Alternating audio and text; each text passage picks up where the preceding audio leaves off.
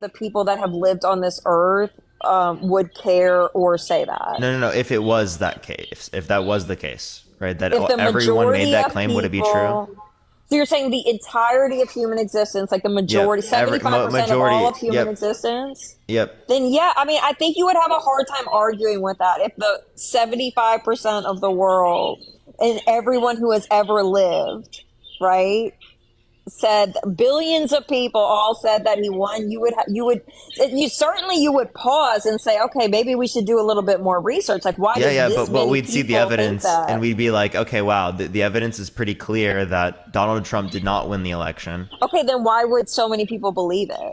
Well, because they have a preference towards this afterlife or this great feeling that they've been No, but promised. not. But that doesn't apply to Donald Trump. Well, that let's say that there could be a claim attached to that. Does that make sense? Right? Like the idea is that people are deciding to believe in these things because they've been promised that there is something great coming for them after they're here. Because they go through lots of stuff, they want to attribute some sort of greatness or some optimism, some hope, right? Which I understand and I get, but it doesn't mean it's justified to hold the position based upon that particular notion. I understand what you're saying. I just don't agree. Do you know what I mean? I don't think your logic is faulty. And like I can see like why you feel that way. I really feel like at the end of the day, it's it's an inside feeling. And like I could be wrong, but here's the thing. Let me ask you this, Parker. Is there anything wrong with how I feel? I understand that you take issue with Christians who want to dictate law based on their religion. Like that's where a lot of this comes from, right? Is that if you're a Christian, you want to dictate the laws of the U.S. government based on your religion. Like that's what some of this is about, right? Yeah, so for me, it's mostly about the process in which we confirm or disconfirm claims. Because ultimately speaking, what primes people for that type of legislation is accepting that this is something that we can believe in without having a process to confirm or disconfirm it. Because then there's nothing that's differentiating your view from their view to say that we ought to like accept one over the other. That's exactly what breaks down like policy and like legislation and whatnot, because there's going to be no process for people to really care what side is actually benefiting them. It's just really just like random, the other side sucks, right? I don't really know what I support, I'm just against these things, right? Like people don't really like look into things and critically think about these types of concepts because we have a normalized idea in which we can accept beliefs without critically thinking about them I or completely without understand. evidence. I completely understand like where you're coming from, and I think I tend to agree with you that we should not be creating policy based on religion because then it's like whose religion are we creating policy on, right? Like are we going to institute Sharia law? Like what religion are we basing our policy off of? So I tend to agree with you on that.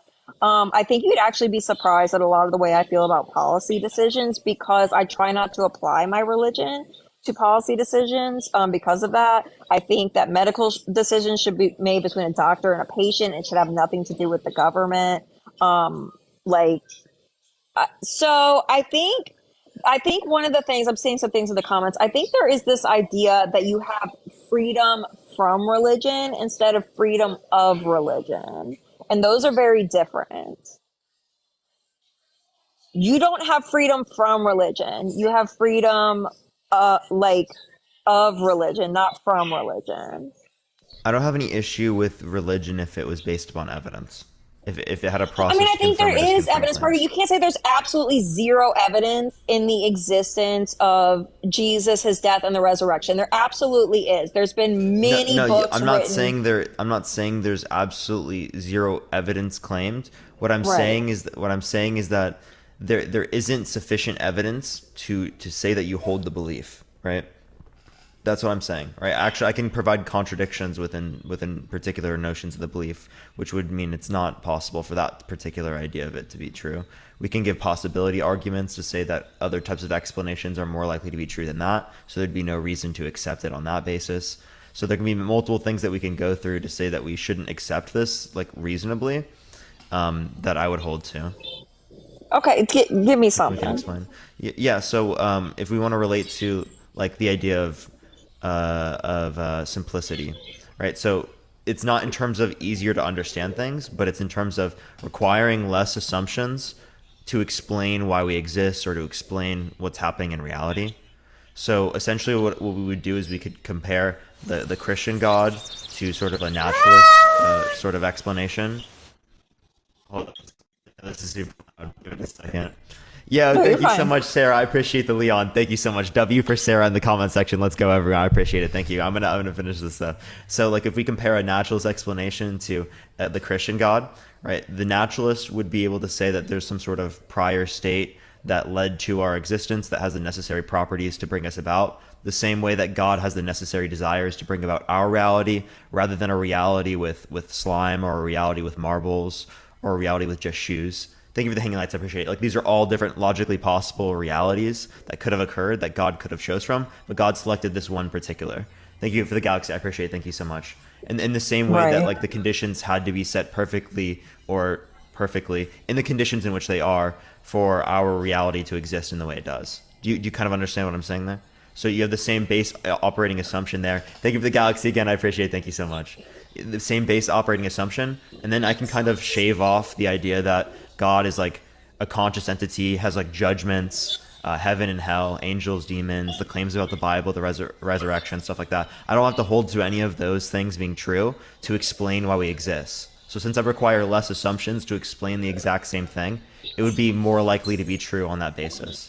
I think that when you're talking about a naturalist perspective, right, and you're saying like all of the things that have to occur and had to occur for us to live on this earth the way it is and the proportions in which it does, right? Like all of the things that have to occur for a homeostasis of everything, of the ecosystem, of the body, of reproduction, all of the things that have to be so precise, right? I think that that actually lends itself to believing in something greater. Now you could say like, oh, like like science explains that, right? Or math explains that. But I think the perfection of humanity, the perfection of the earth, all of those things, in my opinion, lend itself to a higher power having created it.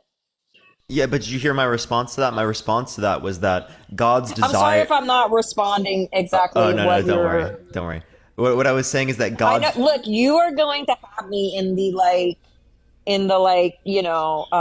philosophical question area, right? It's been a minute since I took a philosophy Oh, class. don't worry about this. This isn't even something that I learned in philosophy. I didn't even like my Oh, philosophy okay. So you're classes in saying that college. I'm very ignorant. No, no, no. That this has nothing to do with being ignorant. Trust me at all. Don't worry. So what I'm saying, not many people know these things. So like fine tuning exists not only within the context of the natural world, but also within the context of God's mind, right? Because when we're talking about fine tuning, we're saying that these properties have to be a particular way to bring about the reality in which we live in rather than another one, right? And in the same sort of way that that would exist under a naturalist model, it would also exist under the Christian God, because the Christian God has to have the particular desires to bring about human beings rather than to bring about reptiles or to bring about dinosaurs, or to bring about different types of entities rather than us, right? Okay. Or marbles or just slime. So again, God cares about this particular thing or has this particular desire rather than the infinite other desires that we could come up with. Right. Okay. So again, in the same way that it has to have the God has to have the, or I mean, the world has to have the necessary properties to bring about this reality and these constants, rather than another one. How Earth is this particular way with life. This is the same way that that would exist under a Christian model. Does that make sense? I mean, I don't. Yes, I understand what you're saying. It's not really a question, though. Like, are you just saying like he could have chose something else? Like, obviously. Yeah, yeah, yeah. So the idea is that you're questioning the reality we live in. You're saying it could have been otherwise than what it was. We could exist in a world where Earth doesn't have life, rather than a world in which Earth has life. I mean, yes. I mean, that could be true if there was a God or not.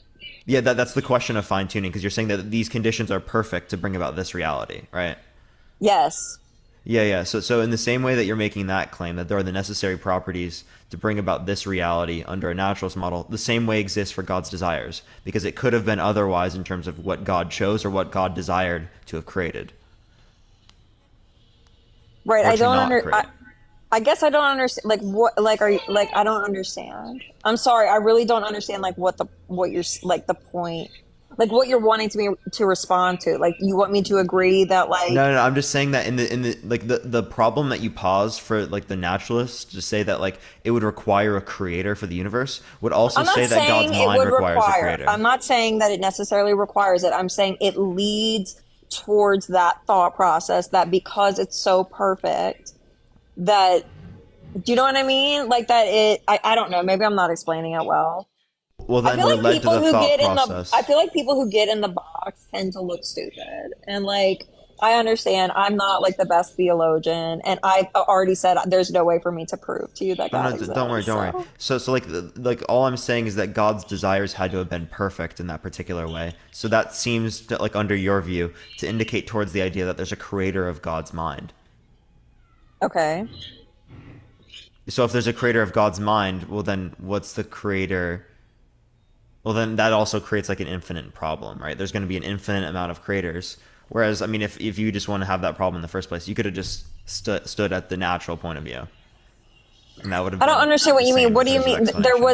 was no beginning of any. There was no creator. And there was. I mean, I think that that's outside. I mean, I'm sure you have heard that there is no beginning, there is no end. It's just like an infinite loop, Okay, right? It so doesn't so exist in the time continuum that we live in. Is that what? Is this what we're saying? Like, I'm a little bit confused when you said there could be like these like thousands of creators. I don't know really what that means. yeah, there would be an infinite amount of creators that would go back as like each of these arguments about like, oh, the properties of the mind had to have been this way to particularly bring about this creation rather than another would exist with each creation. So there would be no sufficient explanation under the theist model that would go off of that infinite regression isn't sufficient. Would be saying that like essentially there isn't an answer to fine tuning under the theist model, and nor the naturalist. So What do you it's just mean there's by no fine distinction. tuning? What do you mean? Fine tuning the properties or the constants of the world are a particular way, so it brings about this reality rather than like another. Yeah, I don't. I guess I'm just really not understanding like your point. Oh, oh, so Like like it I was the get what you're argument you brought up, saying. and I was responding. I'm saying it kind of doesn't necessarily make a point towards anyone. It makes it equalized on both Oh, sides. certainly. Yes, Like there's certainly. no Both movement either there. right, no. Yes, yes, you're absolutely correct. It could have absolutely happened like I mean, I don't think that creation and like the Big Bang are two separate ideas. I've never liked that. People are like it's either creation or it was the Big Bang or it was this. Why can't it be both? Oh, that can be the case, of course. Like there's called theistic evolution, there's theistic Big Bang, stuff like that. It's just saying Yeah, that like but the like a Big lot Bang was like caused by I a mean god. then you get into like new world, old world, right? What do you mean? Like in like some Christians believe in a newer world, a young Earth or an A old Earth. young Earth or Yeah, old Earth? which Yeah, I'm not a young Earther. I'm an old Earther. yeah, yeah. I'm also a hollow Earther with the lizard people. I'm All right, kidding. I'm pretty sure you're joking, but I don't know. In today's world, I could believe that that's I heard possible that the other day, and I was like, "This is why don't they just take over? Like, why are they hiding if there's lizard people in the middle of the Earth?" because they want to control us and take our adrenochrome. All right, Sorry, I just thought that was hilarious. Because I'm okay, sure for sure. people think, like, I understand that people think a lot of Christians are absolutely insane. And I get that because it does take, it's faith, Yeah, right? yeah, and like my point Like, is it's with faith. believing in something that has no, like, absolute proof. You're absolutely right. It doesn't need to be absolute proof. It just needs to be proof, right? My view is like if it's considered most likely, I would accept it, right? If it's most So, likely to be the case that this is true, I would accept that. I mean, okay, can we take it back to like sort of like some origins here, right? So, like, you had Isaac and Ishmael, right? And that was sort of the beginning of the Jewish faith and the Islamic faith, right? It was the two brothers that got in a fight, and that was sort of like the start. But like they both believed in the same God at the time, right?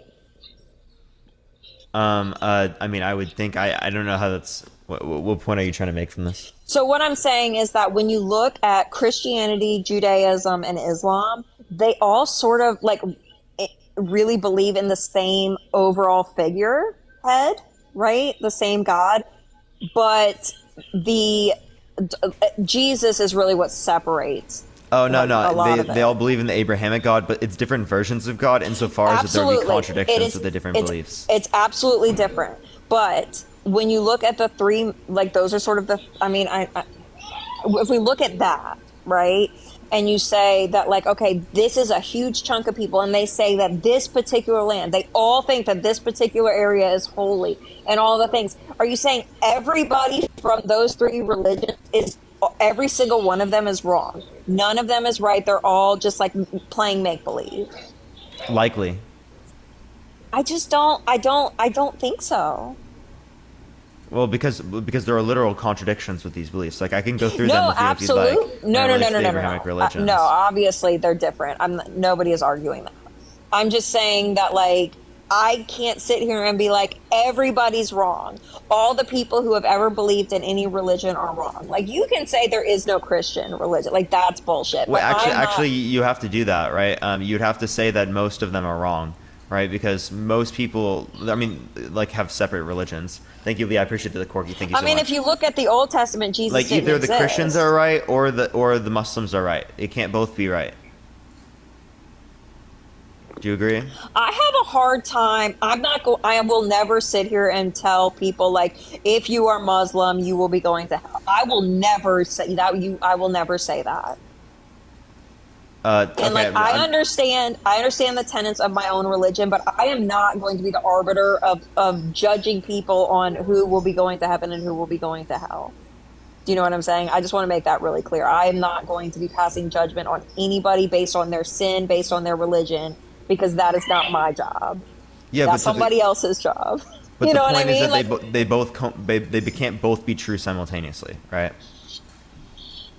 I mean, in my worldview, they could not. However, I mean, we really don't know. So, like, technically, they could. So I mean, it could most be like so a lot of alternate. Like, them, we could billions of them die. have to be wrong. So I we already mean, know that billions of them have to be wrong. So like okay. Well, this hang. idea that like billions of I people understand. are wrong. Oh my gosh, I couldn't consider that they could be wrong. Is something that we already hold to, right? Well, okay. Are we talking about the people that lived before Jesus? Because Christianity didn't exist, right? So they could not be Christian because it didn't exist.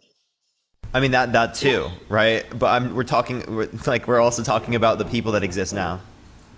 Yeah, I don't, I am not going to, like I said, I'm not going to be the arbiter to tell people. I think people should believe in God. I think it's good for our society. I think it gives us a moral code. That's actually an excellent question for you, Parker. Where do you get morality without any religion? It's going to be a description of my psychological preferences. That's where we But like get morality. as a societal standard.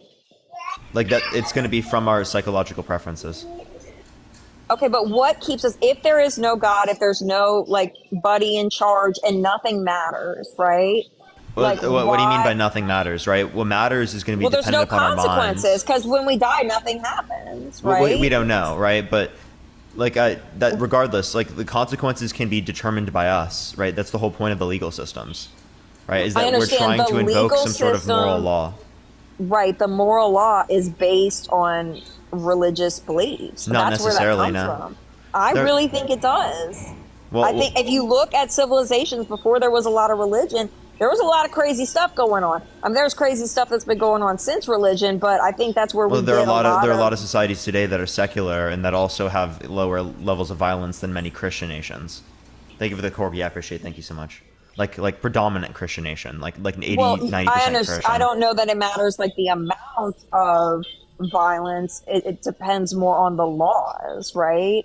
Like, I don't think it matter. It matters less about like what But you're saying that crimes are being committed the as opposed religion to like what influences is the law, but in this situation, the right. religion But it didn't doesn't mean that influence the people law. follow it. That doesn't mean that people. First of all, everyone, like I said, everyone is has a sinful nature. Like, we're never going to have a society without sinful nature. That doesn't exist. You're never going to have it. Yeah, but we're talking about this, the people who are atheists, right? Still abiding to moral law. That's Right, the but point. for what? But what is the ultimate purpose of that? What is the ultimate purpose of that? To have a like conducive for like human flourishing and happiness. That's generally what's considered. I mean, do you feel like most people are happy? I mean, I don't know what you consider by happy. That's going to be a I relative mean, I standard. feel like, But yeah, generally. I don't know. I, I hear you. I don't think that like without any, I don't know. You may be right. I think that if you have no consequence, right, except for like whatever the earthly consequences, if you don't have a long-term consequence for bad actions, right, if there's no like problem with it, I just don't know that that society is not more chaotic because of that. But you said there's like there's countries without any religion who don't have any Well, problems. no, Which there's like countries? religion in some of it, right? But they're secular societies. They're significantly less religious. Yet they still have this construction of moral law, and they have lower levels of danger and violence than many other Christian nations that exist around the Right. So, world. but are there laws similar to ours? Yeah. Like, where do those laws come from? Well, what do you mean? Where did those laws come from? I mean, because if you look back at older societies, I they would say didn't through have the empathy, same laws that we rationality, did. right, is oftentimes what led to these different types of things I think, existing.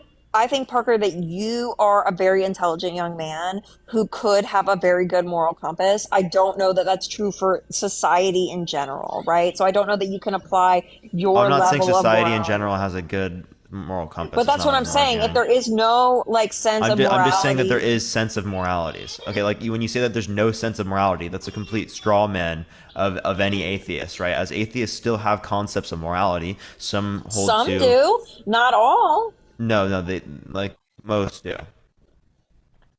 Overwhelming majority. Maybe, maybe. Yeah. Okay. No, this is only because you like think that only morality can come from religion. That's I'm not not saying it obviously not only true. does. I'm saying I think that like our current state of like where our laws come from today can be traced back to religion.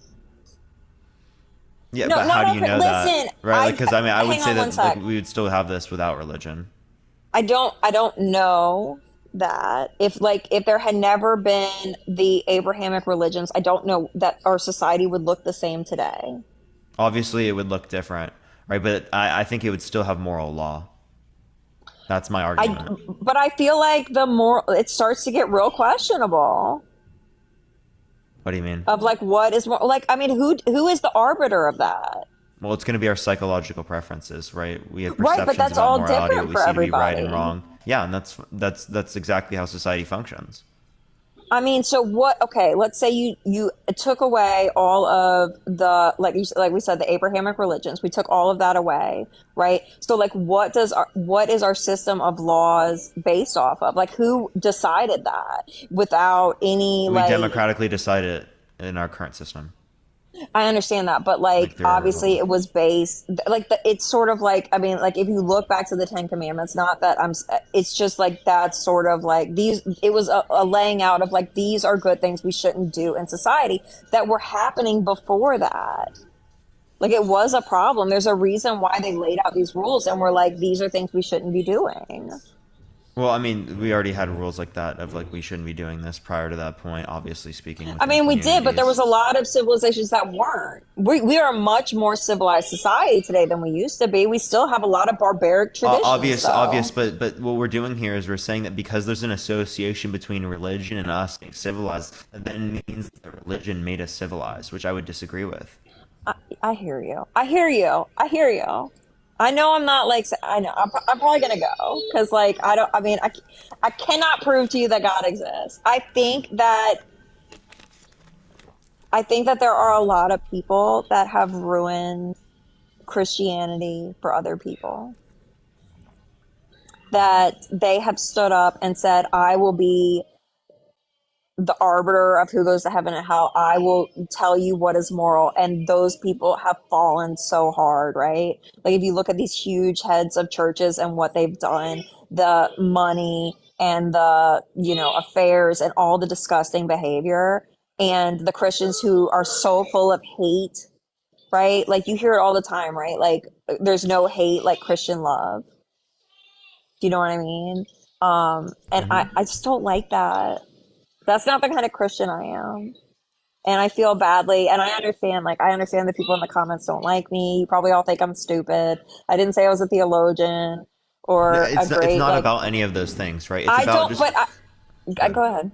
No, it's no, go about ahead. just acknowledging, right? Like, why do I hold this belief? Let's question it, right? Because everyone goes through processes in which they question their own beliefs. I've done it. Everyone else does it in the comment section. And people aren't Yeah. always the most like acceptable with the fact that people have like some sort of process of developing their own beliefs, as I would like them to be, right? But it's really important to still be open to hearing these different types of perspectives, as not only does it add to your own perspective and increase your knowledge and understanding of the world, but it also ensures that you're constantly progressing rather than putting this like barrier or bubble behind ourselves. Because we often do this in society where we create a bubble around ourselves where it makes it Hmm. hard for us to grow because we're only listening to things that we would agree with or that we want to hear, right? And I it's just important to want like move away from that bubble. one of the reasons I really came in here, Parker, is to show people I want to give a face to Christianity that is not about hate, and it is about love and acceptance. I don't think that there's anything wrong with homosexuality. I don't think God gives a shit. If you want to talk about what did Jesus talk about, he talked about much more about divorce. I don't think he ever talked about homosexuality, right? Like he did talk about divorce, which I know you've discussed about like why churches like don't allow people to get divorced. And I think that's disgusting. If your husband or your wife is having an affair or laying hands on you, no church should tell you that you can't get divorced from that person. Like that's terrible. Why are they doing that? Right? Like there's so many things that are awful that go on in the church, right? And I think that's what drives people away from Christianity. And it breaks my heart because it shouldn't be like that, right? Here's the thing. There's a guy who said it once. Churches are not basically it's a hospital for broken people. That's what a church should be, right? Jesus wouldn't sit with the most pious, right? Jesus would sit on the street with the drug addicts and the all of the people that we deem the worst in our society. That's who Jesus would sit with.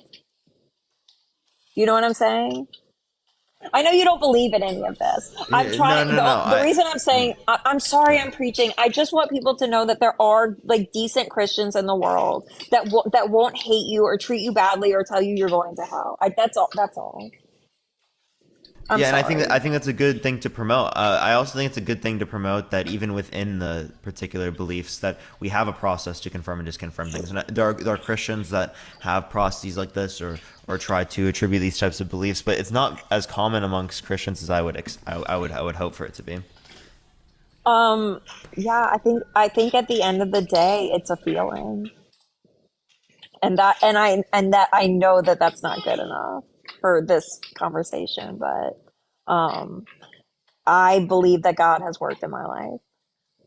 I believe there's a greater purpose. So that's just, yeah, it to me it's a feel. I'm not saying it's proof.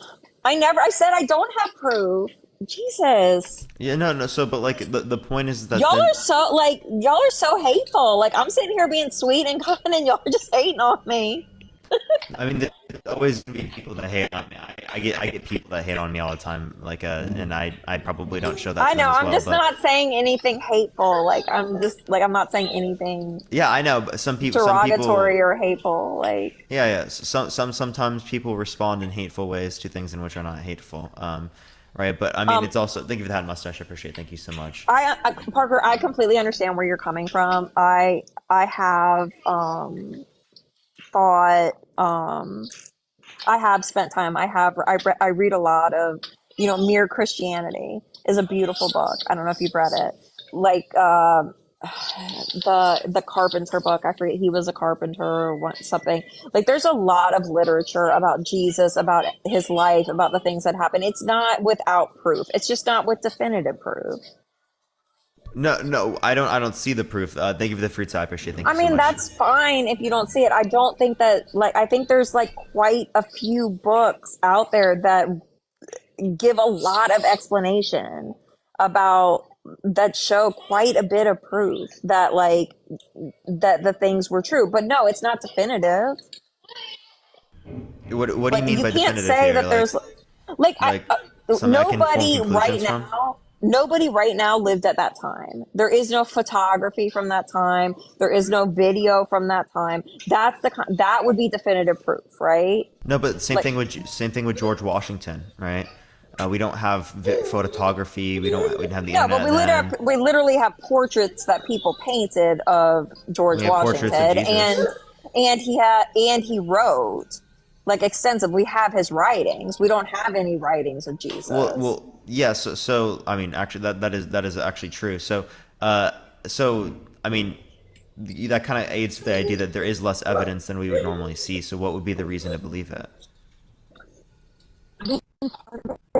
Like that's part of the religion, right? Is the faith, right? Grace, faith. Those are like tenets of Christianity, right? So like you can But say are like those good things to base your worldview on? Because if your I worldview don't can't know that distinguish between but what's okay, but here's the thing. Do you think that I base my worldview on it? Because I said I don't necessarily agree with creating policy that hurts people, is harmful to people based on religion, right? it's not just policy. It's what you believe in general, right? It's the ideology that you hold, But I your don't think it morals, everything you hurts hold it. to. Right? I don't think it hurts anyone for me to believe it.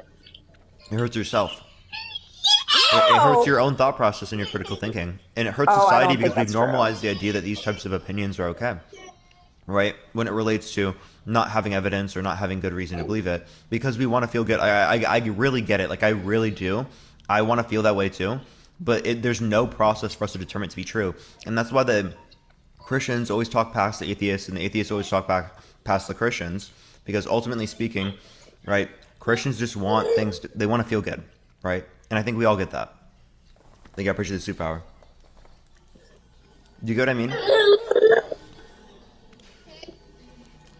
I mean, I personally believe that I like my sobriety is evidence of God's existence and goodness because I could not have gotten sober on my own. Now, like I said, you could argue that I could pray to my couch that I'm sitting on, okay, and maybe I would have got sober if I just prayed to my couch or Stewie Griffin or whoever else, right? Like you could make that argument, and there's no way I could say to you like you're wrong.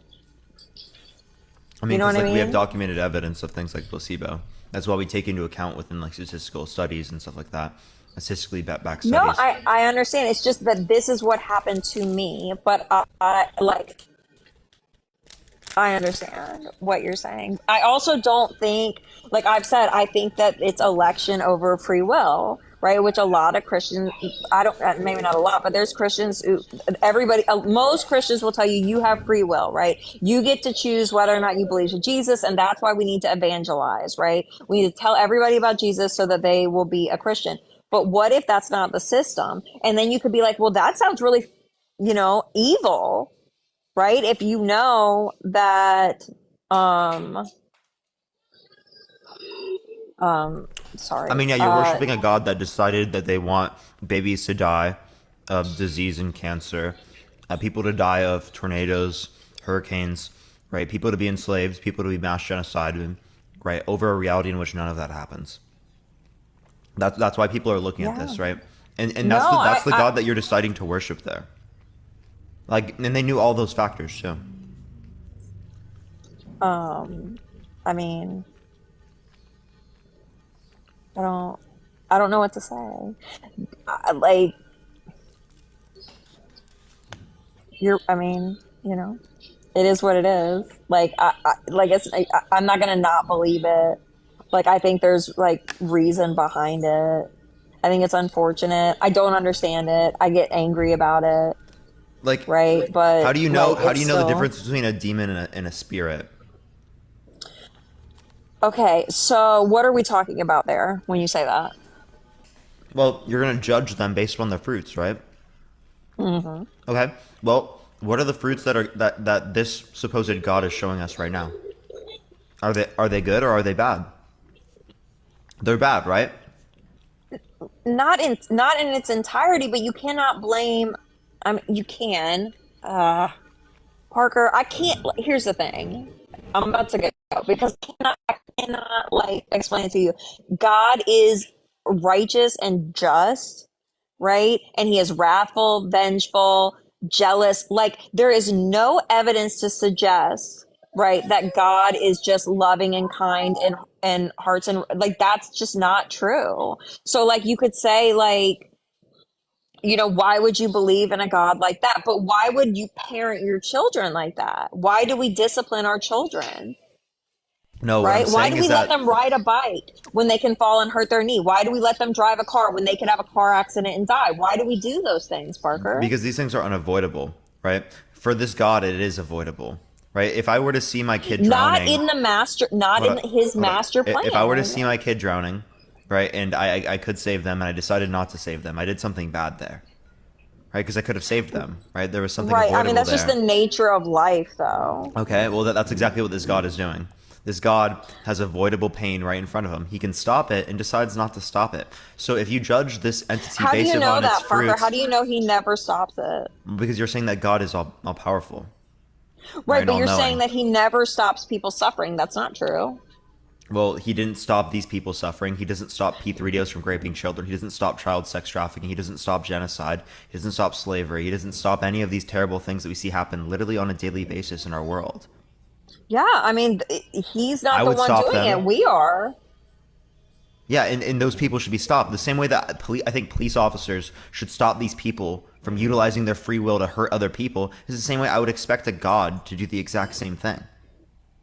Like, don't let the P3O grape the child. I don't, I don't have answers for that. Right? Like, I don't understand. Like, If you why do saw your we have child this? getting raped, would you stop that if you could? I absolutely would, Like but like, immediately, right? So if God looks at us as like we're his kids, right? You're telling me that he doesn't care to stop that from happening? I mean, I don't, I can't explain that. Like I can't. It doesn't mean that he doesn't exist.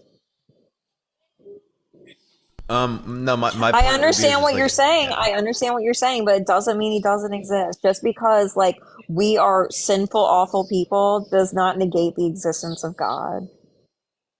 No, no, I'm It's saying what you would literally the tenets of expect the given religion. a good entity or a being that loves about you, right? Would be this type of relationship. This type of relationship is not emulated in this scenario. I'm just saying it goes against your expectations for reality. I don't know that I agree with that, but I hear you.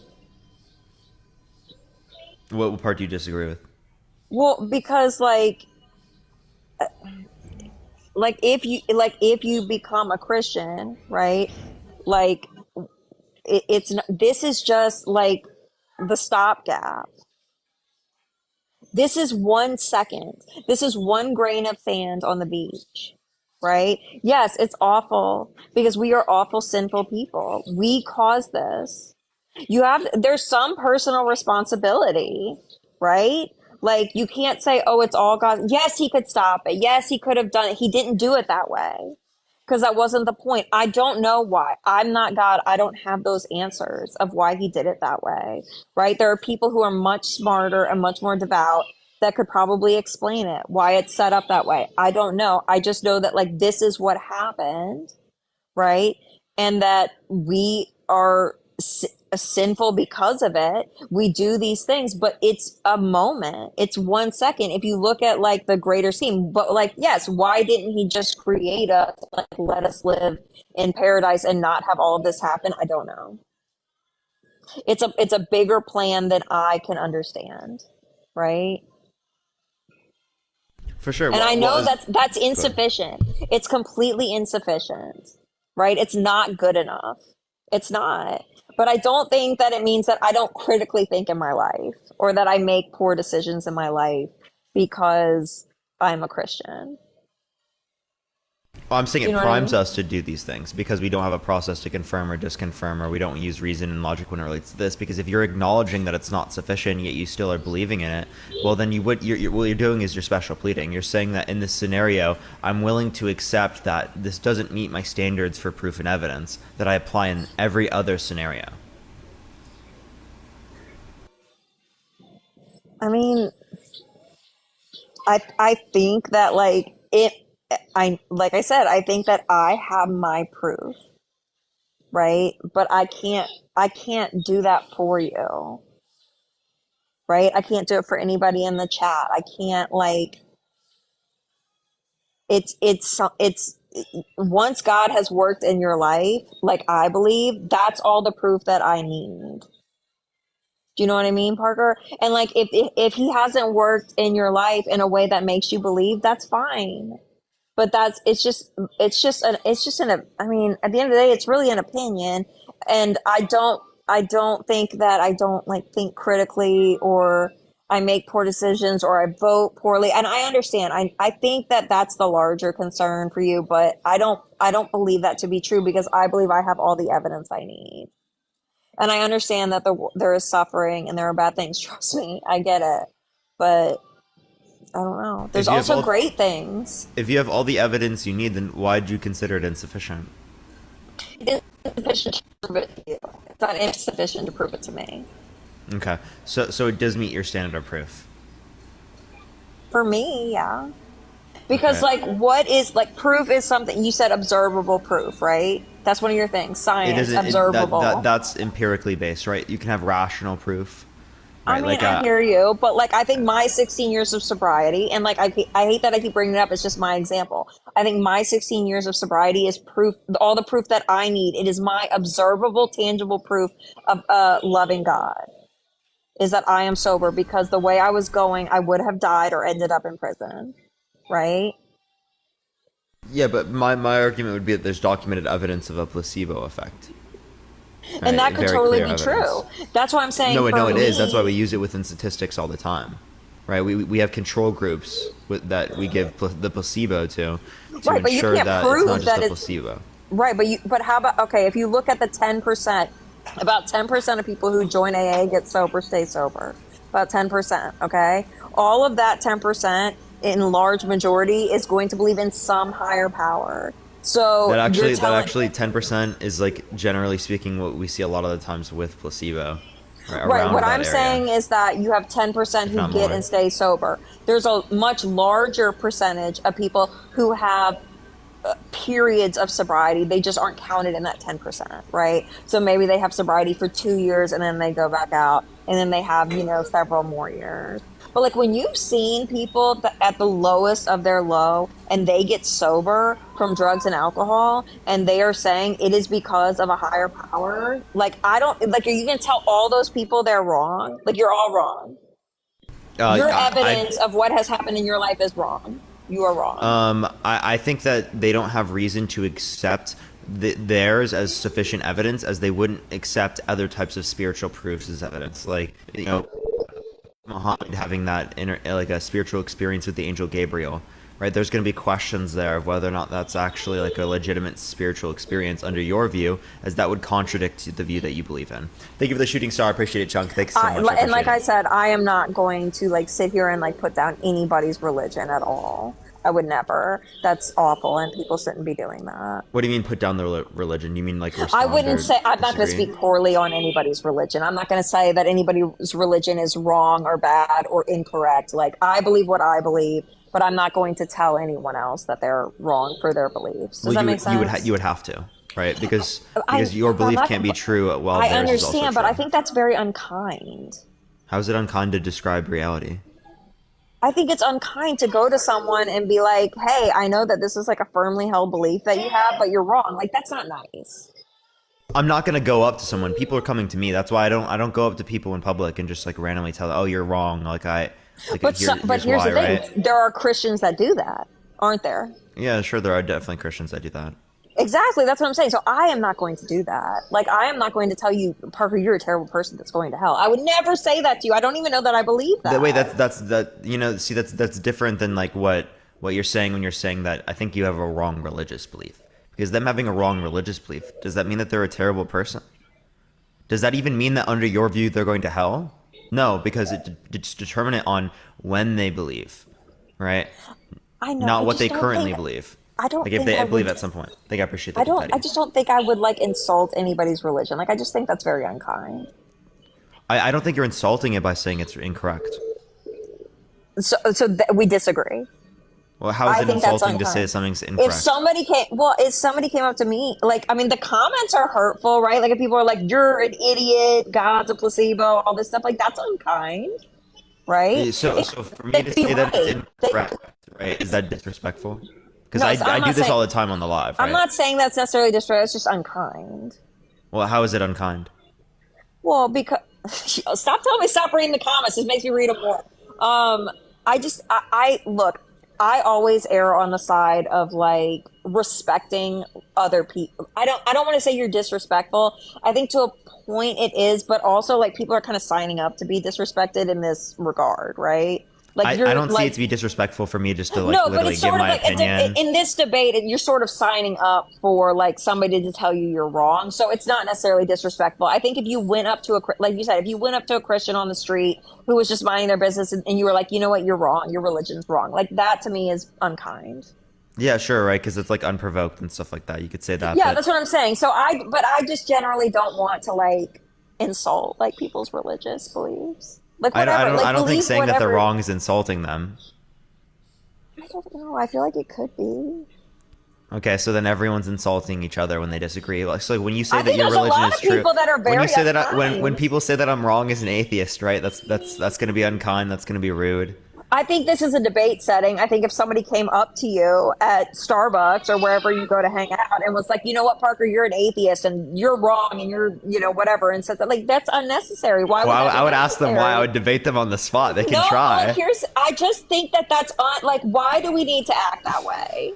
Right? Well, I Like, mean, we could sure, that's just be weird. That's nice to like one weird. It's another. weird for someone to come out of nowhere and do that. I get that, right? But like in But any I'm debate just saying, context, or I am not going to sit here and tell anybody that they're going to hell, or because that's not my call, right? yeah, And wait, I could be, you and can say Parker, you're that even if they disagree with you, right? Even if you say that they're currently incorrect. Thank you for the sunglasses. I appreciate it. Thank you so much. Because under I your view, really, you don't know if at the end of their life they're going to turn to your belief or something and be saved under your view. yeah, I don't know that it's my job to do that. Yeah. Like, I don't know that it's my job to go around to people and be like, you should be a Christian or you're going to hell. Like, I don't feel like that's the best way to spread the faith. You know what I mean? Like, with my loved ones, it's a little bit different. With strangers, um, like I just, Oh no, I get you. So Parker, go I ahead. would love to be able to prove to you that God exists. I think that you are such a intelligent, well-spoken young man. I think you could do amazing things. I Well, would be not on that you here could, debating God's you existence every will. day, but I have one thing next to say. Like, so Yeah, go. is your full goal like trying to save the most amount of people? Is that like the goal? No, well, not for me. No. No. Okay, so we don't have a goal to Do you save want as to many know people what as my? possible. You want to know what my This is just my personal goal, and it's what hopefully I came on here and people. My goal is to be what I think a Christian should be, and that hopefully people will be like, wow, like, look at this lady. Like, look how kind. Like, she's very accepting. She loves people, but she's a Christian. Like, I thought Christians hated me. I thought all Christians were assholes. Like, that, my goal is to be a kind Christian, to actually live some of the tenets of the faith, right? So one of my absolute favorite verses is where they say, I give unto you a new commandment, love one another. Love one another as I have loved you. And that is the commandment that I think is the most important. Love people as I have loved you. And that is something that we are not doing enough as Christians. Yeah, sure. I mean, yeah, that would be like the fundamental tenet. Yeah. So is there But Jackie? Is there? but Go ahead. yeah, go ahead. No, go Sorry. for it. It's fine. Go for it. No, go. Sorry. I was just asking if there's anything else or something else. So Oh, I don't know. I think I am very impressed by you. But okay, one more thing, and I am gonna hop out though.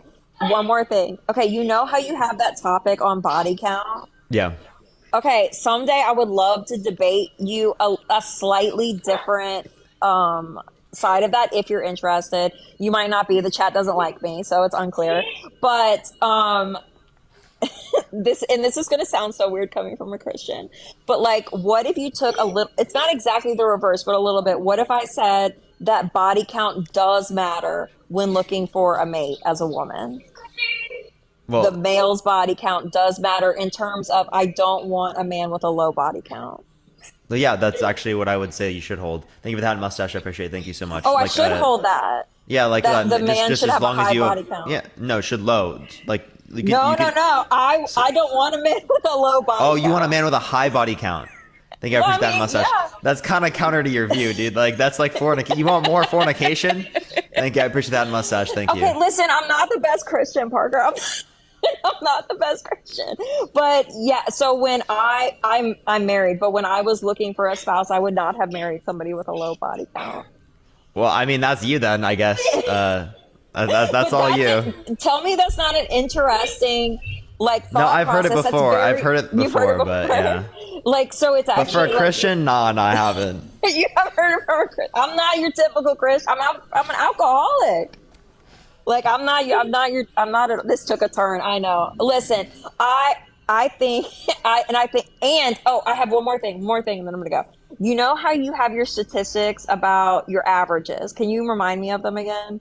How many people on average women have slept with, and how many So men? averages that I've seen is 8 for men, 7 for women, and then for median it's 6 for women and 4 for men.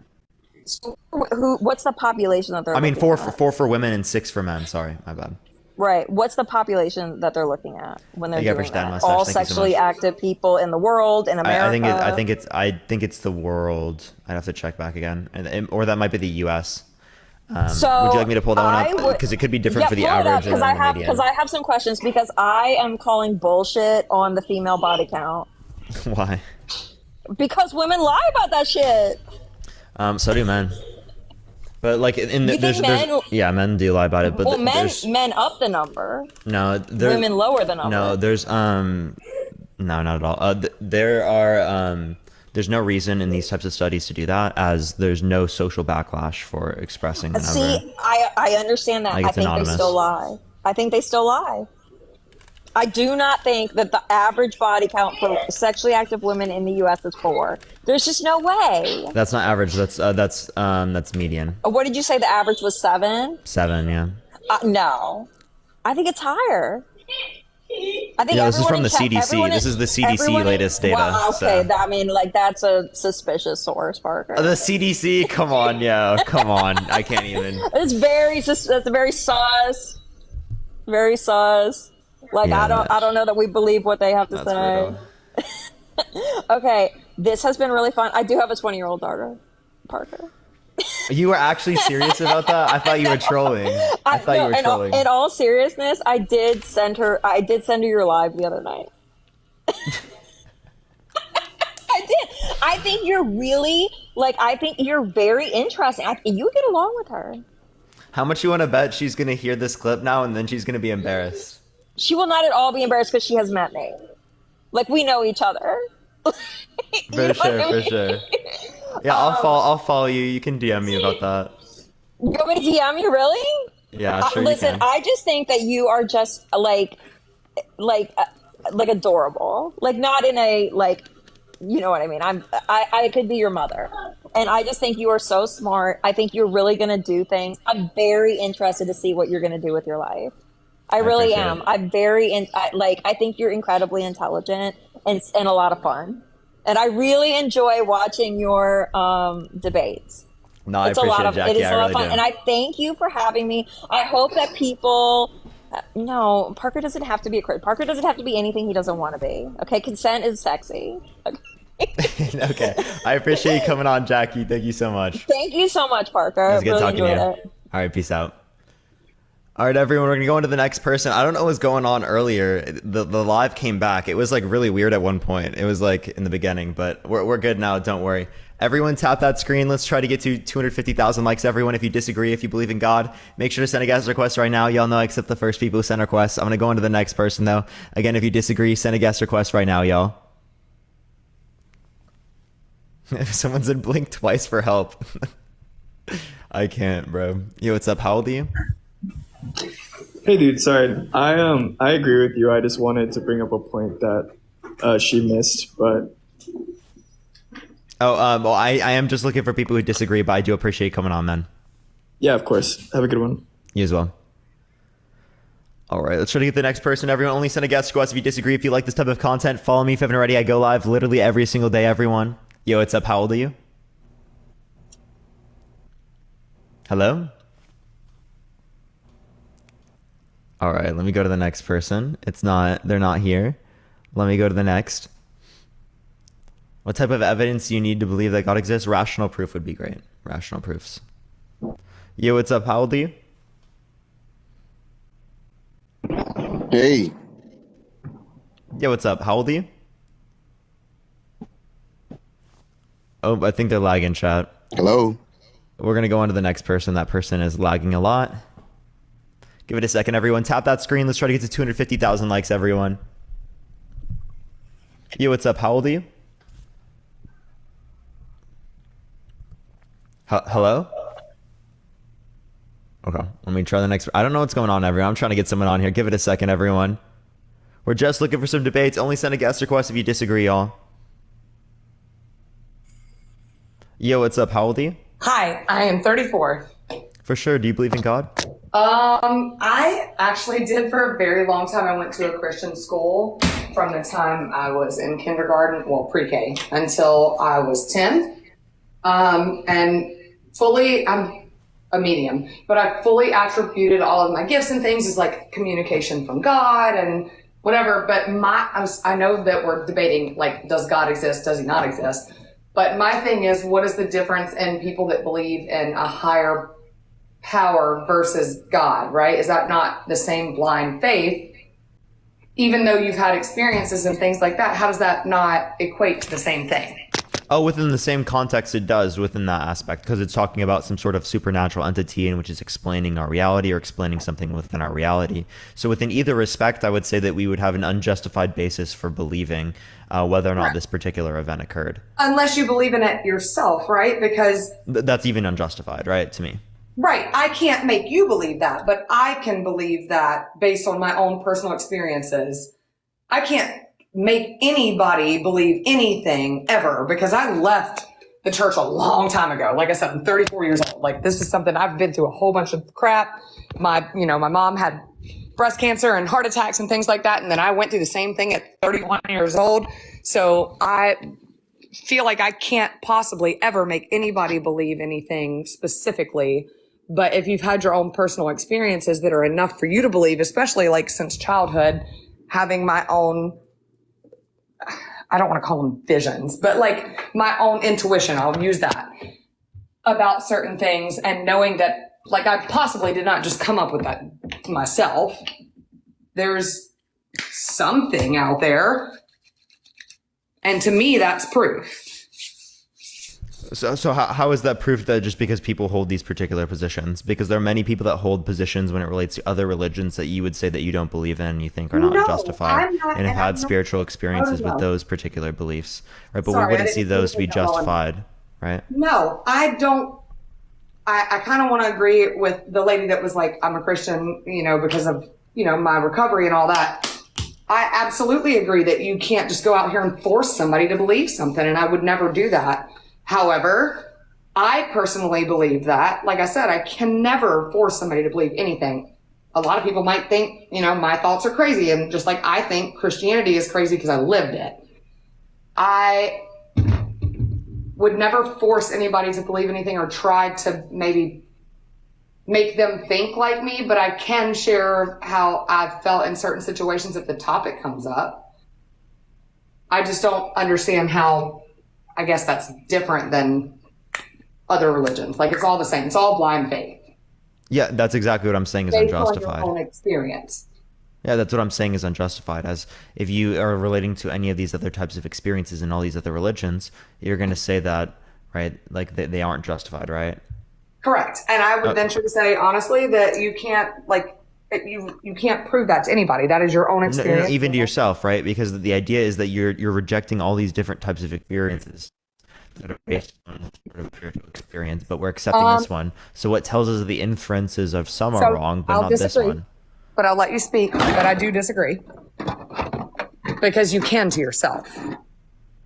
Why? Because again, like, why are the inferences wrong for other people, but it's okay for you? Because you physically feel it and see it. In my situation. You physically see it? Seen and felt things. So being able to People do have that. seen and felt things throughout many of experiences. Like the same thing happened with Prophet I'm not talking Muhammad about with like the angel emotionally Gabriel. feel. I'm talking about like touching, like being able to physically touch and feel something that wasn't there. Okay, well, Nobody else. there are people that do that who have schizophrenia. I don't. I've actually gone to doctors because I was worried about that because of the situation. And I'm just giving you a No, I claim know. that there are. So, in my opinion, when you can physically see and feel and touch, like it's not a thought, right? I didn't just come up with this. To me, the Bible, this is my difference. To me, the Bible says it happened. It's like a history book. It's bullshit. Excuse my language. Sorry. It's BS because nobody that is alive now can attest to, I actually was there. I actually did see it. I actually did feel it. You know, when Jesus, quote unquote, died on the cross, I wasn't there. That is different than like I guess, the new world. I don't know how to describe that scenario, but it's not the same to me. Yeah. Okay. So the experiences are different in terms of you getting the conclusions from them. Within what respect? Well, them being alive and actually there for that experience, for one. I may not agree with it, and I may see it in a different light, as in, like, if I was having a talk with a Christian, right? And the Christian's like, oh, I had this dream, or I had this vision, or whatever. I might see it as whatever my thought process is. But it doesn't make it any less true. It's just viewed differently. I'm confused what your point is. You asked me a question, I answered it. I don't know. I think having somebody physically here that has gone through a scenario, explain a scenario, doesn't make it not real unless they're like liars. And that happens. But No, I'm saying the inferences, like what conclusions they form from the experience they had. As many other people have these types of experiences, and you're saying their inferences are wrong, but your inferences are not wrong. no. So I'm not disputing any experience here. What I'm saying is that the conclusions that you formed from the experience, right? That's I don't see how that would be justified given that you don't accept other ones. I am not saying that they are wrong. I'm saying that I disagree. It does not mean they're wrong. Hell, we could all be wrong. The aliens probably Under your view, they're wrong because you disagree with them, and your view would be contradicted by disagree with their view, and I have seen what Christianity, I'll use that, is supposed to be from the Bible, right? What Christianity is supposed to be and what it actually is I'm going to say that on Sunday and then I'm not actually going to follow through with it. So to me, that doesn't equate to somebody who actually believes in this. So why would I believe in that if you don't even believe in it because you don't follow it? Okay, so you're just saying you shouldn't believe in something that other people don't have reason to believe? I'm saying that you should not believe in something that the believers are trying to sell you if they can't buy it themselves. Oh, if they don't believe in who doesn't believe in what they're preaching? A lot of people, literally all Christians that I've ever met or been around, sell you the dream but don't follow the word, right? And I'm saying this because I went to many, many churches and I grew up in a Christian school. I've never, ever, ever seen any Christian that I know follow the 10 Commandments to a T, follow the Bible to a T. Like, that's not something. Well, they claim that themselves. They say that everyone's a sinner, but like, right. The idea here is that you could say the same thing for your belief system too, right? No, because I follow exactly what I believe. Really? So do you think it's immoral to kill animals? I do. Are you vegan? No, I was for 4 years. So aren't you doing something bad there? Yes. Okay. Well, you don't follow your own beliefs then. Right, but that would be a sin, and I admit that sin, quote unquote, to my belief system, correct? Yeah, that's exactly what you were These just people don't. arguing, made it seem like you These didn't have a people real don't belief. do that. These people don't do that. And actually, my belief system sacrifices animals, and I don't do that. So, Okay. Again, that's okay. So the point is that you don't follow your own belief system in the same way they don't follow their belief system. So if you say they're not legitimate, well, then also you're not legitimate, right? right. So somebody else can absolutely say that about me. You are absolutely correct. Okay. I would agree with that. Sure. Well, is there anything else you wanna go over or talk about then? Nope. I appreciate your time. Thank you, Parker. Sure. Appreciate it. Good day. I'm going to go on to the next person. If you like the content, follow me if you haven't already. Tap that screen, everyone. Let's try to get to 250,000 likes. If you disagree, if you believe in God, make sure to send a guest request right now. Y'all know, except the first people who send requests, everyone. Send a guest request if you disagree, everyone. We're just looking for some debates, everyone. Yo, what's up? How old are you? Hi, I'm 28. For sure. Do you believe in God? Yeah, I do. Why so? Well, that's kind of a big question, but I think the thing for me that if you haven't had a personal encounter with the Lord, and that's something that's hard to explain, the thing for me is like all of the Can you still hear me? I hear you now. You were, Okay, you're sorry, yeah. I backed up for a second of the TikTok, but I thought it would still keep going. So yeah, all of the like prophecies in the Bible is like really what I feel like is so indisputable for me. Yeah, like the likelihood of even one of those coming true, and there's so many that have come true. And the fact that they're like not even backed up just by the Bible, but by other texts, like Jesus's existence, and then exactly how he died, like written in the Psalms that he's going to say, "I thirst," and then that's exactly what he said on the cross, and then written in Isaiah or the Psalms that he's going to be sold for 30 shekels, and then those shekels would be used to buy land for foreigners, and that's exactly what happened with Judas the Iscariot. And there's literally so many, but just things like that. So like land will be taken by foreigners in the future, right? It hasn't that happened with almost every piece of land? Yeah, but the 30 shekels of silver is pretty specific, and then it was actually used to buy like a specific plot of land that was prophesied. So, so what specific plot of land was exactly that much cost? I would look because I have it in my notes, but I can't back out of the live. I just learned. Oh, you can go out of it. I just won't be able to hear you until you come back. Okay, cool.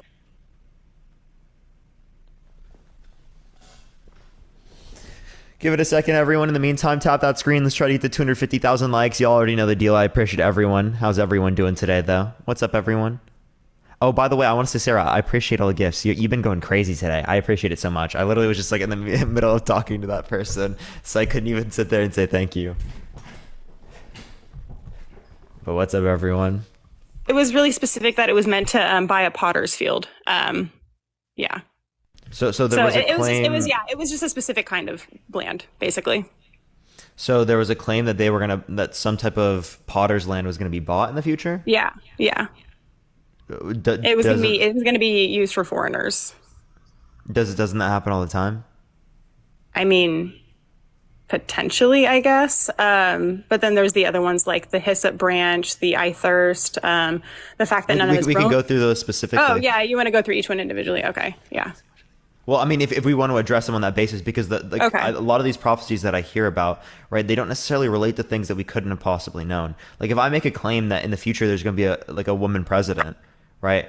I think that's very likely to happen, right? Are we going to think that I have some sort of supernatural knowledge because I made that claim and then it's going to be true in the next 20, 30 years?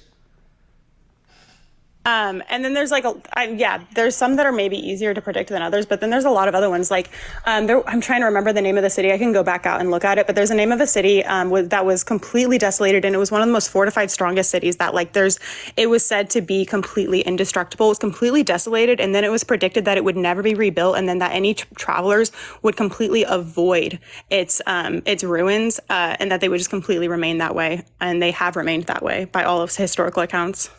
What particular area? Let me look it up. Because I mean, like I would also say like things like the Titanic were said to have never been able to be sunk, and it sunk. Right? Thank you for the hat mustache. I appreciate it. Thank you so much. There are lots of things that exist in which are said to be a particular way. Babylon, simple Babylon. But yeah. Oh yeah, I've actually looked this before. So like they actually do have people in those areas after that time period.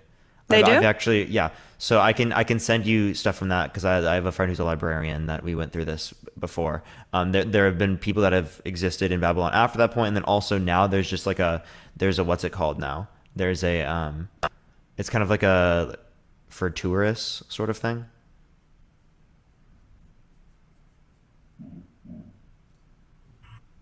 Interesting. Yeah, I don't actually have the data on. By the way, again, I can't hear you when you go out. Just letting you know. But yeah, keep tapping that screen, everyone. Let's try to get to 500,000 likes, everyone. I appreciate everyone doing so. Museum attraction, like tourist sort of thing. I don't know how you would claim it. But yeah, give it a second, everyone. Yo, Cam, I appreciate the butterfly. Thank you so much, Jerry. I appreciate the heart me. Thank you.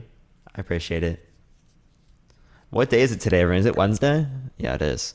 Yeah, that's interesting. I'll have to look into that because I know what the prophecies have foretold. But yeah, and then the ones about just like the fact that none of Jesus's bones would be broken and that water would come gushing out of his side, and yeah, and then just the accounts of like his resurrection, like people actually having firsthand accounts of his resurrection. I don't know what. So what people in particularly would you say the firsthand accounts? So there's many women who were at the tomb, Mary, and there's accounts of just people in the city, I guess. So I would actually not accept the idea that he was even put in a tomb in the first place, as it was most likely for these different types of crucifixions to lead to decomposition on the cross and not to go to tombs. So it would be most likely for us to say that would be the case in the first place. Second of all, many historians are agnostic on or discount the existence of Joseph Arimathea, which is the person who supposedly bought this tomb for Jesus. Yeah, I think that's something that like if I had more evidence, I would probably be able to more thoroughly, because I'm not just going to take, I guess, like your word for it, and I understand that you're not going to take my word for it either. So yeah, that makes sense that you would think that. I obviously do believe, like, I mean, like, and I also just like his existence. Like, I don't think the disciples and people who were martyred for him who met him and were with him would die and be martyred if they didn't have that firsthand account of him. Well, I'm assuming do you think that people who believe in particular religions today off the basis of faith might die for their religion even though they don't know? Yeah, for sure. I mean, Muslims die all the time. There's other people that die for their religions, for sure. Yeah, there are many Christians. You ask them, would you die right now for your faith? Yeah, they'd say yeah, right? Yeah. Yeah. So like, I mean, I don't know. It probably would happen to me, even if we were to see that there are martyrs. But right, like, I don't even see the point that they would have been. He would have been in a tomb in the first place. Okay. Yeah. All right. I don't really have the attention or time to stay here much longer because I just feel like it's my evidence against your evidence, and it would take way too long for me to like actually, like, I don't know, try to pull up evidence because I can't talk at the same time. So it's really annoying. Oh no, don't worry. It's fine. I do appreciate you coming on though. It was good talking to you. Okay, cool. Thanks. Bye. Have a good day. All right, let's go to the next person. Everyone, if you disagree, send a guest request right now. Please only send a guest request if you disagree. We're just looking for some debates, everyone. I'm just clicking random people. By the way, again, I literally have no clue who sent requests first. I'm just clicking randomly. That's what I always do. Yo, what's up? How old are you? Over 50. Yeah, for sure. Do you believe in God? Yes, I do. And why so? If you remember me, I don't want to argue with you, because to me, the Bible is not debatable. Okay? I believe that when you accept Jesus as your Savior, that you can think like Jesus. You take on, I don't know if it's like a certain part of your brain is opened up or what it is, but you know automatically how to behave. Oh, it takes a while sometimes. I shouldn't say automatically. Tina, here's my question. If you don't expect me to be able to debate you, why'd you come on the live? Well, because I just wanted to give you my point of view. You can debate me if you want, because I know the last time you had me tongue-tied. And if you're not open to wanting to debate or wanting to debate, there wouldn't be a point to come on to a debate platform, because then there would be no basis. The point to come on is because I watch you all the time, and when this comes up, I always want to say that if you accept him, then you know him. people that don't believe will never understand the Bible. That's the thing. Okay, but like I mean, you're coming to say that, but you're not willing to hear any type of response that I would I'll have hear from you. that. Go ahead. Right. All So right, I'll like hear my you. question is that how could you expect someone else to be open? Obviously, I'm always going to be open if you're not willing to be open yourself. Well, I am open, but what I'm trying to say is, to me, God exists. To you, he doesn't. And to be honest with you, to my daughter, he doesn't either, because she thinks like you do. So, but to me, he exists. Yeah. So, but like my point would be is like, what would be the reason that we would have to believe in this particular entity? Because if you don't accept him into yourself, then you're not going to know. Because we call them people of the world. I know I sound like I'm from Mars, but people of the world don't think like the Bible. Like, they don't think like what's written in the Bible. And you could put any Christian up here that is actually a true Christian, because there are many Christians that aren't true, and they'll How tell do you I the know same you're a true thing. Christian? They'll tell you the same thing. I mean, people that have all these different religions and everything, it's not actually what Jesus wanted. The religions divide man, and that's not what he wanted. The whole thing was to love each other. And once you love each other, you automatically pick up the morals that you're supposed to have. Well, Tina, I have a question. How do I know that you're a true Christian? I go by the Bible. I believe in everything Jesus said. And, well, that makes me a true Christian. I love everyone. I love you. I love everyone. I forgive people who hurt me. It's very important to forgive, because if you have unforgiveness in your heart, your prayers will not be answered. You have to have an openness and a love to yourself. And logic doesn't come into it anywhere, to be honest with you. Faith is believing in something you can't see. So like if I had a belief that like when I die I'm gonna be Stewie Griffin, right? Or not Stewie Griffin, Ash Ketchum and be a Pokemon master, right? Is that justified for me to believe in? Well, in your head, yes. No, but like under your view, would you say that's good reasoning? To me, it is. That's the thing. To me, it's good reasoning, because I understand what's going on. I understand what you're saying. You know, people can just say something and, say that's how it is because that's what I believe. I understand what you're saying. Yeah. So like you do think it's good reasoning that just because I feel like it, I say that when I die I'm gonna be a Pokemon master. Well, do you actually have faith in that?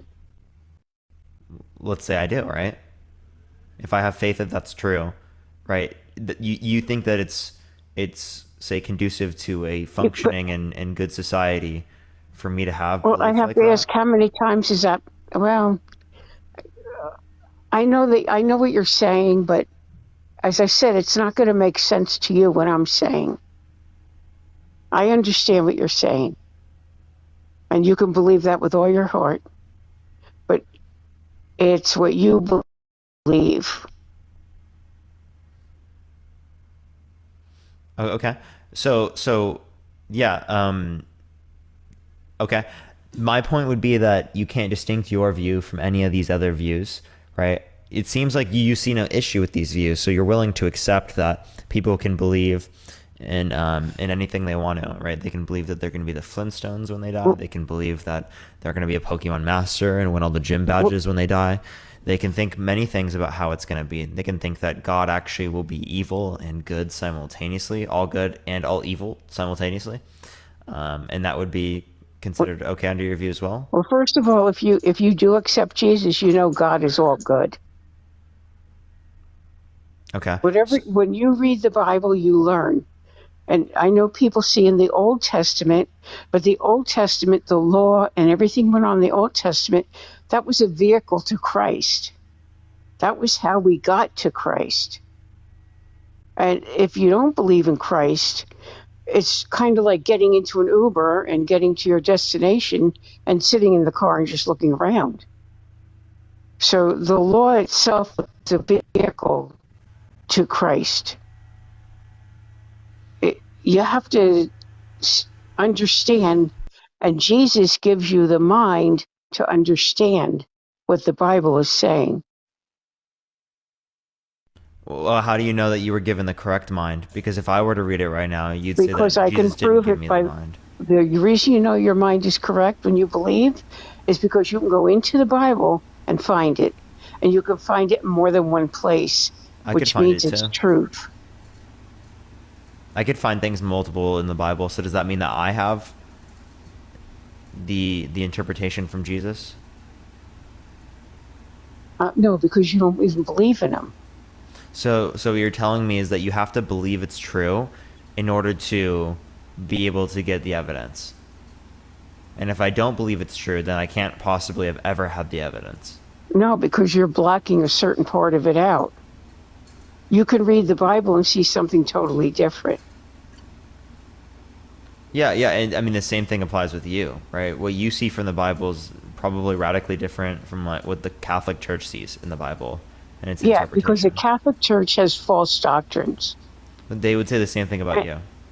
Yeah, anyone that takes the Bible and adds different words to it, or they add Or takes away from it. tradition to it. There's no tradition in the Bible. Are you So when against they add a are you against them tradition, taking away books of the Bible too? well, they don't really have the true Bible. They No. write their own. The Are Catholics write their are own. you for them like getting rid of the books? No. Here's the thing. I was brought Or up against? Catholic and I went to Catholic school, so I know what they do. What we call false doctrine. You can't take something from the Bible and add other words to it, or make up prayers and repeat them over and over and over again. Because by actuality, in the Bible, there's only two real prayers. Can we So take books out of the Bible? Like, do you think that's okay? Sure, they can take out. What do you mean? What we took out was not what. Yeah, It was not you- ordained by God or Jesus to be in the Bible, because those people that are not in the Bible, like Enoch and all the other books we read about, they went like their own way. They went of their own mind, Well, how do and you know they did that? their own. Did something different. Couldn't I say the same thing about Matthew, Mark, and Luke? No, because they did exactly what Jesus told them to do. Well, how do I know that? I could say that that would be different. Like the same way that you just said that those particular books were not like turned away. Couldn't I say that Matthew, Mark, and Luke also turned away? Because they weren't. They weren't. Well, that's just your claim, right? The Catholics would claim that they weren't turned away from God. Why would you get rid of this book? Look, well, because they don't say exactly what's in. I go by the Bible, the true Bible. That's something. That's what they say too. That is like a ploy of Satan.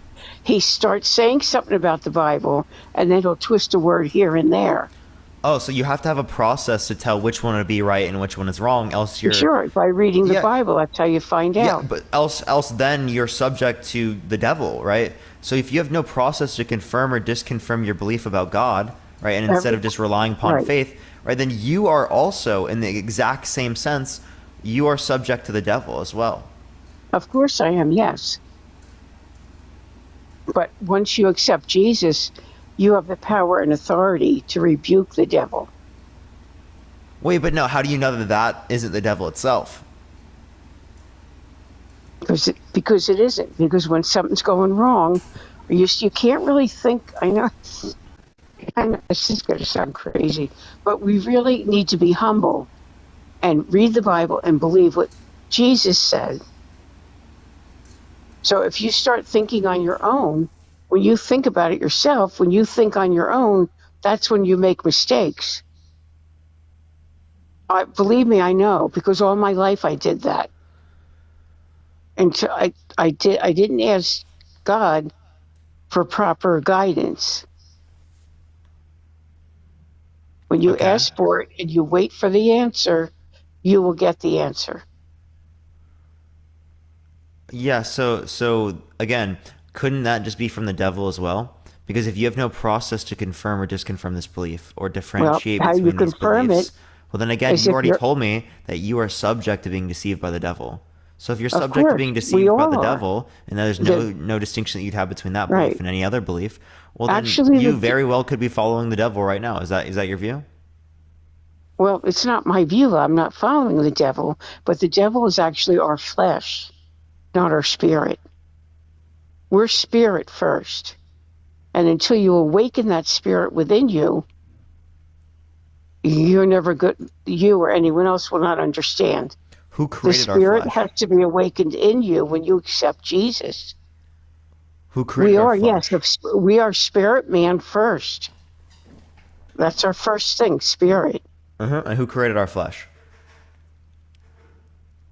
Well, God did, yes. But So what because of the makes us sin, sinful is our flesh. God created our flesh, so God made us sinful? no, he didn't make us sinful. It was Satan. Satan had too much pride, So and he thought Satan he could created run the the world, flesh. which, by the way, he's the one running the Thank you, world. Justin. So Satan created the flesh. He creates what's in the flesh. The spirit is by Jesus. Yeah, so the devil created the flesh or the world, but the spirit is created by God. Is that your view? Yes, So God didn't create the earth. It was the devil.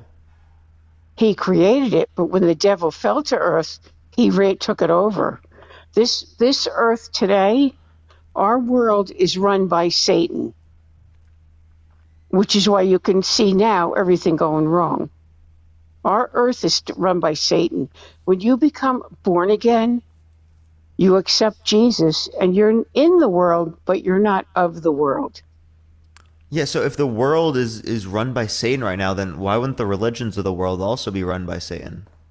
Because they were made by that. They were made by man. The religions are man-made. So you believe that the religions are from the devil too, right? Well, they're man-made, yes. So you believe the religion that you believe in right now is from the devil. Here's the thing. It's not a religion. It's a relationship with Jesus.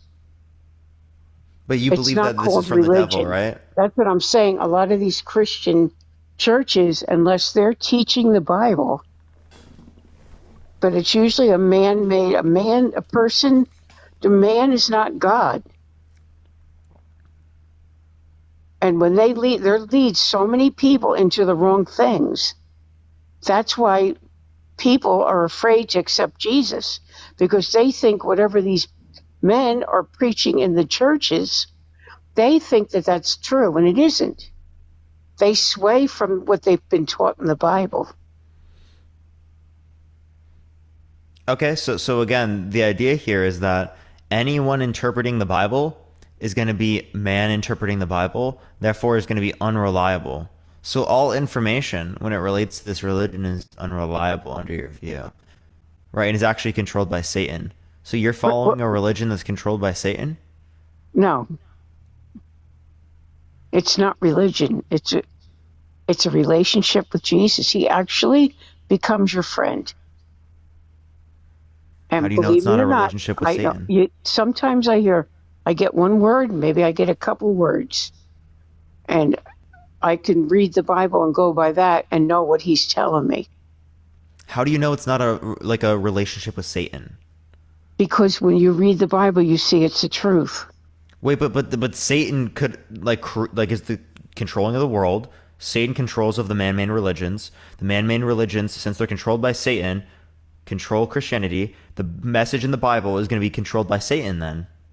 So if that's controlled by Satan, then how do you determine that it's God based upon what Satan created? Because the Bible was inspired by the Word of God. Well, how do you know that? Because the Bible says it, but doesn't the devil try to masquerade as the angel of light? He does, yes. But you have to know. That's the whole thing about knowing your word. Because if you don't know it, you're going to be persuaded by him. If you know the word, you know to stick by Jesus. Yeah, so again, but the word could have been from the devil, right? And actually, likely under your view, is from the devil, because you said man-made religions are from the devil. The devil controls the world. Right? Because you're confusing religions with relationship. Jesus did not want religions. He is a relationship. Yeah, but you're predicating the relationship you have with the here to be reliable based upon the religion or the book, which is defined by Satan and defined by the religion under your view. So, like, again, It's not a religion. You're confusing Christianity with a Christian. A Christian follows Christ. a Christian is a part of Christianity. Is a religion. Yeah, it's not a religion. It's and you could look at your comments or whoever is born again or whatever, they know what I'm saying. So they know what I'm saying. What is a religion? Religion is man-made. They have laws, they have rules. No. Like, a religion is going to be where someone believes or has faith in and worships in, like, a supernatural entity or explanation of the universe. Okay, Sometimes they don't even know, and that's what you believe in. People don't even know when they're being persuaded by the wrong teaching. They don't know. Well, neither do you. Well, in my heart, I know. I know that I read the Bible. In their heart, they know. Well, that's a shame, because actually they don't know. They think they do. Oh, so you think you know, but you don't actually know. I know. No, but you think you know, but you don't actually know. I don't think, Parker. I know. Well, you think you know, right? That's not knowing you know. Thank you. I appreciate the hand mustache. Thank you so much. I know. That's just it. You just know. Well, again, you think that you know. Again, the other person making the claim that I know, you'd say, oh, they think they know, but they don't actually know. I could say the same thing to you that you just said to them. Here's one way you can check it. It's they make rules. They follow paganism holidays. Okay, so they were all written up after. They're not in the Bible. Those holidays are not in the Bible. Okay, so, like, what's the point If you could find any of those holidays in the Bible, let me know, because I haven't seen any yet. Yeah, but, like, I mean, this isn't getting to my point, though, right? But your point is proof that God exists. And the Bible's not even reliable under your view. My way that God exists. Is the Bible man-made? What? Is the Bible man-made? No, well, not really. No, because it's ordained by God. God gave. So then, why didn't God write it himself? He did. In the beginning, the Word was God. So the Jesus, Word is God. So Jesus That's wrote who down the Word Bible. is. So Jesus wrote down the Bible. If he wrote down the Bible, why didn't he write it on a piece of paper that never diminished, never got worse, always stayed the same? They did. It was written on. That's where they got these things from. That's not true. It was written. It was recorded. Yeah, but, like, again, it was passed down word of mouth for generations, and we have copies of the copies. We don't have the original document, right? If Jesus wrote it himself, we would have the original document. It would have never gotten worse. We would only need that one true copy. Look, I don't know. I have like 5 Bibles. I study out of all of them. I even have to learn Hebrew and Greek, because a lot of times the words in Hebrew and Greek, we get the wrong meaning to them. So that I also study that. Mm-hmm.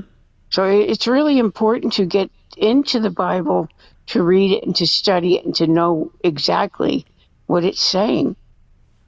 Not what you think it's saying, but to learn, to do, just to, what's the word I'm looking for? I can't even think of it.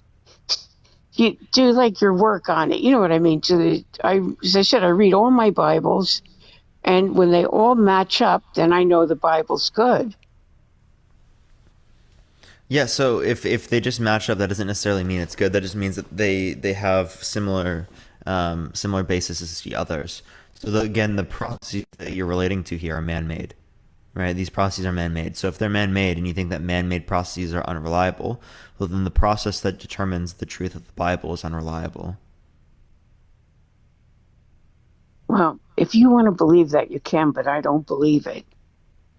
What? I mean, that's like that's what you said you believe. This is like your position because you said that again. It's unreliable if it's from man-made religion. This is man-made religion, and this is determined man-made. Yeah, but I'm trying to Therefore, it's say is that unreliable. the Bible itself, you have to read the Bible itself. The Bible itself will tell you exactly but you have to study it to know it. You have to study the Bible to You can know. look at the Okay. Bible 10 times. You can look at a verse 10 times. That may not mean anything to you. And then one day when you go to look at it, you'll go, oh, that's what it means.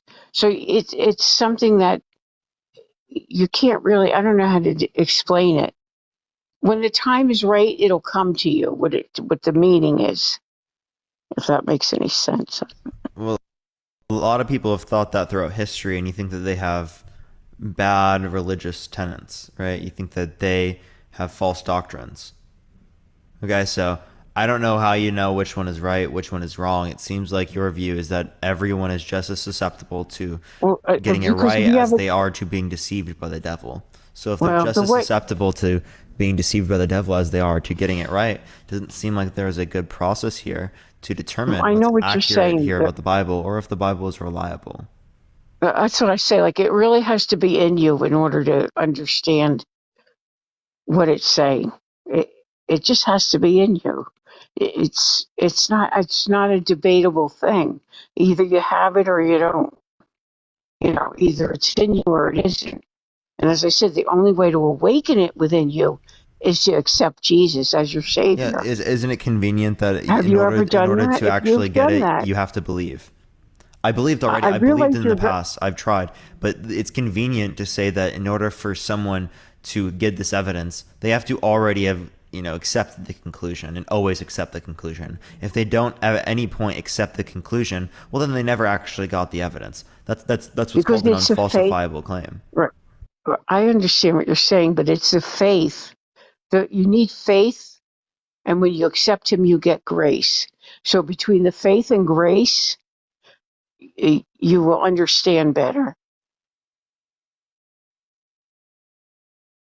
Yeah. So, is there anything else you want to go over and talk about, Tina? Thank you No, for the wingman. I no, appreciate it. no, that's it. I hope I'm not a boring No, person. don't worry. I But appreciate you coming on. Thank you so much.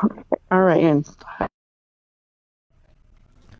All right, I'm going to go into the next person. Again, if you disagree, send a guest request score right now. Kay, I appreciate the lock and key. Thank you very much. My loves, AJ, I appreciate the hand arts. Thank you very much. I'm going to go into the next person. If you disagree, if you believe in God, make sure to send a guest request right now. Y'all know I accept the first people who send requests, everyone. But let me go into the next person.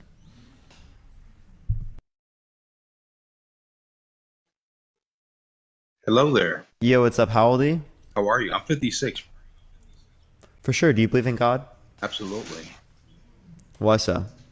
No, you said that prove to me that God exists. And the simple fact that you are here on this live, that tells me that God exists.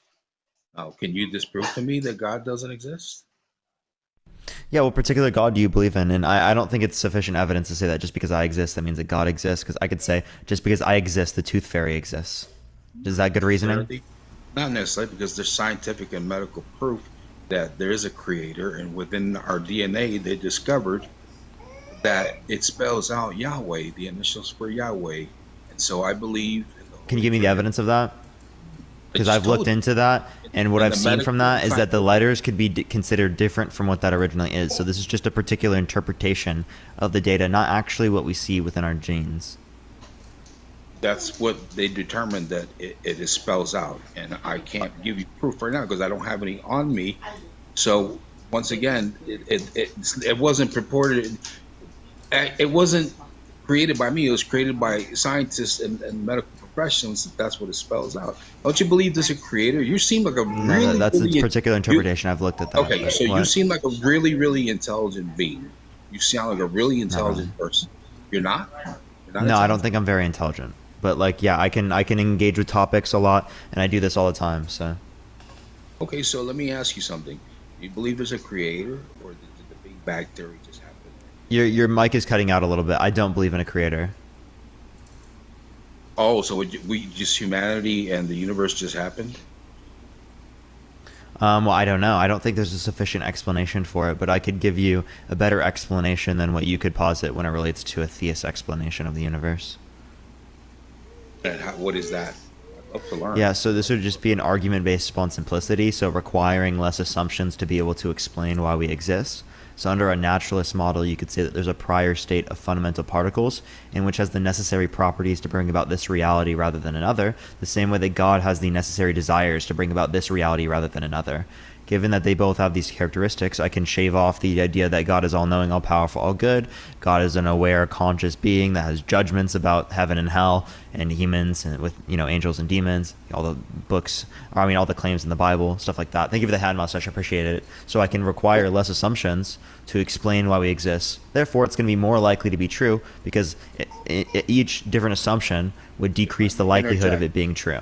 Does that make sense? With all due respect, if I may interject. Now, well, with all due respect, you seem like a really intelligent person, but you just kind of ramble on. And the answer is really simple. That you use your mic is logic. cutting out a bit, and I obviously didn't just ramble there. I literally just gave you the argument. Like that. Okay, That's disingenuous. Here's where you're flawed in your whole logic. That you use logic, and logic is a human creation, and therefore I serve a God that is outside of that.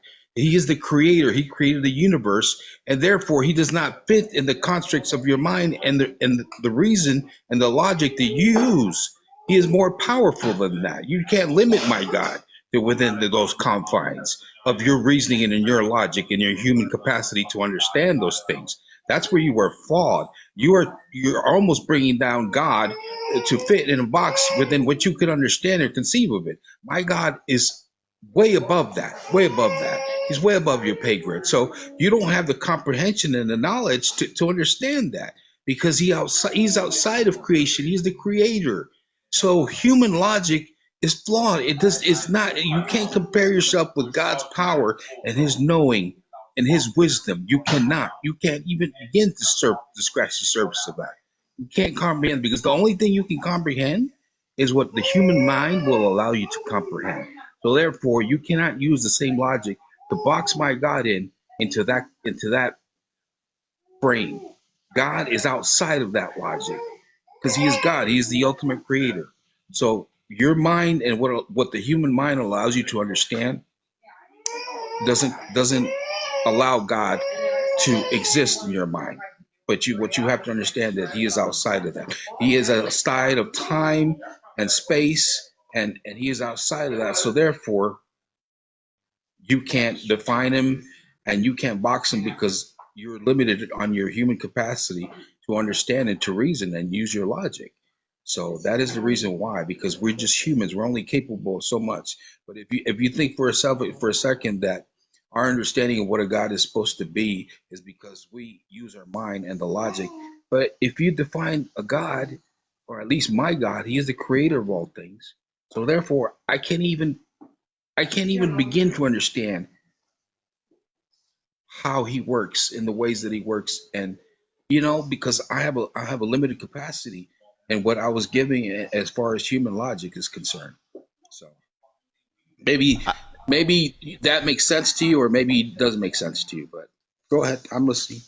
Yeah, I think it's wild that you just thought I was rambling and then you just did that, by the way. But logic isn't a human creation. It stands independently true, right? So I didn't create logic. They didn't create logic. We just are using terms to describe something that exists within reality.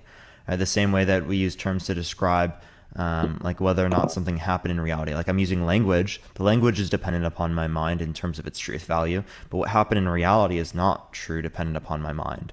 Right, so but logic is like the words we're using to describe reality there. Okay, but isn't reality a human concept? And God is outside of that. No, reality is again true, independent of our stances. Reality, what we're referencing, right? The concept of reality is absolutely dependent upon humans, right? But we're talking about what exists in reality there. Okay, the idea that things are themselves, or that A equals A, is a universal fact of reality. If you deny this universal fact, then you are okay with accepting that this water bottle could be full of liquid and empty of liquid simultaneously in the same sense of the terms. No, I'm not disputing. Do you think that God can do that?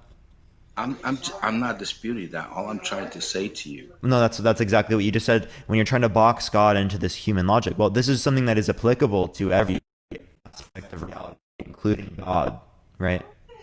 If you're saying that I can't apply logic to God, then you're telling me that God can create this water bottle full of liquid and empty of liquid in the same sense of the terms right now. I can't answer that because I'm not God. I don't know what God's powers and limits are. Like I said, God is outside of the box of human logic. So, you're trying to ask me a question of my understanding and my capacity as a human being. I don't know what God's powers are or what he can do. My mind doesn't allow me to do that. That's the thing between you and me. I have faith. I can't see God. I can't prove he exists. You want me to prove God exists, but the thing is that I have to take it on faith. And that's what you are missing, that spiritual element of your humanity. You say that prove to me that God exists. Well, I can't prove to you because I have to take it on faith. And if you don't believe that he exists, then you're absolutely right. I can't prove to you that God exists. The only explanation I can tell you is that God exists outside of human logic. You can't, because you're like bringing God down to your level, or you're trying If to, I or just you're have trying to faith, raise up. if I just have Say faith that what? if I'm gonna live in a Pokemon reality after this, where I'm gonna be a Pokemon master, I'm gonna win all the gym badges, I'm gonna beat the Elite Four, right when I die, is that justified for me to believe in? Just because I have faith in it. That's the magic and the wonder of God, that he gave us free will. You choose to believe whatever you want, whatever No, you I'm saying, want. is it justified? Does it make sense? Like, is this a good reasoning? To believe that you want to go in a Pokemon world after you leave this earth. Yep. You're entitled to believe whatever you want. It's Not your answering my life. question. No. I just, the Christians are not naive. That is so. I think No, no, no, no. that you're. I You think want to that answer my you're. I question? think no, because it has nothing to do with proving to me that God exists. Oh, I it think that absolutely you are. I does. This think is that. what's I called think a you're. reductio ad I absurdum. think. It's meant to reduce your view, See, given counterexamples to you either see. an No. I absurdism think. or See, a contradiction. you don't let people talk. I think. I actually I do. think. Yeah, I think you're very smart, and I think your ultimate goal is to grab attention. And I see you.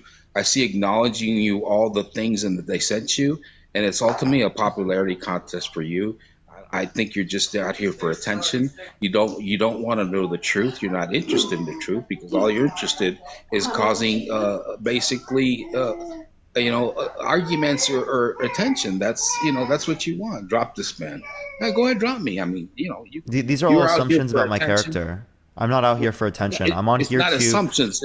It's No, what you're these are doing. no. It's what you're This is on right not. here. No, not at all. I am on Oh, here because really? I want to promote a message that I believe in and I think is accurate and true. Because this type of What belief is that? What is that impacts message? society and changes the legislation that exists in our society. This type of normalization of without critical thought that impacts every single one of us. Okay, I'm not on here because I want attention or whatnot. Right. The reason I'm on here is because I want to change people's thoughts. I was on here for so long, right, without getting any attention. Thank you for the confetti. I appreciate it because I'm fighting for things that I actually believe in. But you never saw that. Other people didn't see that because the 5 people in the live were the only people that saw it.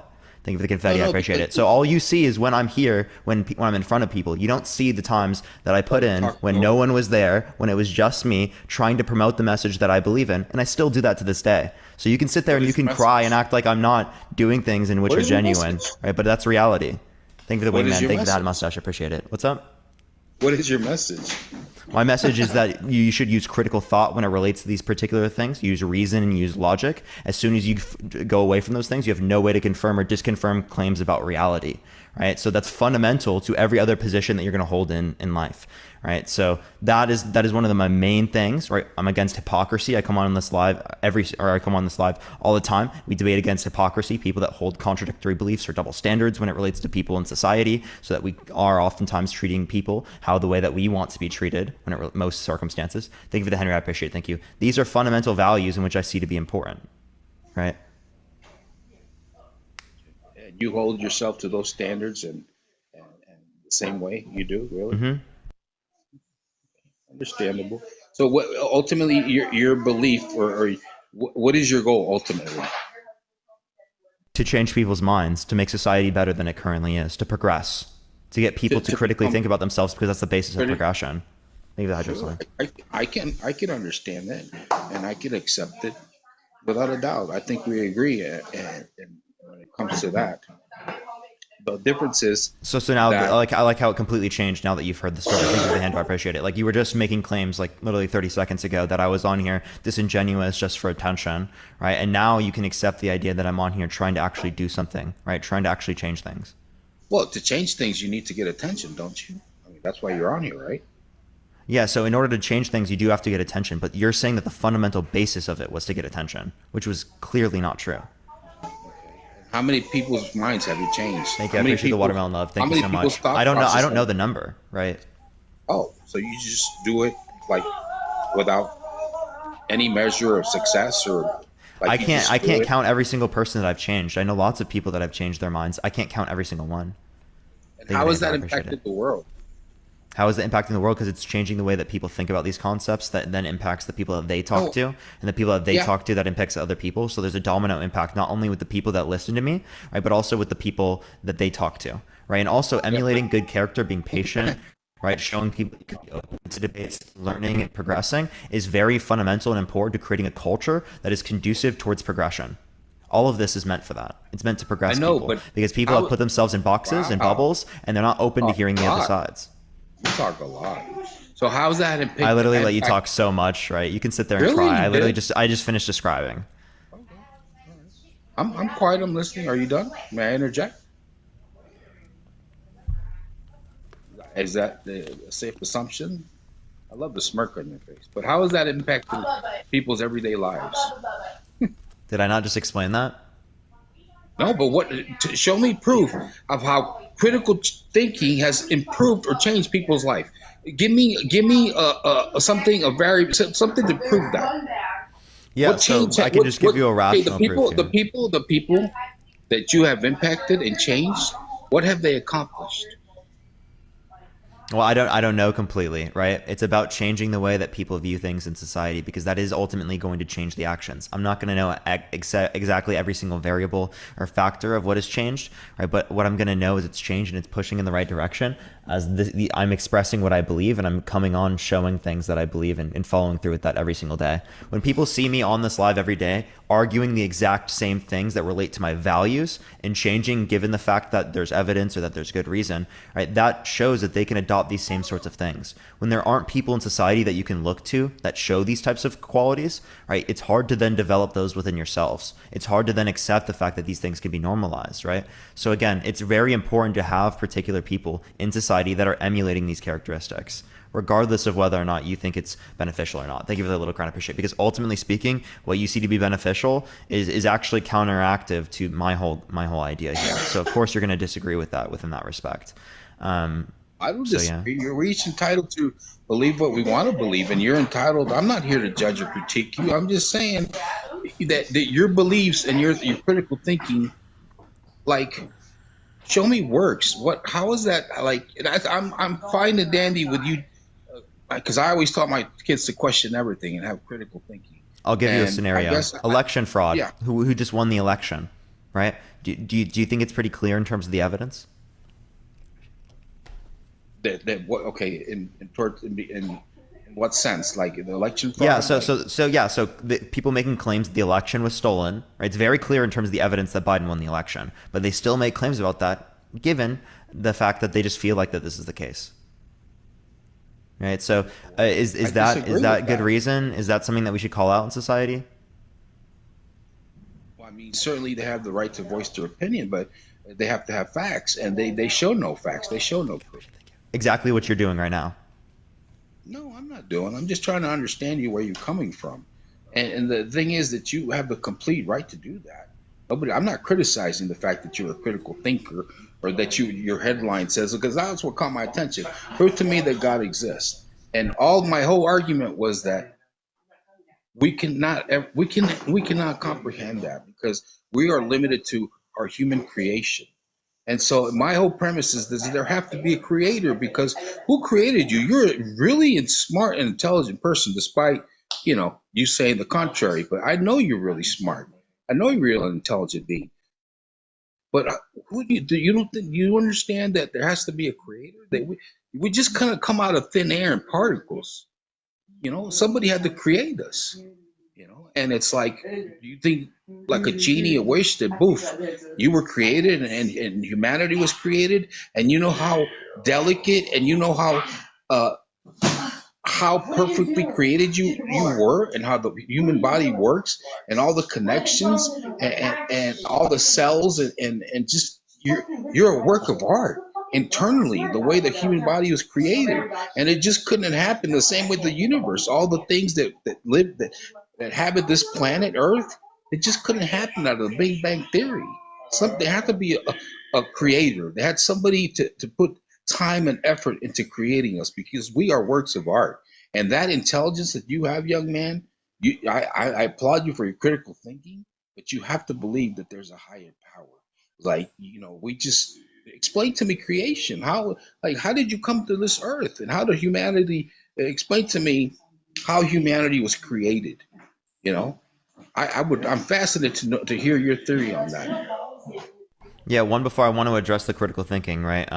If people were critically thinking, they'd be less likely to adopt QAnon conspiracy theories. They'd be less likely to adopt claims that the election has been stolen, right? So that has very clear impacts on our society today, right? Outside of that context, you're saying that they had to put time and effort into creating us, while also saying that God is outside of time. How can you put time into something if you exist outside of time? Because time, reality, and space are a human concept. That's what you're not understanding. That God is outside the realm of all that. He's outside of our human capacity to understand things and question things.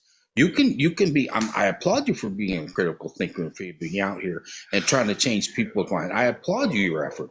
But what you understand is me and you are limited to our human concept of what knowledge and logic and reality are. We're limited to that. We're not gods. That's the whole reason there's a God, because he is above us. We can never begin to comprehend that. We can never understand that. You can question it till the cows come home, till hell freezes over. But the thing is that you are never going to prove or disprove whether he exists or not, just because you try to interpret things under your human capacity and logic. And that's what I'm trying to tell you, that God is outside that capacity to understand things. I don't knock you for being a critical thinker. I applaud you. I commend you. There should be more people in this world like you, because some people go through life and they're just like they're like zombies. They don't question anything. They just go through life. They're like, they're sheep. They just follow. And that's the problem we have in today's society with Mr. Trump, because I don't even call him my president, because it's literally like a cult following. These people have drinking the Kool-Aid. They can't think for themselves. There's not a single critical thinker. They're just followers.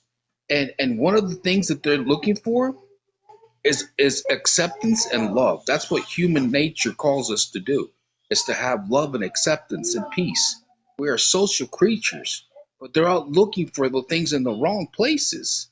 You can only find acceptance, love, and peace through God.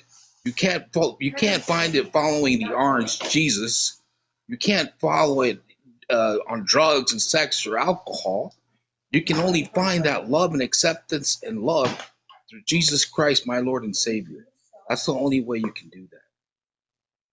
Thank you. And that's exactly when you do exactly what you were saying you shouldn't do, right? You were saying that they just follow and they don't question and they're sheep, right? And they don't critically think. That's exactly what you're doing in that context, especially when you make statements that, oh, this is outside of human logic or our understanding. These are things that we can't relate to, right? What you're doing there is you're stopping the conversation, right? And you're stopping the critical thinking process. You're not engaging with logical contradictions or issues with the view. And instead, you're saying that I'm not going to question it and I'm going to continue with it. Yeah, you're doing exactly what you just said you shouldn't do.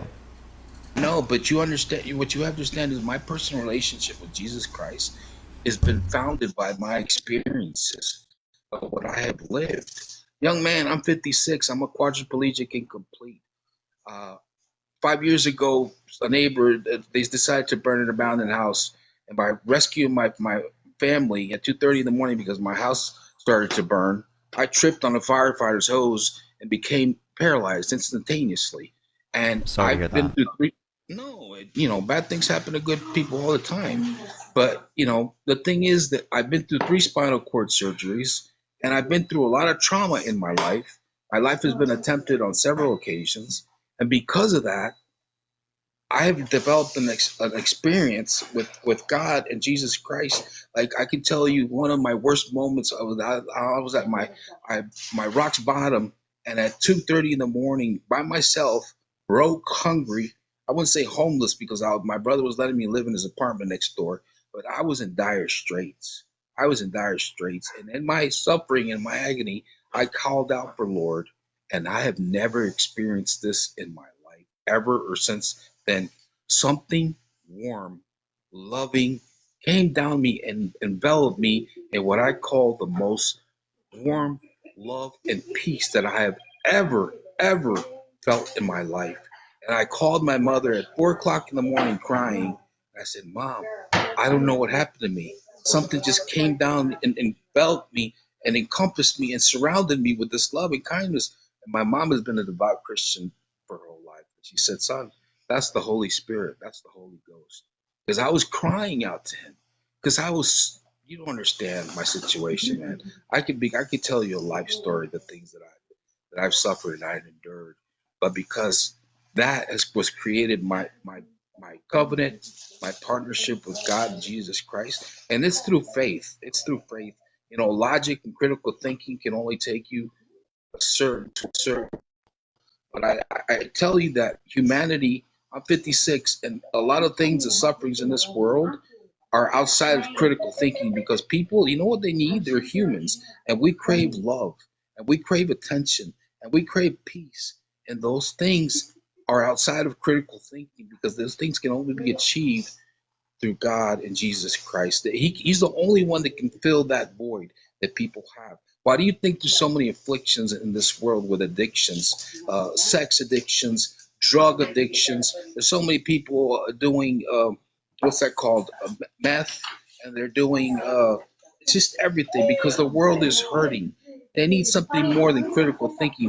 I'm happy for you that you discovered critical thinking. I tell you, you're such a intelligent person, but I'm telling you that critical thinking is great. Critical thinking is great, but that does not suffice what we need as humans. As humans, we crave acceptance and love and peace and kindness. So I'll leave it to you. That's my experience there, where you told me that I stopped at critical thinking by accepting God, and that's my personal experience. Everybody has their own journey, and everybody has their own uh, reality to pursue. And critical thinking is important. Absolutely, I applaud you for that, and I really do. I think you're doing a good service to humanity being on here. I don't disagree with you. Keep on doing the work, and I'll leave you, my friend, because I'm sure you have other people that you would wish to talk to. But God bless you, man, and God bless everybody on this live. Keep being critical thinkers. And have a wonderful day, my friend. If you have any party things you'd like to tell So me, again, what I'm saying is that the point that you're dropping the critical thinking is when you say that these things are outside of human logic. That whole phrase, God is outside of human logic. God is outside. that doesn't make any sense. That whole phrase is meant to stop the critical thinking process, and meant to stop you questioning from your own beliefs to get you to just follow. Right? The use of logic is not something that is an issue at all. It's something that we understand. Things are themselves, right? That is not something extremely crazy that we don't understand, that is outside of our understanding. Like this is something that we can engage with. It's very clear. Okay. If you want to reject this, you can do that, right? But it's very clear that you can't make sense of anything in reality then. You can't make sense of your own existence. You can't make sense of my existence. You can't make sense of the keyboard that's in front of me because you don't know if it is itself. Right, right. That's fine. No worries, man.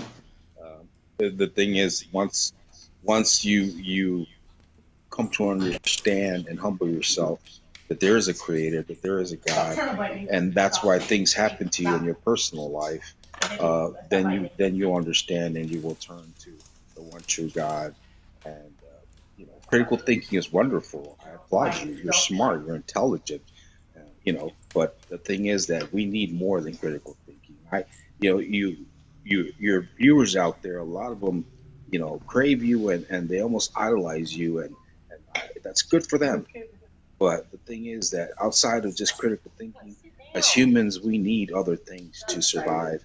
And as a critical thinker, do you think there's an afterlife? Can I ask you that? I don't know. Or you don't know? Well, I don't know what your name. Parker's your name? Yeah, Parker's my name. Thank you for the time, man. I appreciate it. God bless you. Have a great day. Appreciate it. Have a good day. You too, brother. All right, everyone. For some reason, my light is not working right now. I don't know what's going on right now. It's been like being a little weird recently. I'm gonna try to fix it. But yeah, if you disagree, send a guest request right now. Please only send a guest request if you disagree. We're just looking for some debates, everyone. Tap that screen. Let's try to get to 500,000 likes, everyone. Yo, what's up? How old are you? I'm 26. Yeah, for sure. Do you believe in God? I believe in a creator. Okay. So okay. I guess I would equate that to God. I have a question for you. So you say, going back to what the other guy said, that God would be residing outside human logic, right? Could you agree that there is organisms that have maybe possess a higher level of comprehension and understanding of reality that humans could potentially have? So yeah, I understand that there could be like a level of comprehension that could exceed human beings. What I'm saying is that the whole process of A equaling A, that's not going to cease to exist. That's not going to cease to apply. Could you agree that there is a limit to what a human could comprehend or perceive as far as a reality? Yeah, within certain senses, not within the context of logic here. And being that statement true, could there be entities that could reside outside of that or be at a point higher than we could comprehend or perceive? Yeah, things can be above our comprehension. Okay, so you are agreeing that there could be beings of higher level of consciousness, right? Sure. Okay, that's all I wanted to say. Oh, really? That's just a claim about logical possibility. There could be Harry Potter that exists. There could be Ash Ketchum. There's no contradiction there. There could be unicorns. There could be like Stewie Griffin and Peter Griffin. But you can't. So you're trying to prove something that, as far as there is, you can say. They just left.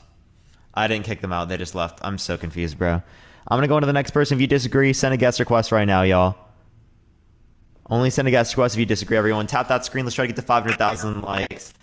Yo, TS, thank you for the meteor shower. I appreciate it. Thank you so much, TS. Yo, what's up? How old are you? 18. What's your birth year? May 17, 2005. For sure. Do you think that God exists? Yeah. Believe in God, yeah. You said what? Yeah, I think a God exists, yeah. Why so? Well, alright. I'll attempt to define God before I construe it into an argument real quick, if that's fine with you, Parker. That's fine? Okay, so what I think God is, at least from my classical deism point of view, would be somebody that holds the essential prop of necessity of a being and probably the state of omnipotence as well. Any other omnistates I just find horrendous to take. Yeah, I'm omnipotent, so sure, right? You're just relating to powers, right? Yeah, he's all powerful, and he has the essential part of necessity. What does omnipotent mean? All powerful. Yeah, no, but what does all powerful mean? Okay, well, in the context of God, it'll be higher dimensional entity. Higher dimension. Yeah, I don't think that means that you have all powers. No, because you're relating into the definition that's derived from. Well, yeah, because this definition just seems like if you're gonna say that they can do anything that's logically possible, well, that's gonna be I can do that too. I'm omnipotent then, right? You can do anything because I can do anything that's logically possible given my nature. Yeah, that's the difference. If he's higher dimensional tearing, he's gonna do things that are above logical framework for our tearing. Oh, so you think that they do things outside of logic? He'll be illogical in our tearing. Yeah, he's theoretical. Yeah. So can they make a rock that is so heavy that they cannot pick up? I never said he had the capability to do all things inside our logic. That's illogical frameworking. I just think. Okay, so you're just saying that they can do some things that are illogical. Mainly, yeah. Can you name one? I mean, it's kind of like the position of arguing, but yeah, I guess you could like make a fictional unicorn, like a metafictional unicorn, coexist or exist with us. Yeah, I don't think that's a contradiction. How? Wait. That's not a contradiction. Can you give me the P and not P? Yeah, wait. That's not a contradiction, Parker. Yeah, like conceptually speaking, you can have fictional Ben 10 in our reality. that's I why don't I see the said- contradiction with that. Yeah, that's why I said a metafictional representation, meaning in. So what do you mean by metaphysical Yeah, representation? metaphysical representation would be something that's conceptual ideation and then put forth in physicality. So if I say a unicorn as a metaphysical Yeah, representation, so there can be a story about me and then me in person. There's no but contradiction there. the difference is that you are not fictional yourself. So the story took place way after you. So are you saying that they're fictional and non-fictional at the same time? No, I mean, I guess you could argue like dialecticism, but not really. So can you clarify then? Yeah, And yeah, so- dialecticism is cringe, bro. Yeah, Like you have no clue what you're talking about, dude. I mean, That's a troll. That's a troll view. Okay. dialecticism isn't that troll view. Just No, it is. We run. That's the troll view that we run. Why do you think dialecticism is so trollish? I don't think two contradictions. Because contradictions can be true, right? That's the view. Thank you for the hat and mustache. I appreciate it. Thank you so much. Yeah, but like contradictions coexisting at the same time. I mean, you would agree conceptualized they could. What do you mean conceptualize that? I don't think that's a contradiction. If it's talking about in two different senses, that'd be an equivocation to say that there's a contradiction. Well, if you agree, if you don't think that conceptualized there's going to be like two contradictions opposing each other, then every conceptualized idea of proposition is going to be coexisting at the same time, which fulfills dialecticism entirely. No, what do you mean by that? Because like all you're saying is that Conceptualize would be all you're something saying that there is that there's conceptually speaking there is like something that exists, right? And then there's something that exists outside of that is not conceptually, like solely. Yeah. Wait, no. Okay. Right here, I Those are wasn't two referencing- separate things, right? Right here, I wasn't referencing the metaphysical representation. I was referencing two opposing ideas coexisting at the same time. Opposing ideas. So the idea and then the assertion and the negation of the same idea. Well, not necessarily the negation. I don't know if No. I'm negating each by other. contradiction. What you mean should be is that there's an assertion and a negation of the same proposition. Okay. The same There's not an assertion and a negation of the same proposition. Well, then there's not a contradiction. I mean, I find wait, Parker. But do you know what like a thesis and antithesis is though? Because they're No. the same thing as propositions and everything, and they can coexist in two positive So standpoints. it's a statement in which there's a truth and a falsehood, right? Truth or falsehood, right? Yes, and they coexist. Okay. And you think that it can be true and false simultaneously. Well, in a view for concepts, yeah. What do you mean In in a a view debate for structure- concepts? What are you referencing with that? Yeah, in a debate structure, that's almost always to happen. What do you mean? You mean two people Yeah, that are sure. disagreeing with each So- other? Yeah. So That's like, not a contradiction, bro. You wait, know what I'm wait, saying no, when I no, say no. contradiction, right? Yes, they're opposing each other and negating one another. I know what you say by The same person, right, inferring a proposition or implying a proposition and then asserting and negating the same proposition. I'm Not talking two about different debate structure. individuals asserting and negating the that's same what proposition. That's what I referenced by debate structure. That's not a contradiction. How is that not a contradiction? They're opposing That is ideas. not a contradiction. No, because a contradiction, I'm relating to the internal consistency of one's view, right? Yeah, A but and that's not not what A. I'm That's a relating. contradiction, okay? Yeah, but that's you not what I'm claiming relating. that there's two people disagreeing. Of course, I'm not going to disagree with that. Of course, there are Wait, no, disagreements in a no. debate. But that's if you're gonna like go on a circumstantial view, Parker, and say that That's on not this a circumstantial, dude. This Yes, is- it this is Let me gibberish. finish. Let me finish. You got Well, pursuit I'll superpower, explain thank how you. it is circumstantial. Because if you're gonna go on the view of independency and arguing an individual saying P and then not P at the same time, and he's only gonna be able to pick a true or falsehood in one, then that's circumstantial to that own idea. The other That's one, what I mean by contradiction. Okay, yeah, but that's circumstantial. You would agree. And the other So circumstantial. I agree that it's going to be applicable to a person and then expressing but their not own belief. applicable- I've not- already wait. said that. That's an internal but Parker, position, here's right? The difference. Here's the difference. Not applicable in this debate. So do you mean? dialecticism exists in this debate. Very I don't. simple. You're literally just saying that we disagree with each other. That's Oh my, yeah, That's okay, not what a dialect- logical contradiction is. Oh my god. Dialecticism doesn't point out logical contradiction. It just says contradiction and negatables coexisting. That would be a different view, it seems, right? Like that's different from No, other views of dialecticism I've seen. No, look, you can look up dialecticism because it literally just states contradictory statements opposing one another or negating one another can coexist at the same time. It's also negating things such as the law of non-contradiction. That must be a different interpretation, right? I would have to see because what I've taken from it is that there's an assertion and negation of the same proposition from the same person. In the same sense of the terms. That's what Hold a up, contradiction I'll is. That's what a logical contradiction is. I'll just right? look up dialecticism real quick. Hold on. Yeah, okay. Yeah, okay. In the meantime, everyone, tap that screen. Let's try to get to 500,000 likes. If you disagree, send a guest request right now. Please only send a guest request if you disagree. We're just looking for some debates. Again, send a guest request if you'd like. Yeah, so dialetheism never specifies the individual. So In dialetheism fact, is the view that there are statements both true and false. and we finish the after part.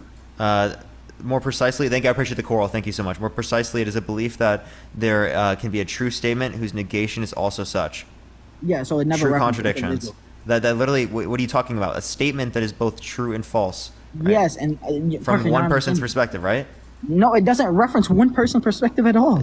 What do you mean? It doesn't reference anything about an individual's perspective. It references just contradictory statements opposing one another and coexisting, which is a general. To my knowledge, the contradictions within logic are just referring to, right, an internal position, right? If it's relating to a different sense of contradiction, well, then I must be mistaken there. But Okay, why do you think is that then?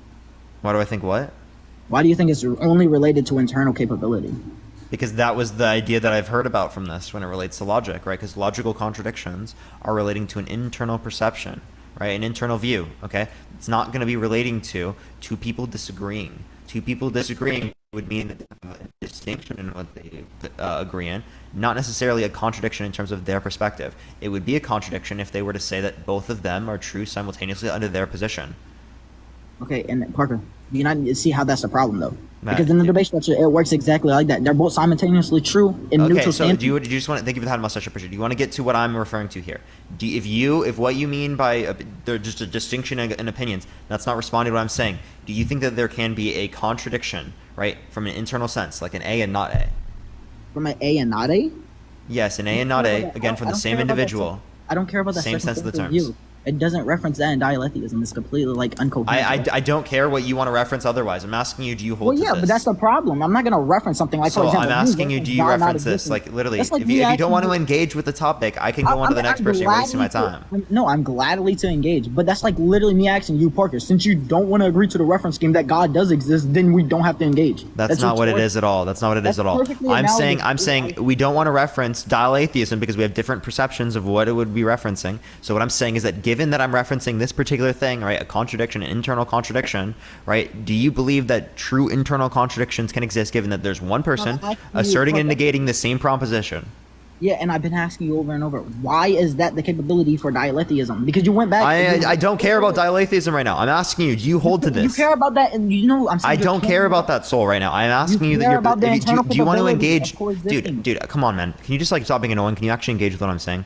Why do I, Parker? I'm not gonna wait. Okay, let me get this clear.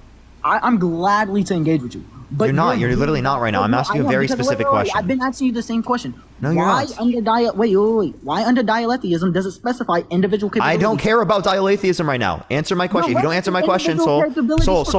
Yo. So if you don't answer my question right now and you don't engage, I'm gonna go on to the next person. I don't care. Okay. Answer the question. I'm not gonna sit here and go through the same thing over and over again. I do this with everyone, right? Okay, I'm not gonna sit here and do this anymore. Ask the question. Go ahead. Dude, do you think that some individual can have an assertion and a negation of the same proposition in the same sense of the terms? Do you think that can be true? In the same sense of the terms? Yes. So as in, he makes the statement. I'll give an example. Oh my God, they make the statement, I exist and don't exist in the same sense of the terms. Okay. Do I think that can be like one's factual and one's like also factual at the same time? Yeah, do you think that they can both be true simultaneously? That they are both existent and non-existent in the same sense of the terms? My of individual existence? standpoint, no. There you go, Parker. But it's also redundant as fuck. So I don't care. So like no, you know what's redundant? You not answering my question when you know that's what I'm You asking. didn't answer my question 5 times. No, I literally fucking did, right? And I don't care. You don't care, so you don't care to respond. No, I did answer your question, and I don't care that you think I didn't. I literally answered it. No. Okay. Wait, you answered my question. What was my question, Parker? Your question was relating to dialetheism, whether it could relate to like opposing beliefs in terms of a particular position, or it relates to an internal contradiction. I have a different notion of dialetheism that relates to an internal contradiction. Okay, right? You realize that's begging the question though. You're not answering the question. You're going back to the response. What do you mean? How am I begging the question? Because Parker, if you're gonna say that this is my view of dialetheism, where it's individual capabilities, then it's completely begging the question because that's what's in question. Why is that the individual capabilities? Why is it the only view of dialetheism that you hold? Why do you think it's right? That's entirely begging the question. That was my perspective of dialetheism. If you have a different perspective, that means I just didn't know about that perspective. Okay. So why is it right, Parker? Why is what right? Why is that view of dialetheism right? Why is what view of that there can be an Your individual view? Individual capability. Oh my! Your view of individual capabilities, such as you gave the example. I am existence and non-existence at the same time. I said that's not possible. Oh my! That's my Parker. Why is it only in reference to individual capabilities? Well, that's my perception of it. That was all that I've heard about it. Okay, if you have a different perception of the view, right, then that can be separate from mine. I don't see how that's even relevant to the conversation that we would want to have about like about the meat and bones, right? I just had a different perception of dialectical atheism than you did. I want to bring up a different perception, but the thing is about this debate, we're referencing a debate structure. We're gonna reference the debate dialetheism instead of individual capabilities dialetheism. That's retarded. Yeah, so Joker even says the same thing. I don't know where you got. Wait, what did you just say? I think I preached that mustache. Thank you. Say that again. So we're in a debate. No, say what you just said again. Which one? No, what did you just say that again? Did you just say a slur? What? Did I say a slur? I don't know what you're talking about. Did you just say a slur? If you said a slur, I don't know what. right, and you don't tell me right now, I'm going to kick you off. Did he say a slur? What was a slur? Did you say the R word? Oh, okay, my fault. Go ahead. No, you're gone. That's TikTok TOS, bro. That's TOS. Like, bro, what the hell, dude? And he doesn't even acknowledge it immediately. Unbelievable.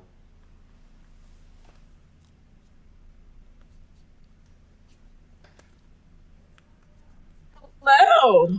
Hi Yo, there. what's up? Welcome back. Welcome back. How you doing today? I'm home, so I'm not driving. I'm home.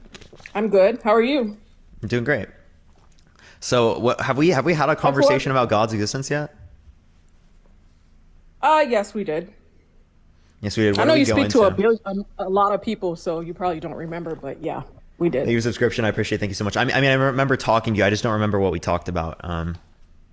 We talked about God existence, and you remember I gave you a scenario. I said when I went to like Thailand, I saw this monk doing all this stuff and whatever, and I gave you some different things that happened to me. That's how I know God exists.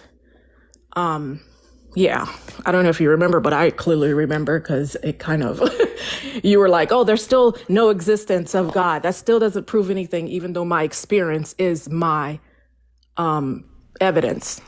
Yeah, did you hear? No, you completely misunderstood my response then. My response always to those is that other people have spiritual experiences, right? And you say that their inferences about their spiritual experience is not going to be correct, but your inferences about your spiritual experience is correct. So I would ask you, what's the distinction between these two different experiences that indicates that your inferences are correct and their inferences are wrong? I never said that their inferences are wrong. I haven't experienced what they experienced. Muhammad's spiritual experience with the angel Gabriel, do you accept that? I haven't experienced that. I know there is. I heard of Gabriel, the messenger. I've heard of different angels, but I have not experienced it myself.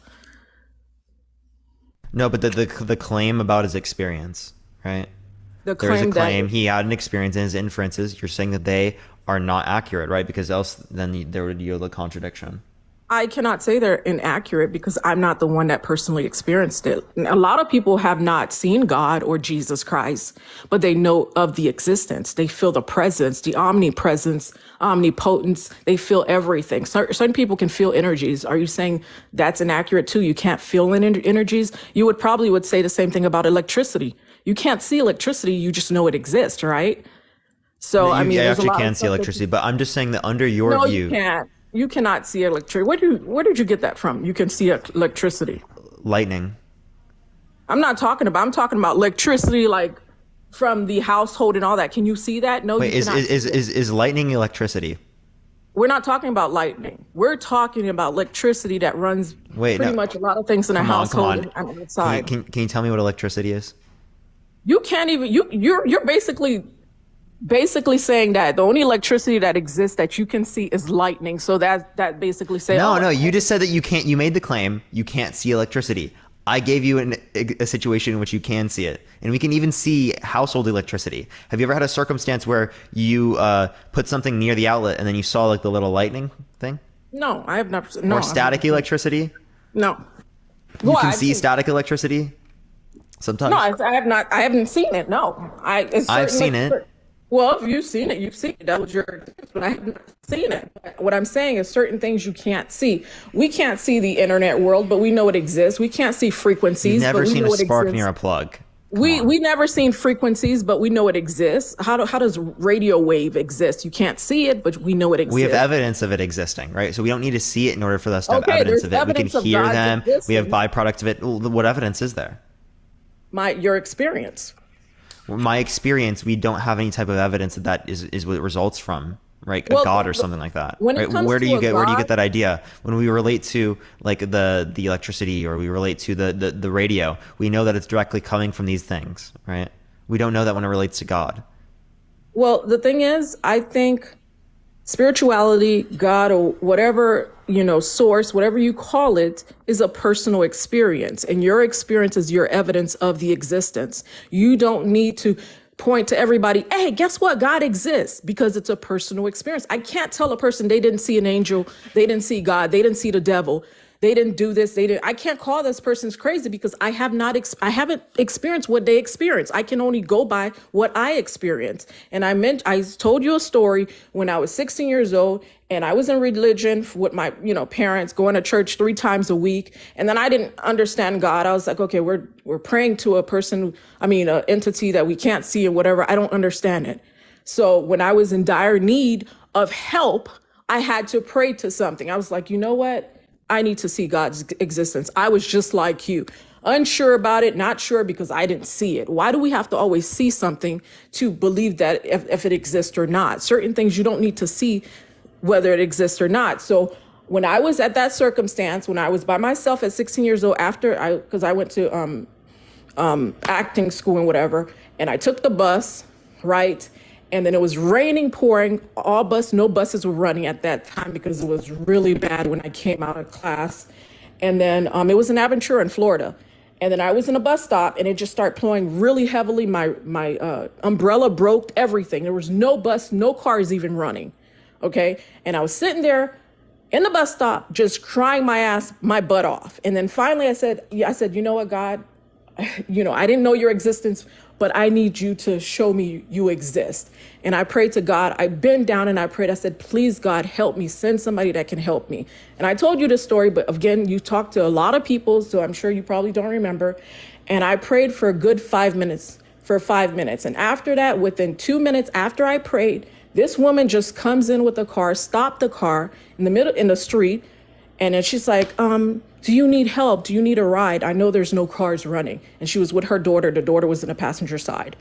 And I was completely shocked because I asked a question. I did ask you, I said, did you ever ask God to show you of his existence? Because I don't think you've done it. I think because you're so caught up in this tangible world where you don't believe in the intangible. Everything is tangible, even though you're in the You're wrong. internet. I've done that. You're wrong. I've done that. Oh, you gotta asked call. you, and call then you said, wait, are you? There was an echo for a second. I think if you just swipe up on the app and then click back in.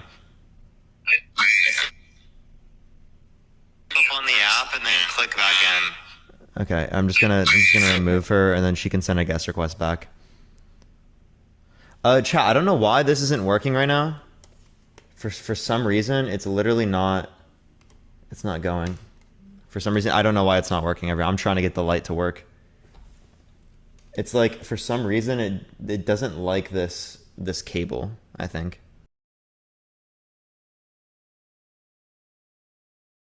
Wait a second, everyone.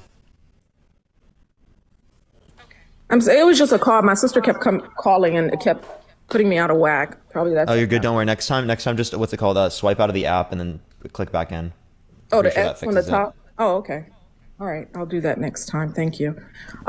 Yeah. So basically, when this person came in, it proved to me that he heard me and he exists. So I was 16 years old at that point, and I said, you know what?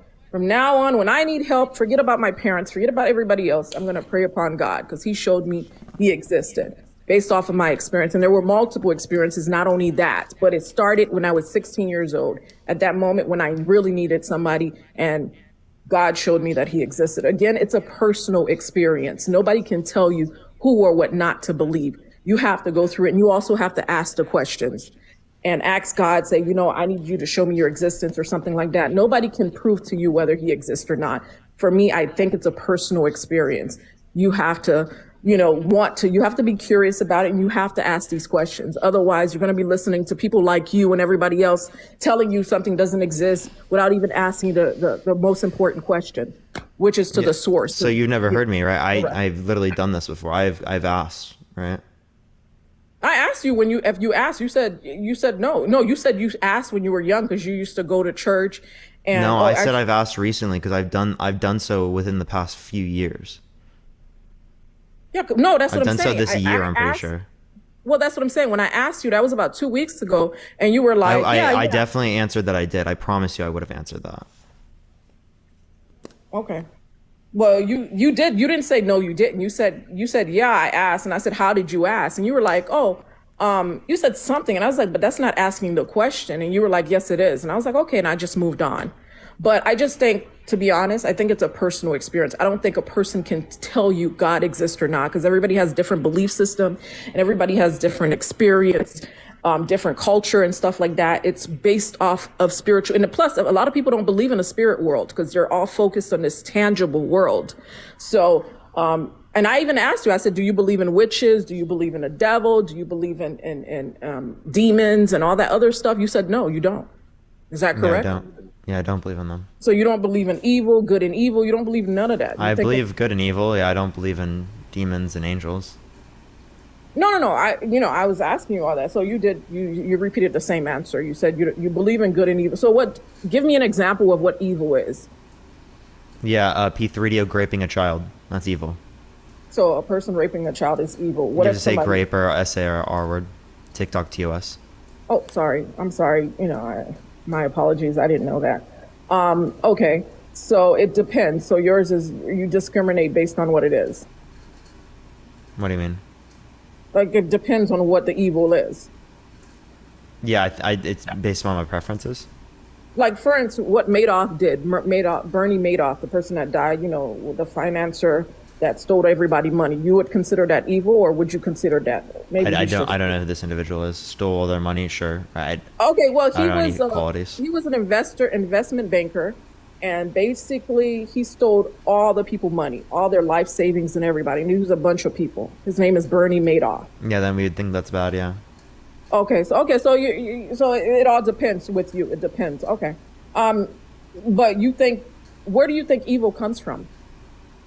Well, I think it's gonna be a description of my psychological preferences that I consider something evil. No, what I'm saying, what do you think it stems from or comes from? What is the root of all evil? Like, who causes the evil? Probably people's actions, right? And then there's what is the root of it? What is the root of all evil? I don't know what you're asking. Like the root, like what makes people evil? Likely speaking, the lack of empathy. Right. Greed. Money, greed. Right. It can be many things like that.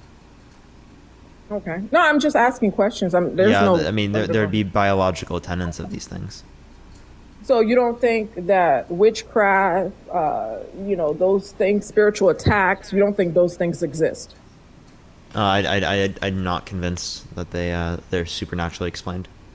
So even though they have those conspiracy theories, and they even have those things that, they have those haunted houses, and they prove, I don't remember, but they prove to you that ghosts exist and stuff. You don't believe that. You just have to see it yourself. No, I've never seen that at all. You remember? Oh gosh, it was a documentary they had where they went to a house that had spirits, and they went over there. It was real life, actually. So I don't know. Okay, so I guess you don't believe it. So I guess life will teach you and show you what it looks like. You just haven't experienced it yet. And you're fairly young. You're only 21, so you haven't experienced the life yet. Until maybe you need a couple of more years, then you'll experience it. But anyways, it was nice talking to you, Parker. But I'd like to talk about the gay stuff next time. I'll come back with the. Do you want to go through any of the arguments? What else do you for have? God's existence? I mean, I can't argue with you because, again, I told you it's personal belief system. I'm not going to change your belief system. I think it's a if I could show you a contradiction, would you? You're not going to convince me to change my mind because my experience is my evidence. There's no way. Even with the contradiction? Even with the contradiction, there's no way. Okay. My experience is my evidence. Okay. All right. Well, I appreciate you coming on. It was good talking to you. Thank you. Thank you. All right, everyone, we're going to go on to the next person. If you disagree, send a guest request right now. Please only send a guest request if you disagree. We're just looking for some debates, everyone.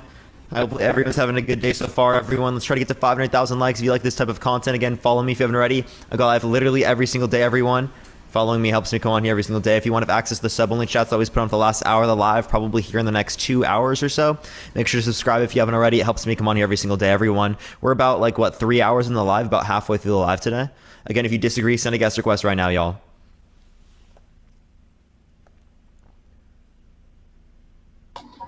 Yo, what's up? How old are you? Yo, it's yes. Thank you for the hot mustache. I appreciate it. Hello? Talk to a Muslim. If they want to send a guest request, I would love to talk to anyone who's Muslim. But yeah, give it a few seconds, everyone. Yo, what's up? How old are you? Hello, how old? I'm 19. 19? Do you believe in God? Yeah, I do believe in God. About this debate, if I have some wrongs on semantics, I'm not an English native speaker. I'm Portuguese, so I'll try to do my best. Also, I would like to say that you don't believe in God, right? Yeah, I don't believe in Can God. you listen? Okay, but you believe in science. I do believe in science, yeah. I also believe in science, and I love science, actually. Do you think there is a contradiction? Do you think science contradicts like the God logic, the Christian logic? Only some beliefs. Thank you for the corgi. I Why- appreciate it. Thank you. But why do you don't believe in God? There is any motive, or you just think that don't have much evidence? There's not much evidence. Simplicity arguments that would indicate that a naturalist model would be more likely to be true comparative to a theist model, and stuff like that. Contradictions. Yeah, that's kind of hard.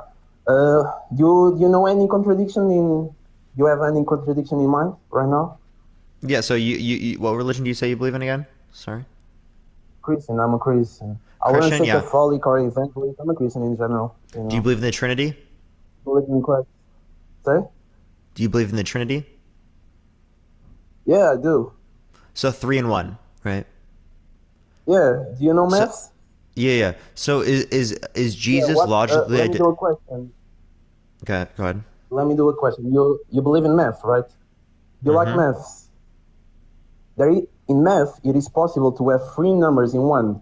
What is the number of 1 elevated by 3? Is 1, but there is 3 ones in this one. So yeah, it's possible. That's mathematics. I don't know what you're talking about. 3 ones in this one. What? Yeah, 1 elevated by 3. What's the resolution? One what? Elevated Sorry. by 3. Elevated by 3, like a 1 with a one to small the 3. 1 cubed. You mean? Yeah. I'm not English. Like 1 cubed isn't that just 1? Yeah. It's 1. But yeah, that's not 3 numbers in 1. That's 1 number still. There is a number. There are 3 ones. It's 1 multiplies by 1 multiplies by 1. No, okay. That's So no. So let's clarify through this because that's not 3 in 1. In the 1 cube. It is. No, it's not. You not. can search it. I love maths, man. You can search it. No, I understand that. It's 3 ones in 1. It's really not, but that's true. It's a fact, man. It literally isn't, right? They're 3 separate numbers, right? That then added together are equivalent to 1. Because again, it's multiplied or not added, multiplied. What's up? What is the proper way to say 1 to cube? 1 cube? I don't know what the fuck. What is the proper say to say that number? Huh? Like, what is the proper way to say in English that number 1 elevated by 3? 1 cubed. 1 cubed, yeah. Or 1 cube. Okay, yeah. In maths, if you're gonna search it on the Google or anywhere about maths, 1 cube means 3 ones in 1. No, it doesn't. That's why we can elevate. No, not in 1. No, it means no. So you again, put more than 1. Oh my gosh. Inside 1 number. Oh my gosh. Do you want me to explain it again? Did you get my explanation? One I times guess I one did. times one is not 3 and 1, it's 1. Right? Is It's three that and what you're one. saying? How many ones there? How many ones No, that are because there's there? 3 different words, so it's 3. It's not 1, it's 3. Exactly. It's both. What? No, Otherwise, it wouldn't one be to the one third cube. power is just an easier way to write it down. It's still three letters, 3 words. Fuck, Yeah, I can't even speak right. It's three it's ones. 3 numbers. I can't even speak right. 3 ones, man. Yeah, and That's true. it's not That's a in fact. 1 though, but it is. Don't be But let's let's be let's go to the open-minded. Trinity. Can I please just go over the Sometimes you are Trinity? wrong too. That's Can I go over okay. the Yeah, can I go can I ahead. go over the Trinity? Okay. So are you saying that Sure, Jesus sure. are you saying that Jesus is logically identical to the Father? No, there is difference, but yeah, it is. You are identical to your father, but you are also different to your father. So yeah. Yeah, that's a contradiction. Right? Both. Because It's a paradox, not a logically contradiction. identical means that there are no There is differences. there is a word for that. It's called paradox. Paradox is different from a contradiction. Yeah, give me the distinction here. Just because you don't understand it don't means there is a contradiction. It means it is a paradox. Like 1 cube. That's not a paradox.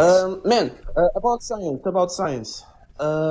You believe in science? No, right? no, no! Don't change the Me too. topic. Okay, I'm running down this. Okay, If you don't want to run down this, I can run it down on a different person. Okay. So again, Okay, let's come back to you the- cannot to the say that they are Trinity. logically identical and then say that they are distinct. As saying that they are logically identical entails that there are no distinctions. I just proves you. You are identical to your father, right? No. Genetically and scientifically, you are. No, I'm not identical. You have There are chromosomes on your similarities. I am not identical. If you go to the Google and you search identical, is a synonym from similarities. Similar. No, they're identical within those respects, not all respects. But it's a synonym. It's grammar. It's no, semantics. it's not. No, it's I'm not. not a native English. Oh my and I gosh, can bro! tell I you don't, that. dude. I'm not having this conversation because it's You just can obviously search not it, true. bro. It is. You can search it. Just search it. It's common sense. Everybody knows it. Okay, you're trolling. Dude. So There's can no we way. go back? Can we go to science right now? Chat, Or no, dude. Are want you to trolling, discuss dude? about the freedom? Are you trolling? No, not trolling. I'm proving you. But you are a contradictor, man. You are contradicting yourself right now. No, I'm not. Yes, you are. You Where just was the did it. contradiction? Give me Can the we P and go not to P. science right now? Give me the P and not P. You just said a lot. You said that 1 cube is not 3 ones in 1. When the resolution, no, the meaning of 1 cube is 3 ones in 1. 1 multiplied by 3. No, 1 multiplies by 1 by 1. Yeah, so Then it's you 1 said multiplied by 1 the multiplied by similar- 1, which is not 3 numbers into Then 1. you said- It is simply 3 numbers. It's like saying you 3 wrote- times 3 man, times 3 equaling 27 I don't know- is 3 I and don't know 1 how because is we're saying the- 3 the numbers American are in system. 1 or equal to 1. I don't know how is the American scholar system, but everybody that knows maths, that knows that the meaning of 1 cube is 3 ones. It's the same way to say it. You can say 1 multiplied by 1 multiplies by 1, or you can just say 1 cube or 3 ones. It's maths. Also, after that, you said that similar and identical are not synonyms. If you go to any grammar book, you can say that those words are identical, have the same meaning. You are just saying nonsense, man. Not true, right? Because Can we- similar you means said that it. they're not always the same, but they have certain things in which are the same. No, so it's the same within what is the certain meaning of respects. Can I identical? finish? The Yes, same within sure. certain respects. Okay, it does not mean the same within all respects. Right? Because that would be identical. Okay, so there's a distinction between these two terms. If you don't see that there's a distinction, there's no point in me having this conversation with you because you're just going to dispute basic facts of reality at this point. Okay. I guess you are. Can I say something? I guess you are not used to someone to tell you that you are not always right, man. You don't know everything. Can we go by? I don't know. I don't know Because everything. we are- This is not over my head. This is not something I don't know. Okay. Me too. I clearly don't know Me too. everything. I clearly don't. Okay. Can't say it. Me thinking I know this does not can- mean I think I know everything. Can I do a question? Do you consider yourself open-minded? Yeah. Okay, nice. So let's have this conversation by the two open-minded people trying to figure out something. So if let me do another question. If God really exists, if there was a percentage of hypothesis of God existing, would you accept that, or would you not? If it He was did true, exist, do you know some Christian values? If it was true, if the problem yeah. is If it being was true most or not. likely true, yes, I would accept it. Because there are some people that believe that God exists and don't follow him because don't agree with the system, you know.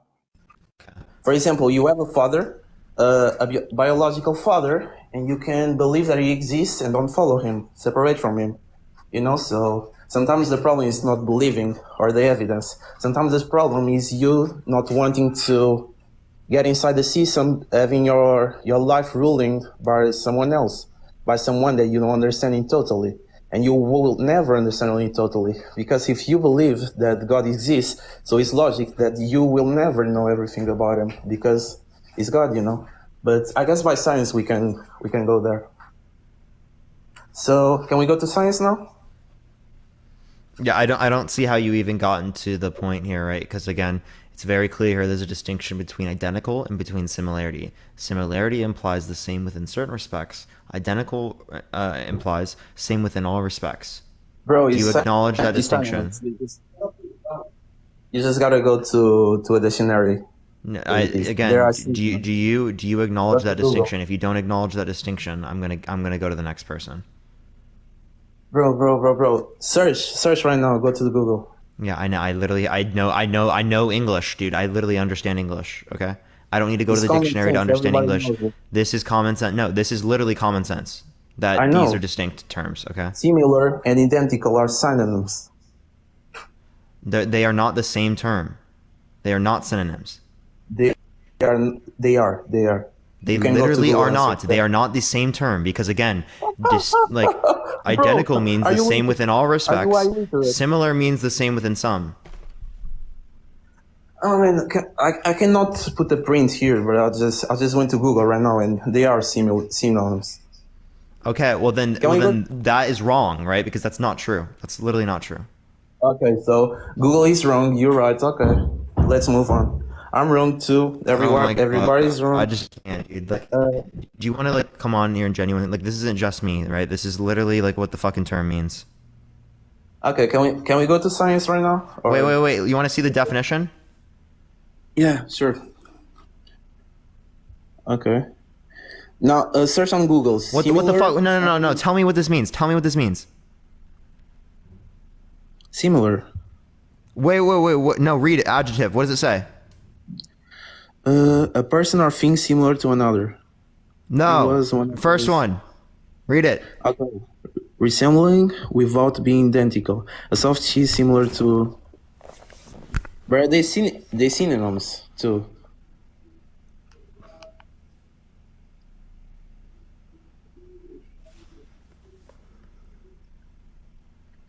Sure. Okay, no problem. This is Google, dude. Okay, but Thank you for the cap. I appreciate it. If you change the search and you put similar synonym to identical, you're gonna prove you they are synonyms. Again, if it the says same without thing. being identical, it implies that they are different concepts. If you don't accept it now, I'm going to go on to the next person. Similar and identical are two different things. Do you agree?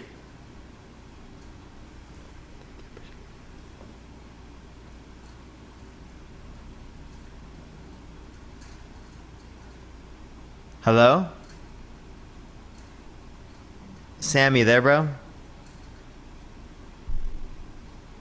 I don't know why like people always make it like, oh, you think that you're always right. Like like this is legitimately what it is, right? Like I don't think I'm always right. I'm clearly wrong in many scenarios. But yeah, that's brutal.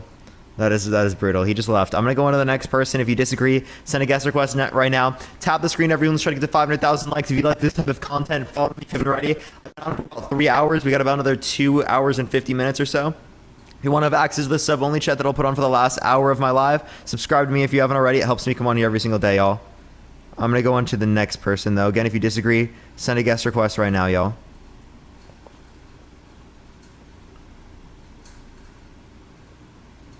Yeah, what's up? How old are you? I'm 19, man. For sure. Do you believe in God? Yeah, I do. Why so? I believe in God because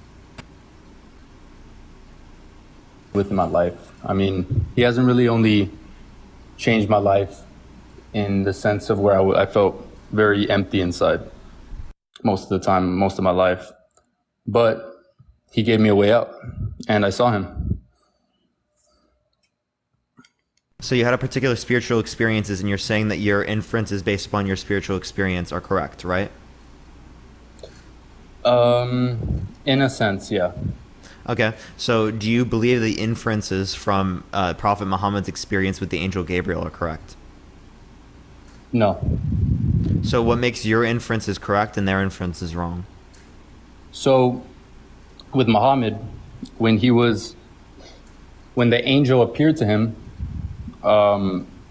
he started getting choked, and he was basically forced into believing.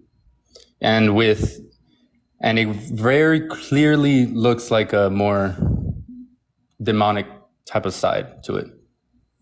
Not trying to bash it, right? I could say the same thing with Christianity. Christianity seems demonic to me. Can I say? Like it seems to be that it's predicated off this idea that a God that's all-knowing, all-powerful, and all good created the universe in which there is extraordinary suffering that's unnecessary, right? If I judge this based upon the fruits, if our creation based upon its fruits, it tells me that there's not a good creator. Thank you. I appreciate the hand art. Thank you. Can I ask why you think that? Yeah, hurricanes, tornadoes, or earthquakes, fires. The fact that there's the suffering even related to free will, is it necessary? But do you think that's God making those choices for us, or do you think it's yeah? If a God is a creator of all things, right, knowingly, right, God is creating these conditions knowingly. Well, that's the thing, though. I mean, He didn't create you being able to smoke a blunt, right? I mean, we as humans chose to make that. Wait, no, He unironically did. No, He didn't. He unironically did. Like, I literally, like, if He didn't create us in this particular way with weed, we wouldn't have been able to do that.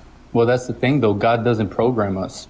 There's a reason He has given us free will. You see, the choices we make on our lives is completely up to us, and the choices you make is completely up to you. Now, He's not going to let it mostly be up to us, right? Because, like, for example, right, I think that people should be able to do what they want so long as it doesn't negatively impact people around the entire world, right? So if you're P3DO and you're graping a child, right, I think that we should take away your free will from being able to grape that child. Do you disagree with that statement? No, I 100%. So you think we should also take away their free will, right? So if God has the ability to take away their free will and doesn't, why do you think it's immoral, right? Who says He doesn't? He does. So God does take away the free will in certain situations like that. But wait, we see children that are being graped by P3DOs. How come God doesn't stop that? He does stop it. And He unironically doesn't. He does, though. I mean, in a way. No, are there children that are graped by P3DOs? Yeah, there is. And it wasn't stopped. I mean, it was. It definitely is not going to go unpunished. None of the things that. Wait. But you punish it after it happens. Thank you for the hand. I appreciate it. So, like, I'm watching the P3DO grape the child. I let it happen. Once it's done, I'm like, okay, now we'll give you your punishment. Why don't we stop it from happening in the first place and also give punishment? I mean, trying to understand why God does that, I really can't tell you why. I mean... Yep, He just allows for P3DOs to grape children. He allows for mass genocide to occur. Thank you for the hanging lights. I appreciate it. He allows for slavery. He allows for abuse. He allows for all these terrible things to happen and just watches it. That's the thing, though. He doesn't allow anything. At the end of the day, there is going to be a judgment day. And there is going to be a day where they pray they never did those things. There's going to be a day where they have gnashing and weeping of teeth. There's going to be all these things. It's not like you're just going to live your life without any consequences. You see, this life is only temporary. And as much pain and suffering as you can go through, you have to look at the end of it. And when you look at the end of it, you see that there's either death or life. And whether you choose on good choices and you believe in the Son, then that's when you have life. You see, you can't think your whole life that none of your actions have consequences. Because they do. They 100% do. Yeah, you can think that, right? But I mean, that still doesn't stop the idea that there are people that are being graped.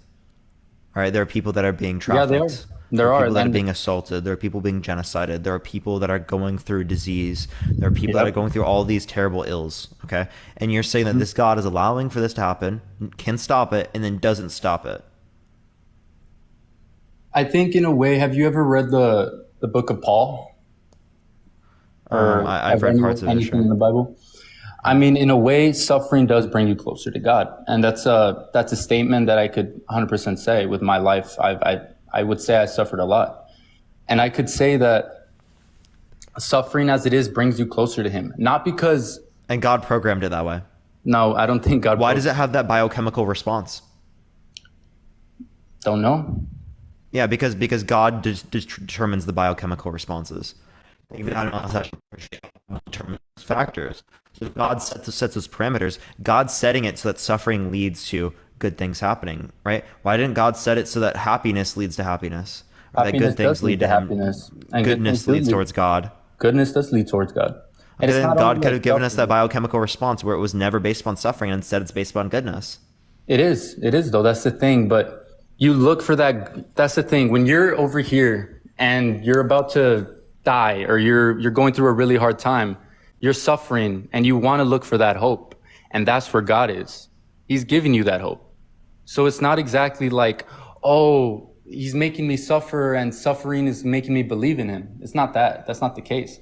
It's just the case of wanting that hope, wanting that light at the end of the tunnel. It's like you're filled with darkness, all you want is light. And there He is, and that's where He helps you. I also find it quite interesting when people say that kids are starving in Africa, why doesn't God help them? Why doesn't God cure them? Why doesn't God feed them? How do you know God isn't helping them? God is helping them. Because they starve. Because they literally starve. I don't think though that God doesn't help them. I think 100% of the time God puts you in a situation. God puts. So there's some people that God doesn't help because they died. Who says because they died doesn't mean that God wasn't with them? I think death is a beautiful thing as much as it is a bad thing. I think there's good things that come from death. Thank you for the crown. I appreciate it. So you think that God killing them is good? God never killed them. No, God is literally causing their death here. I don't think so. What are you talking about? Thank you for the gamer cat. I appreciate it. Thank you so much. Because these parameters are determined by God. Do you agree? No. I think why are determined by you. When something happens in my life, the emotional response that I have, do I control that? Yes. Really? Like I control that emotional response always. Okay, yeah. So it's called self-discipline, man. So when people go through heartbreak and they don't want to feel bad and they still feel bad, how are you going to tell them that they can control it? I think feeling is a feeling, right? But you could definitely control that feeling. So how about this? You can influence that feeling, but you can't control it. Okay, I can't control the fact that I felt like shit, and the fact that I didn't want anything to happen, the fact that I wanted to lay in bed all day, right? Yeah, I might be able to like what I do, but I can't control the feeling that I have. I think you could control it by having a different perspective on it, 100%. How do you get the different perspective? Looking at the good things in life, 100%. Yeah. So you think that someone breaks your heart, you're just gonna not feel anything? No, I'm definitely going to feel something. Oh, do you determine that you feel that? Yes, I'm going to feel it. That's obviously not true. If you can turn off that feeling, you'd fucking do it immediately. Ask anyone that's been through heartbreak. Immediately. No, immediately 100%. Gone. Right? 100%. Like, yes. Okay, in a way, I guess I was wrong. And I guess in a way I was wrong about that. So let me re-emphasize it. Let's say I got my heart broken, right? And I just sit in bed all day being mopey. Of course, I'm going to keep being sad because I'm in my bed all day, not doing anything. What do I have to do? I have to get up. I have to do things. I have to, hit a workout. I have to do something with my life to get out of that place. And then it's going to hit you on a later day. Like you understand that like if you just like do things, it doesn't get rid of the feeling. The feeling still hits there, right? Like it's still going to hit. That's the thing. The feeling takes time. Yeah, and whether or not you're doing it laying in bed and you're doing it by going out and like going to the gym doesn't change that. Time heals, I agree. But if you're constantly just avoiding it and you're not feeling it, right? You're not addressing, you're not progressing within that respect. You're waiting. You got to process it. You got to actually go through it. Yeah. Yeah. So why don't you believe in God? Is it really factual statements or like scientifically, or is it Rational just proofs and stuff like because you? that. So contradictions, simplicity-based arguments. Like there are many arguments I can run through. Do you want to run through some of them? Yeah, like what are some contradictions you Does think God you have free about will? God? Ooh, that's an interesting question. Yeah, I would say he does. Can God do evil? I don't think he does things with the intention of hurting people, in the sense of like he doesn't want it. Can God do evil?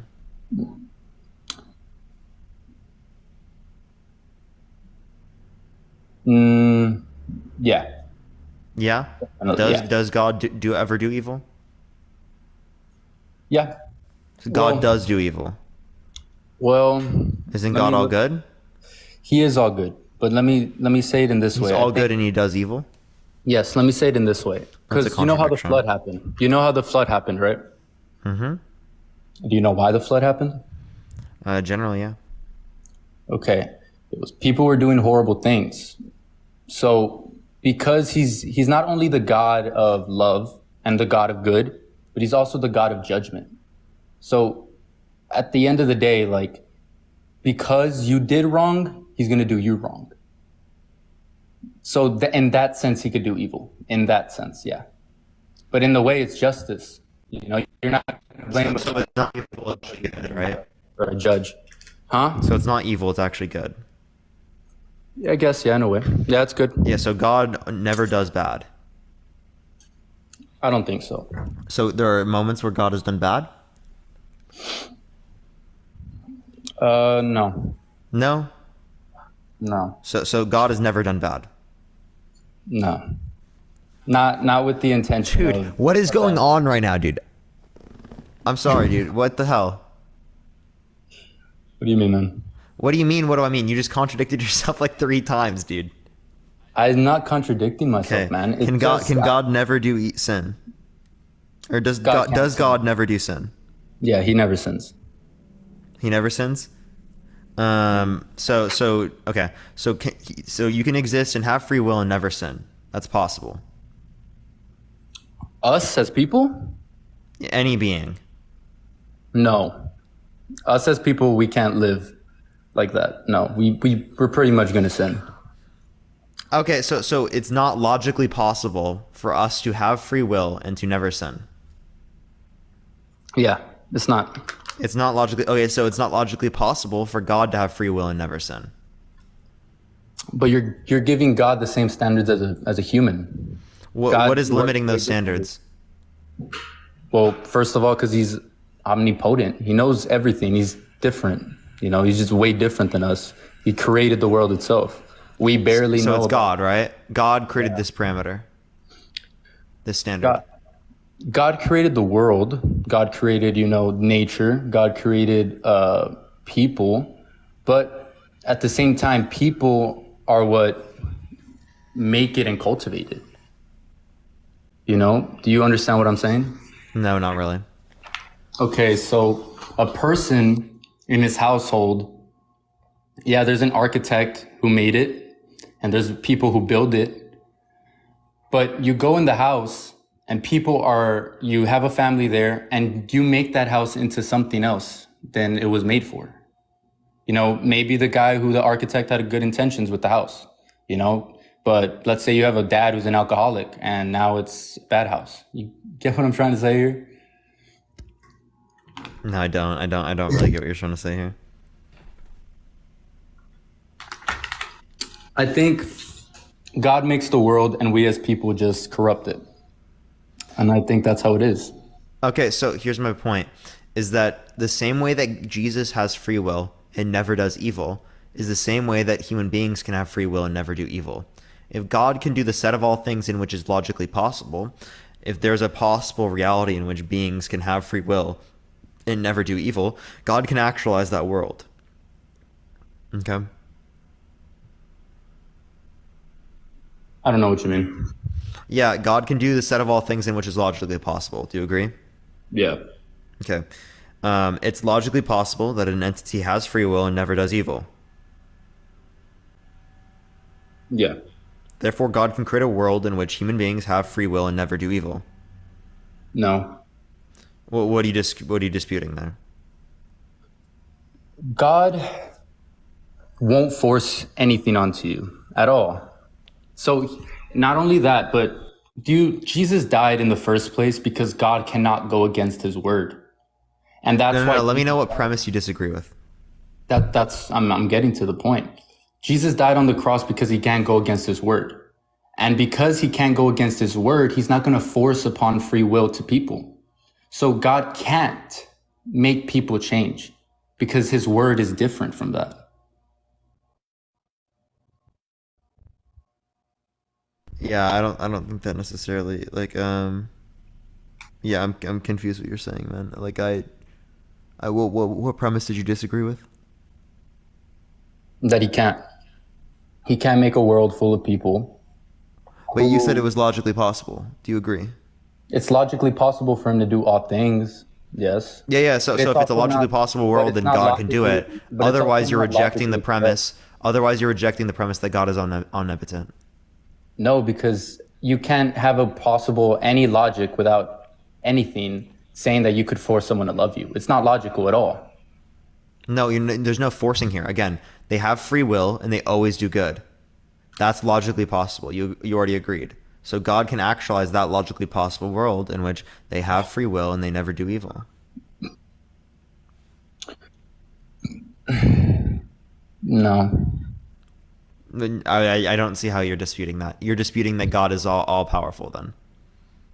God is all powerful, bro. He is all powerful. Okay, so God can actualize that world. Or it's not possible. Is the world not possible? The world is impossible. No. What's the contradiction? The contradiction is nothing. There is no contradiction. Okay, so it is possible. No, man. There's no contradiction in the sense that people can not sin because sin is within us. Sin is from what we are when we are born. Jonathan, thank you for the galaxy. I appreciate it, Jonathan. Thank you so much. And that's also the case. God never sinned. God never sinned. Okay, so in the same way that God never sinned, right, human beings can be in that exact same connotation, right? Because it's possible. If God did so, that implies that it's possible, okay? If God did so and it's possible, that also says that God can actualize that world. God can actualize any world in which is logically possible. Okay. Yeah, so like, again, that's clear here that God can actualize this world where human beings have free will and never do evil. You can't, though. He can't. Okay. That's why I'm saying he can't. He literally can. You said it's a logically possible world. God can actualize any logically possible world. So God can actualize that world. No, man, because, okay, you keep thinking that God can force love upon people, or God can force everybody to do good. God can force everybody to do all these things. God can't force those things. Like I said, God can't go against his word. And his word very clearly states he gives us free will. And within that free will, this is still a free will, by the way. No. Okay, so God doesn't have free will. Yes, he has free will. Okay, so it's the same sense of the term free will that God has. No, God's will is different than ours. Because how is it different? Because God sees the problem within sin, and we don't. Sometimes we just don't see any God problem. can make us see that problem. No, I don't. Why not? Because if God was able to make us see these problems, then that's when you'd be able to realize that you are like him in a way. Okay, aren't we creating the image of God? Yes. Okay, we already think that. What's your point? My point is that it's not possible. It's just not possible, man. Like, it's not. And to say that it's that God can make these things possible is going against what he stands for. Like, fundamentally not true. Yes, it is. Yeah, so what's the contradiction? No, because it very clearly states in the Bible that God cannot go against his word. Because if he was able to go against the word, he wouldn't have needed Jesus to die on the cross for us and all of our sins. No, I agree. He can't go against his word, right? Because he can't lie. Okay. Okay. All right. So again, in that same way that God has free will and can't lie, human beings can have free will and can't lie. I don't see a contradiction there. Because if you're saying it's possible with one, then it's possible with the other. I'm sorry, can you repeat that? If you're saying it's possible with one, then it's also possible for the other. So you're comparing God to man? Within this respect, man can have the same qualities as God does in this sense. Because God can actualize that possible world. Okay. That's the thing, though. He can't. Like, as many times as you say he can. Did you just keep saying he can't? Why? I told you why, because he can't go against his word, man. That is not going against his word. Thank you. I appreciate the cowboy hat. Thank you. Yes, it is, because that's him making you have, like, he's manipulating your free will. And he doesn't manipulate your free will. He's not manipulating any free will. Yes, he is, because you just said if he actualizes something into reality, and if he makes it into something, that's manipulation in itself, because he's making you do good unconsciously. So in a way, it's manipulation, and it's not really authentic. And that's what God wants. He wants authenticity. He wants you to actually believe in him and love him. It's not like God wants these bad things from you or bad things of you. No, so God is actualizing this world in which they have these properties the same way that we are actualizing a world in which we have the properties as well to understand, say, morals, or to have moral intuitions.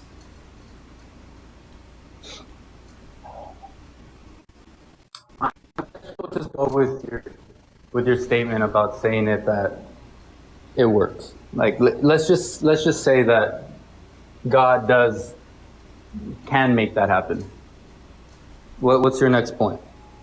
Okay, so if God can make that world happen, you're telling me that God had a choice between a world in which there's free will and no sin, and a world in which there's free will and sin, right? So if this is the case, well, then I think it's very clear that God, given that he's all good, is going to select the world in which he prefers the most.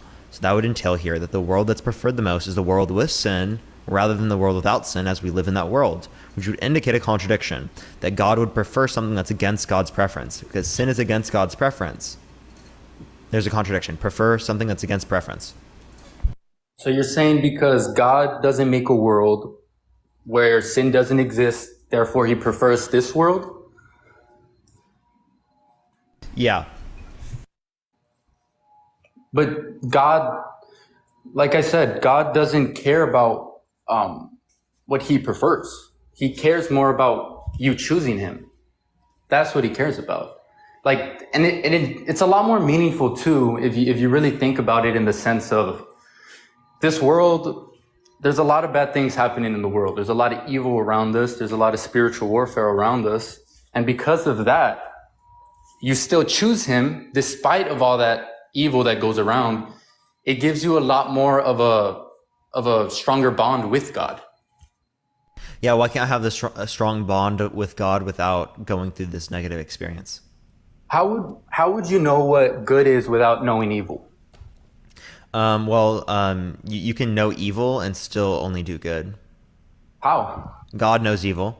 How do you know there is light if you've never seen darkness? Hey, God knows evil, right?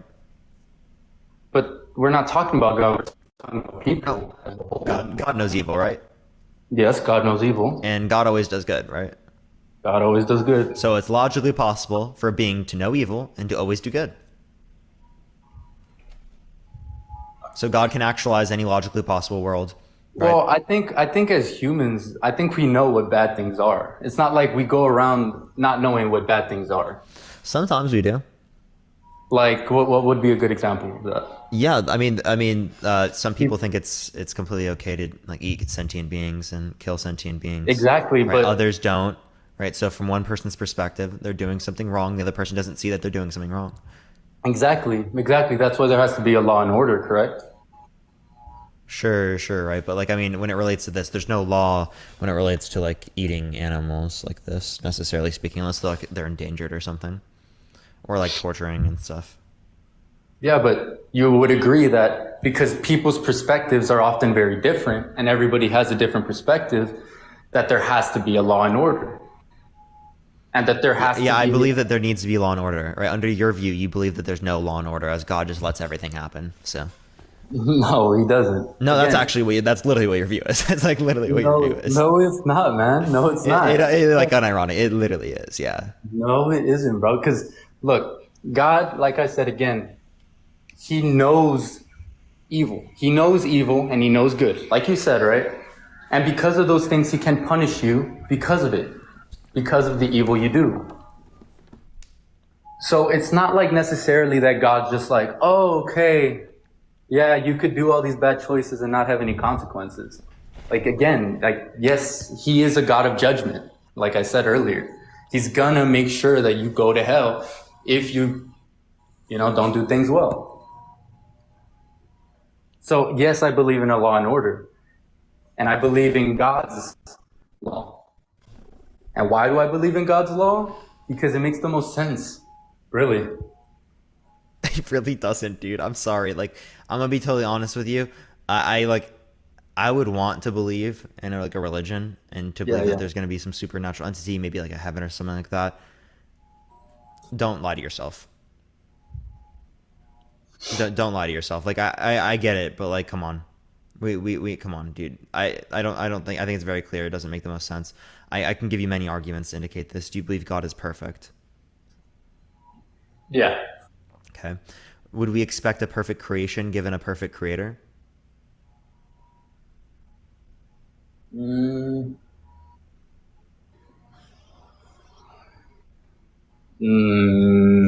Yeah. Yeah. Do we exist in a perfect creation? Are human beings perfect? No. No. Therefore, there's no perfect creator. But that's the thing. Perfection in human eyes is different than perfection in God's eyes. No, same perfection in terms of God's eyes. Thank you for the hand mustache. I appreciate it. Are human beings perfect in God's eyes? Thank you for the hand. I appreciate it. No, because we sin. Okay, so we're imperfect, and there yields a contradiction, right? We expect, given a perfect being, a perfect creator, that there is a perfect creation. We exist in an imperfect creation. Therefore, there couldn't possibly be a perfect creator. That is the most simplest argument you could use. That's not true, because then there would be no free will if there was a perfect creation. Even then, you would still say that would be preferable, right? The only reason you would say that, thank you for the hat mustache, I appreciate it, thank you so much. The only reason you would say that free will is necessary if it was for perfection or for a greater good, right? But if it's not necessary within that context, then obviously it wouldn't be better. So there's no reason to say that. Thank you for that mustache, I appreciate it, thank you so much. Plus, again, you can still have free will and be perfect, that God has free will and is perfect. Yeah, in a way you can be perfect, but it was different when Jesus lived. He didn't have sin dwelled within him like that. He had the Spirit. Okay, you could have done the same thing with every human being. And he did. He did. He gave us that perfection. False. If I create a free throw shooter that makes every single free throw, and they miss a free throw, did I make a free throw shooter that made every free throw? But you didn't make it. No, answer my question.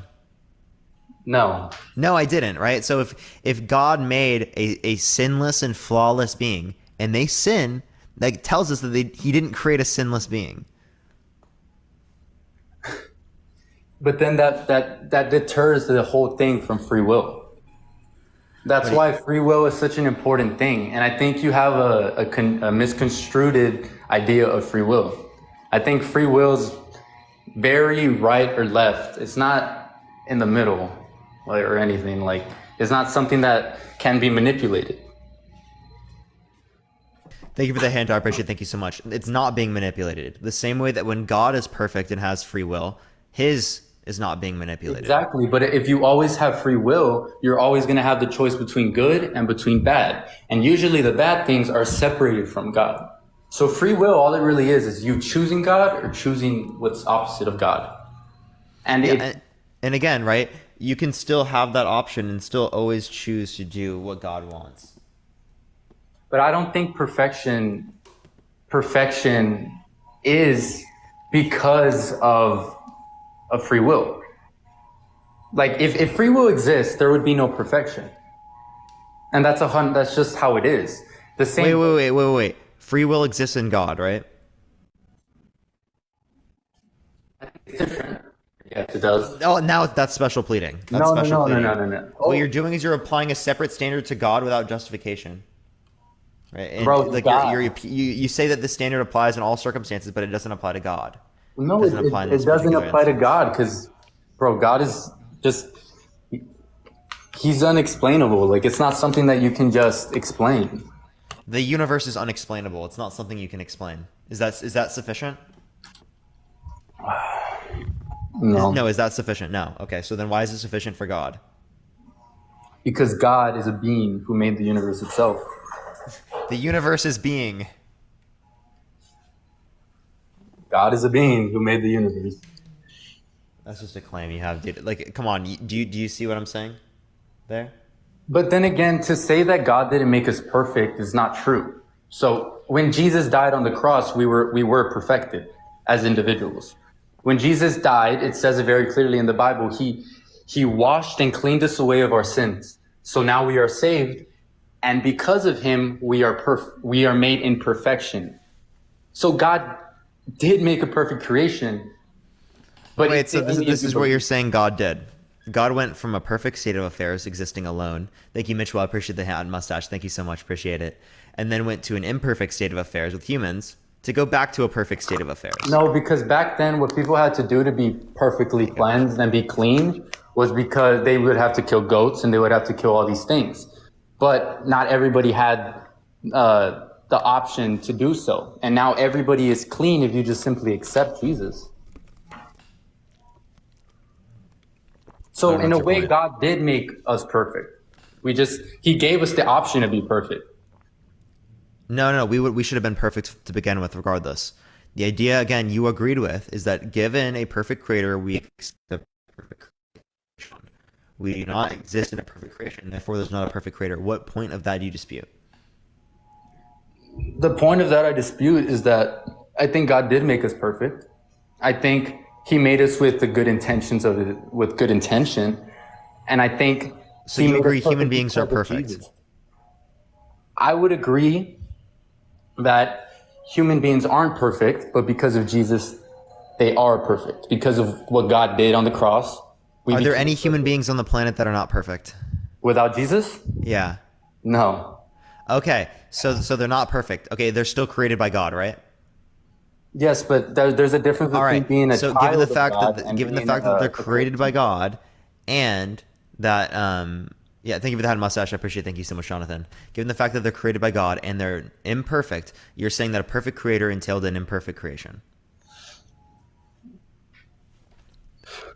No.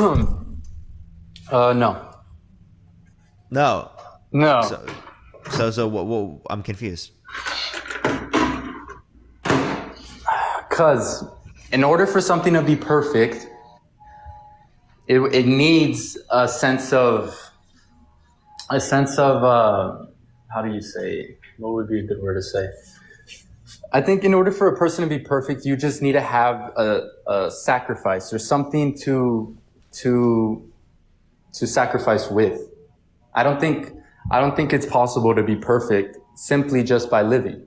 Because also if you went on the perspective of what makes someone perfect. Wait, in order for there to be perfection, there has to be sacrifice. Is that your view?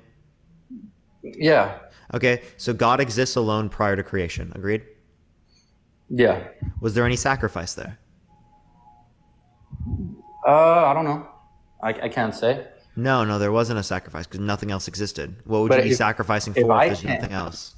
If I do it before God, how can you? No. So it's not like we can have do you think that God exists at all times?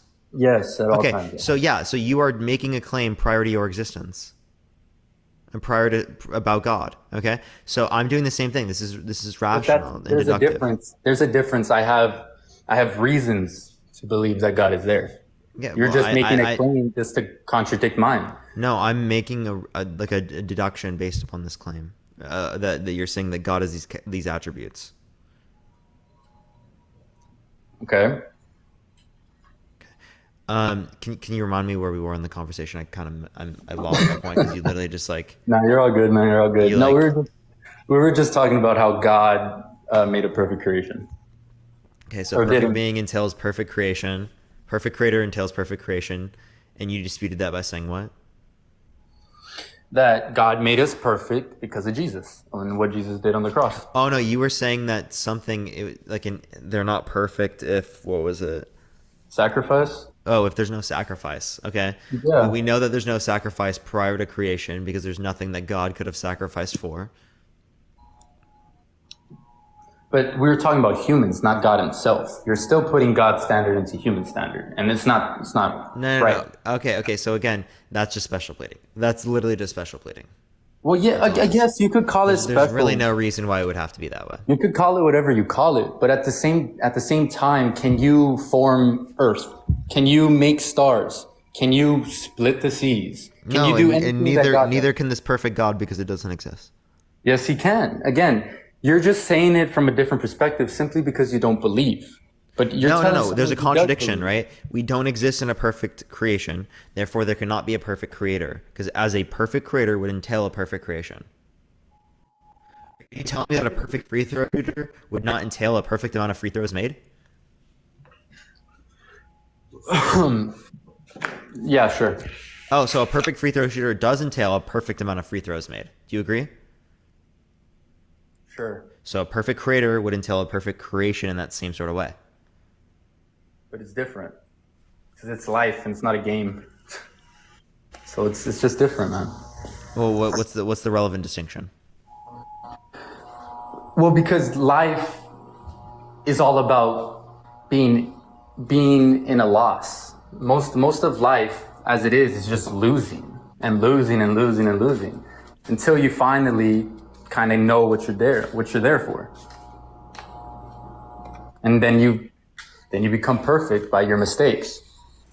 So Matthews, I appreciate the description. Thank you so much. I appreciate it. So this is relying upon the claim that you require experiential knowledge about morality or about these different types of things, right? Did God require experiences to know this? I don't know. You think God required so there was a point where God was not omniscient, where he didn't know all things. I don't think so. I think God always knew what all things were. So that innate knowledge did not need to have experience for that knowledge. So in the same way that you don't require experience for that knowledge within God, you wouldn't require it within humans. And I'll second that, right? Do you believe that morality is written in our hearts? Yeah, definitely. Okay, that is innate knowledge about morality that does not require experiential knowledge. Yeah, but to say what God was before a certain time, it's really an assumption and it's not a statement. And you can't really go on about a debate about it. Wait, what's the assumption? Sorry? Evidence. Like if you have no actual... What's the actual assumption? That God either knew, that God always knew things before he was created or before he needed experience. Yeah, so you're telling me that God needed experience. No, you already conceded to this. You said that God always knew all things. Okay? Yes. So if God always knew all things, well, then there was not a point in time in which God did not know it. Experience implies that there's a point in which you would not know it, and there would be a point in which you know it. There was a point where you haven't gone through that experience, and then there was a point where you have gone through that experience. Sure, but again, it's different for man and God. You just keep saying it's different, right? Like that doesn't tell me anything. Well, yeah, man. I mean, it's different for a God. Yeah. So like the only limiting factor is this God. Okay, so the only reason it would be classified as different is because God made it that way. Under your view. it's not that God made it any certain way. No, was it really just- is. It really it's is. how it is. It really, well, either way, if he made it that way, it's just how it is. I mean, who cares if it's special grading or whatever you like to say? Special pleading? No. Yeah, The special pleading is relating to the justification of the reasoning that you're providing. Okay. What I'm simply saying here is that the reasoning is not good and is not sufficient to then justify this belief.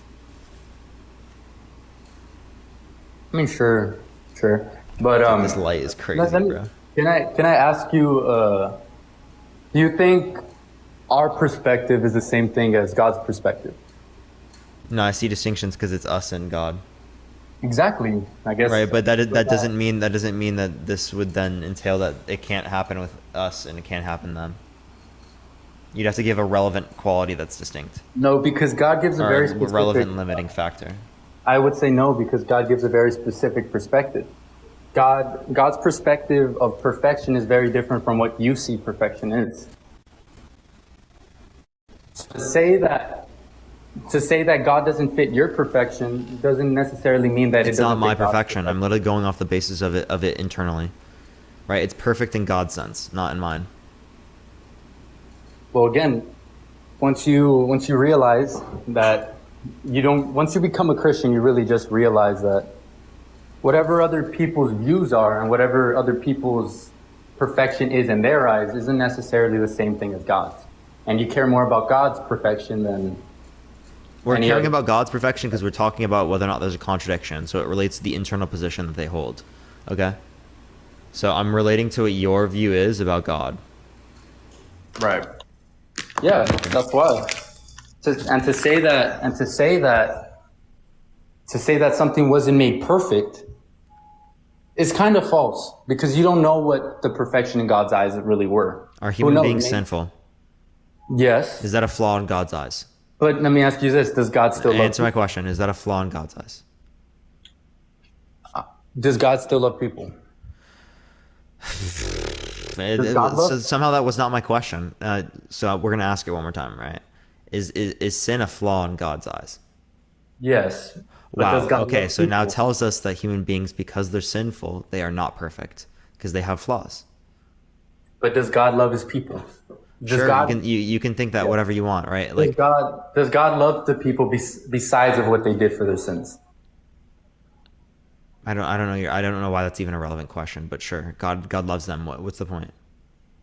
Despite of your imperfections, and despite of the contradictions that you're placing on all these things, it doesn't matter to God. It matters mostly that you love Him. Again, to say that something wasn't made perfect doesn't require any love. It means He doesn't care, right? If he was able to make us completely imperfect, it would imply that He doesn't care about us. But He does care about us. And there's reasons as to why he was able to make us perfect. Jesus died on that cross to make us perfect. So again, there is a perfect creation. You just have to be willing to accept it in the religious perspective of Christianity. Wait, no. It isn't perfect, as human beings are flawed, right? And they're creations of God. Okay? So if that creation is imperfect, that entails an issue here, right? Because the expectation given a perfect creator is a perfect creation. I mean, I don't know how many times I can say the same thing there, particularly. I know you keep saying the same thing, but why do we keep saying that? Why do you think I'm going over this? Because you're not willing to accept that God did make us perfect. So you're saying it is perfect, right? Everything that exists in the world is perfect. I think God made us for perfection. Or are we perfect? To try to reach that perfection, 100%. Is creation right now perfect? Creation itself? Has it always been perfect? Are you talking about creation or people? Creation. Yeah, I would say creation itself is perfect. Okay, there's where the dispute is. Okay, so you think that all creation is perfect, right? That is the view. I think creation, not people. Not people. Are people a part of creation? If you're talking about the world, they're just not the whole of creation. And how it is, yes. They're just not. I think people are just placed on his other creations. You know, Yeah. you could So say if God. this world is flawless, you're telling me that a world with sin is flawless.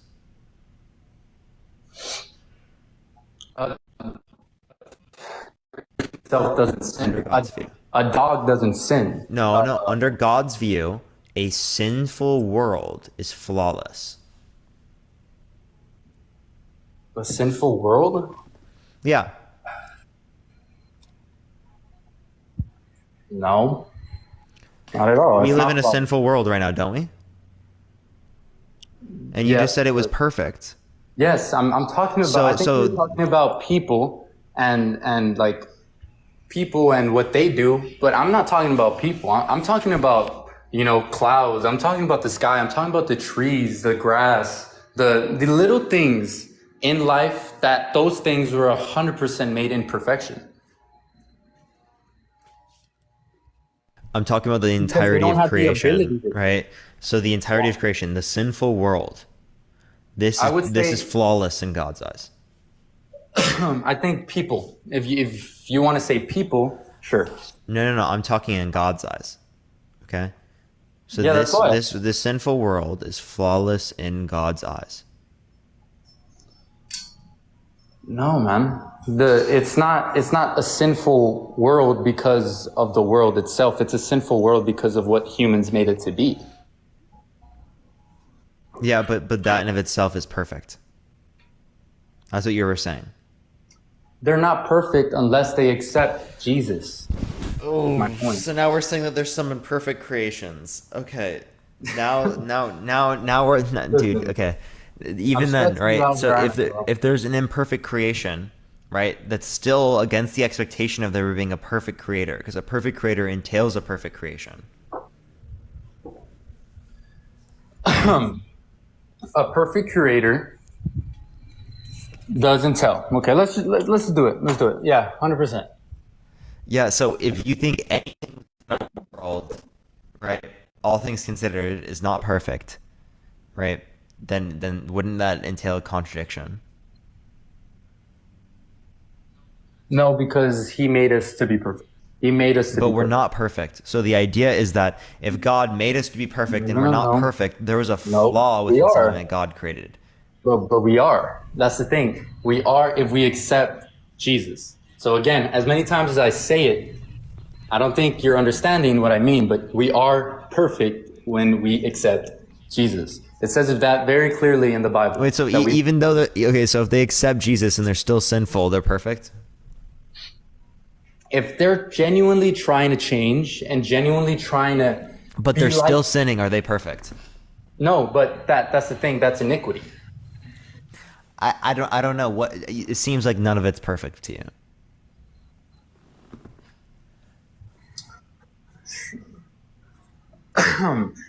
It's because there's iniquity is when someone who keeps falling into their old habits, even though while they're trying to become closer to God.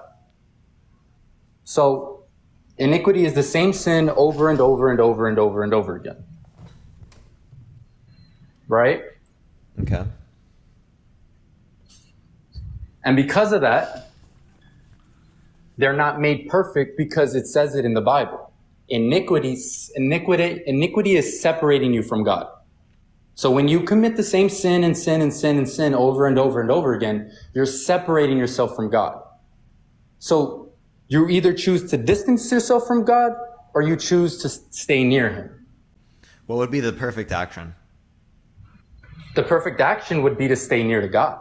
And not do There these you go, things. right? So given that we see that they're not engaging in the perfect action, we know that they're not perfect. Yes, but that Know that they're not perfect. Right? Creation is imperfect. That gets us back to the idea of perfect creator and then there's an imperfect creation. Okay. But that also means that because your iniquities are there, that you're not fully accepting Jesus. I don't think that's relevant. I don't think it's relevant. The It point is is relevant. that there are creations that are imperfect. It is And- relevant because and given that there's a Jesus- perfect creator, we would expect perfect creations, not imperfect ones. It isn't true because Jesus is what made us perfect. And if we accept Him, that's what makes us Making us perfect implies that we were not perfect prior. Okay?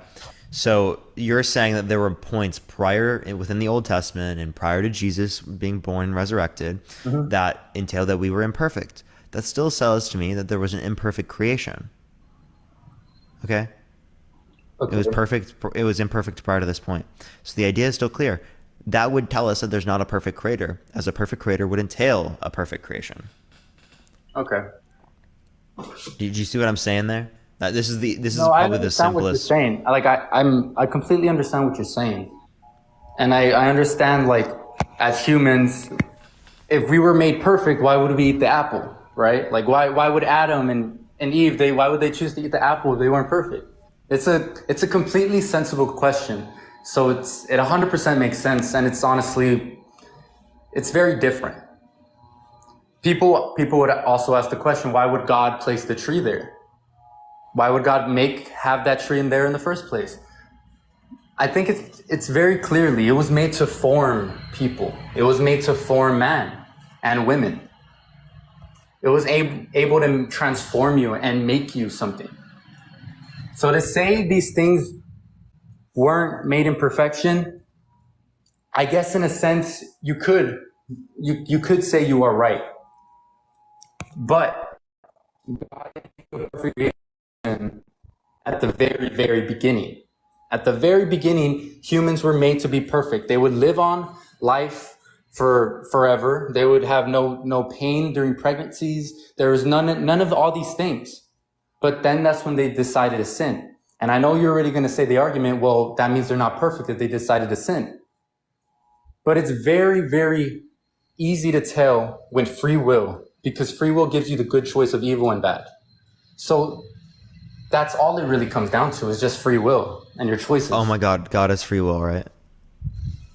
Yes, he has free will. And what action would God have done in every single circumstance? What do you mean? No, God put in that same condition. What action would have he done?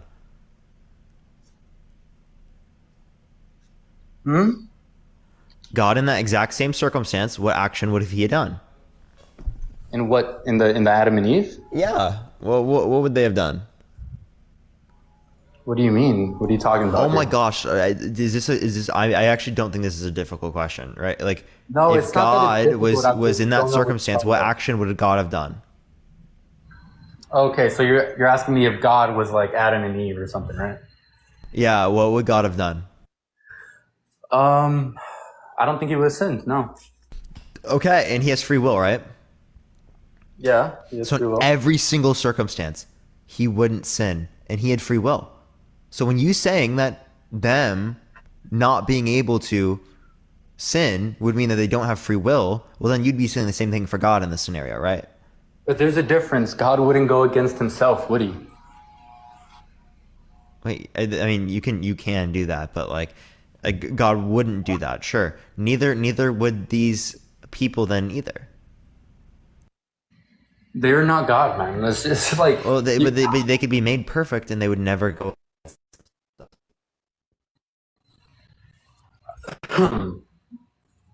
Being perfect isn't necessarily not going against yourself. It's going against God. That's what perfection is. Yeah. Sure. Same idea.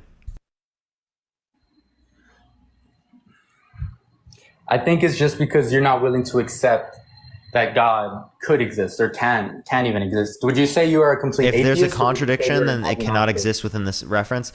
Other types of gods can exist as they're logically possible. I'm an agnostic atheist. Agnostic atheist. So it would imply that you don't believe in a God, but you do? No. Agnostic means I don't know if a God exists, and then atheist means I lack a belief. Okay. Well, would you be willing to accept it for like 10 minutes? Would you be willing to accept that God does exist? For 10 minutes? For 10 minutes, bro. However long you want it to. No, I can't lie to myself. It wouldn't be genuine. Well, then there is no reason to talk here, because there's no way to prove to you if you're not willing to accept an ideology that... I'm willing to accept it, but I need evidence, right? In order for it to be genuine, I would require evidence. Have you ever watched like one of the movies where there's these group of atheists that try to, debunk Christianity, but they end up becoming Christians themselves. And they were saying the same things you were. I mean, talking about evidence, talking about, there's a lack of evidence, there's a lack of Jesus not existing, there's no proof. There's proof of Jesus' man. existence, right? There's I believe proof enough Jesus if you existed look and was for it. crucified on the cross, just I don't believe in resurrection. And sure, there are people who are atheists that are not atheists now. I used to be Christian. Does that mean that Christianity is false because I used to be Christian and I'm not a Christian? And I used to do the same thing you're doing. Damn, I got lost in my thought. Hold on. Okay. So to basically say, you said that you believe that Jesus did die on the cross. Yeah. Okay, so if Jesus died on the cross, why do you think he would say what he said when he was on the cross and still die for his ideology? Why do you think that would happen? Oh, why would Jesus die for that? You think he would just die? You think he would just die? Many other claimed messiahs did the same thing. Like who? Well, I don't remember the names off the top of my head, but they're claimed messiahs that literally went through crucifixions as well. That was the whole point of crucifixion. In many scenarios, like under the Romans.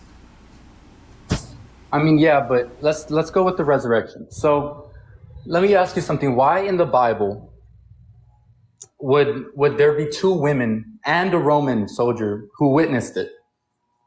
Oh, those are just claims in the Bible. I think it's most probable that Jesus was left on the cross to decompose, as it was most likely in these types of events for them to decompose on the cross rather than to being placed in a tomb. Also, historians are either, and many times, either agnostic or reject the idea that Joseph of Arimathea exists, and actually would have been able to buy the tomb. Yeah, you're right, but they bought Jesus' body. One of his disciples bought his body, and then they that was Joseph of Arimathea, and that's what historians are, either agnostic or reject. Most historians. But why would it be women who in the Bible, and why wouldn't they write down like? I don't know, right? That's them doing their own thing, right? I don't even believe that it got to that point in the first place. You don't believe he just decomposed on the cross or whatever? I think that's most likely. Then why would there be witness, and why would there be like written down notes and stuff? Like, why do you think that's the case? I mean, do you think they just lied? I mean, wait, sorry, claim that again. I didn't quite get what you said there. So if you think that Jesus just died on the cross and decomposed on the cross, why do you think that he would just let him, like, why do you think that they would just lie on the Bible, in text, and lie about the witness testimony, lie about a Roman soldier that, keep in mind, he died for what he believed in. So they can think that they experienced these things, or they could have written this stuff down, right? That doesn't necessarily mean that it's correct, right? You're just saying, why would people lie about this? People lie about religion all the time. Like, unironically, people literally make up claims about spiritual experiences all the time, justify their beliefs. No, you're 100% right. People lie about it. And I don't even think that's probably the best explanation for that. But, like, people do literally lie all the time. So this idea that, like, oh my gosh, they wouldn't lie about their own religious beliefs and their biases. Yeah, 100%. And I think a lot of the time, though, a lot of religious people are very biased and they don't really have an open mind to a lot of things. So I 100% do. No, under their belief, they believe that they're sinners and that they can try to turn away from lying, but they're still going to continue to lie. So, like, you're talking about hypocrites here, like hypocritical people. I'm talking Christians, right? Okay, I see what you mean. Yeah, no, but I'm not lying to you. I'm telling you this truth. Like, I mean, people really did die for just pretending. And thank you for the 10-month. I appreciate it. Apparently, you know what I mean? What are you asking for? I'm confused. It's just that if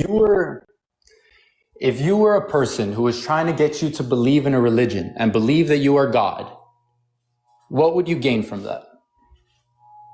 What would I gain from believing in God? No, what would you gain from Jesus? Like, what would you gain if you were trying to be Jesus? Let's say you lived back then, your name was Jesus, you were born and everything, and your whole goal was to believe, to make people believe that you are God. What good would that do you if you died? Like, what good would that do you? You get remembered? Okay, but you would also die a brutal death. But I would say it's more likely to be related to control, probably within that sense. But yeah, like I mean, people do this all the time. Thank you. I appreciate it, Matt. Thank you so much for the travel with you. I appreciate it, bro. Thank you. W's, Matt. I appreciate it. So like, you know, serial unalivers? No. There was this one like school unaliver that like made a video and like was trying to like, they try to get like people to know about them by doing bad things. So they sacrifice their whole life just to get remembered within a small sense. So if we see that people do this within these particular circumstances, wouldn't it then be expected to see this throughout history? You're right. But now comes the terms of the miracles that Jesus did. I mean, Jesus made many miracles, and I don't believe in any of the miracles. If you're looking for evidence of miracles, this is kind of hard for you to justify because miracles are the least probable thing to occur. Okay, when we're looking at historical evidence, we're looking for the most probable thing to occur. So the least probable thing couldn't possibly be the most probable. But that's the thing. What else do you go by besides witness testimony? I mean, there's people who saw that. There's people who written down. Yeah, if people said that they saw like a floating peg, 500 people that they saw floating peg, would you agree? Would you believe it? I mean, I would definitely have an open mind to it, depending on. Would you believe it? Would you believe it? I think I wouldn't believe it. No, but okay, but you also have to think about this. It's not only about eyewitness testimony. It's about people who are against God too. There was a lot of people who were against Jesus himself, and they also witnessed these things. So, and why would enemies go along with what Jesus was saying? So you're just talking about people that prior disagreed and then believed. Well, there are people that are atheists that then go through quote unquote experiences and then become Christians. But again, Jesus destroyed one of the buildings when he died. Well, God did, in a way. That's what do you mean one of the buildings when he died? I'm confused. What are you trying to say? So when Jesus died on the cross, it was a prophecy that Jesus would destroy the Roman Empire and the Romans and all these things. It was a prophecy. But God said he did not come to condemn the world, but to save the world. And so when he died, one of the prophecies came true, and he destroyed one of the Roman buildings. I forgot what it's called. But he destroyed one of the Roman buildings while he died on the cross. That's another. How do you know it was him that destroyed it? Huh? How do you know it was him that destroyed it? Timing. I mean, the timing, the coincidence of him dying, literally as soon as he died and shouted, God, why have you forsaken me? As soon as he shouted that. Can you give me the timeline? Can you give me a source that has the timeline? I'd love to see it. Man, I would have to look through the Bible. Storm, I appreciate the galaxy. Thank you so much, Storm. W's for Storm in the chat. I appreciate it. Thank you for the galaxy, man. Oh, hot dog with 3. Hot dog W's. I appreciate it. Thank you so much. W's for hot dog as well, everyone. Yeah, man, it's just a bunch of eyewitness testimony, bro. Like, it's just like... But you didn't believe the eyewitness testimony of the 500 people who saw the floating pig? It's different because there's more than 500 testimonies. Okay, let's say 600.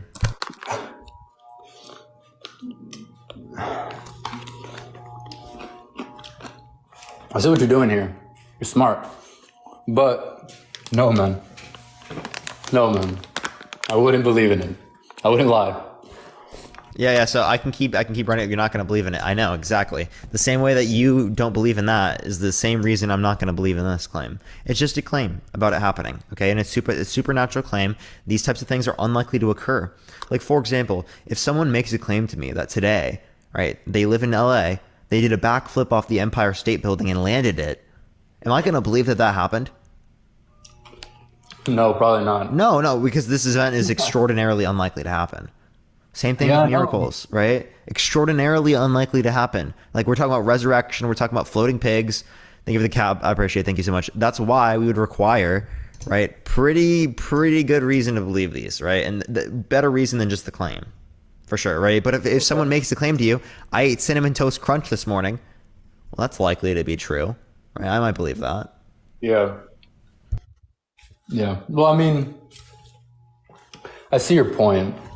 It's just so odd to me how so many people do the same thing, how so many people saw the miracles happen, you know? And I think I choose to believe it. But now I wonder why would you think that people would write about that in the sense of like to control people? Do you think it was in the sense if God wanted us to know, why didn't he write down the Bible himself? He did. He did. He wrote down the Bible himself. How come it is not on paper that is never diminish, never get worse, always stays good, never can get torn? He did on the Holy Spirit, and it hasn't. You know, the Bible's still here. It's been here for a while now. No. So again, it definitely is. It definitely is because we have copies that were passed down word of mouth. We don't have the original documents. What I'm saying is that we're talking about the original documents. Okay. Thank you for the hat mustache. I appreciate it. Thank you so much. He could have wrote it on this enshrined document that never tears, never breaks, never gets worse. We don't have that. I mean, we got the Bible, don't we? We got the words that were in there, didn't we? That were corrupted by the men, right?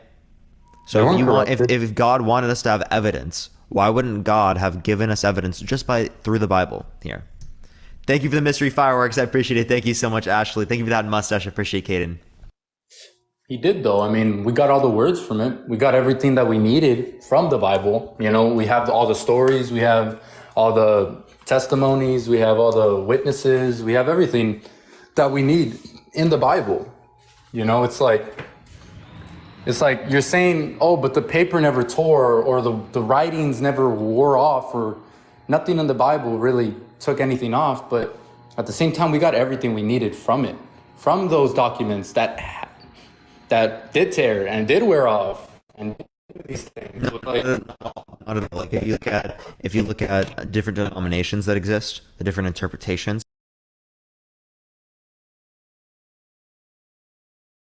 it is not clear at all. Right? It could have been made so much more clear. The interpretations could have been so much more clear. It could have been written in multiple different languages by God immediately. Any language that would exist in the future, that would have given us evidence as well. If they had languages like English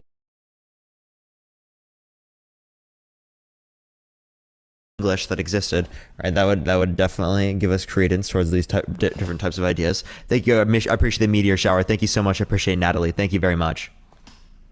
Yeah. So it literally wasn't clear from the beginning. I don't know why you think it was clear. And again, I thank you for the meteor shower. I appreciate it. And the mystery firework. W's, everyone.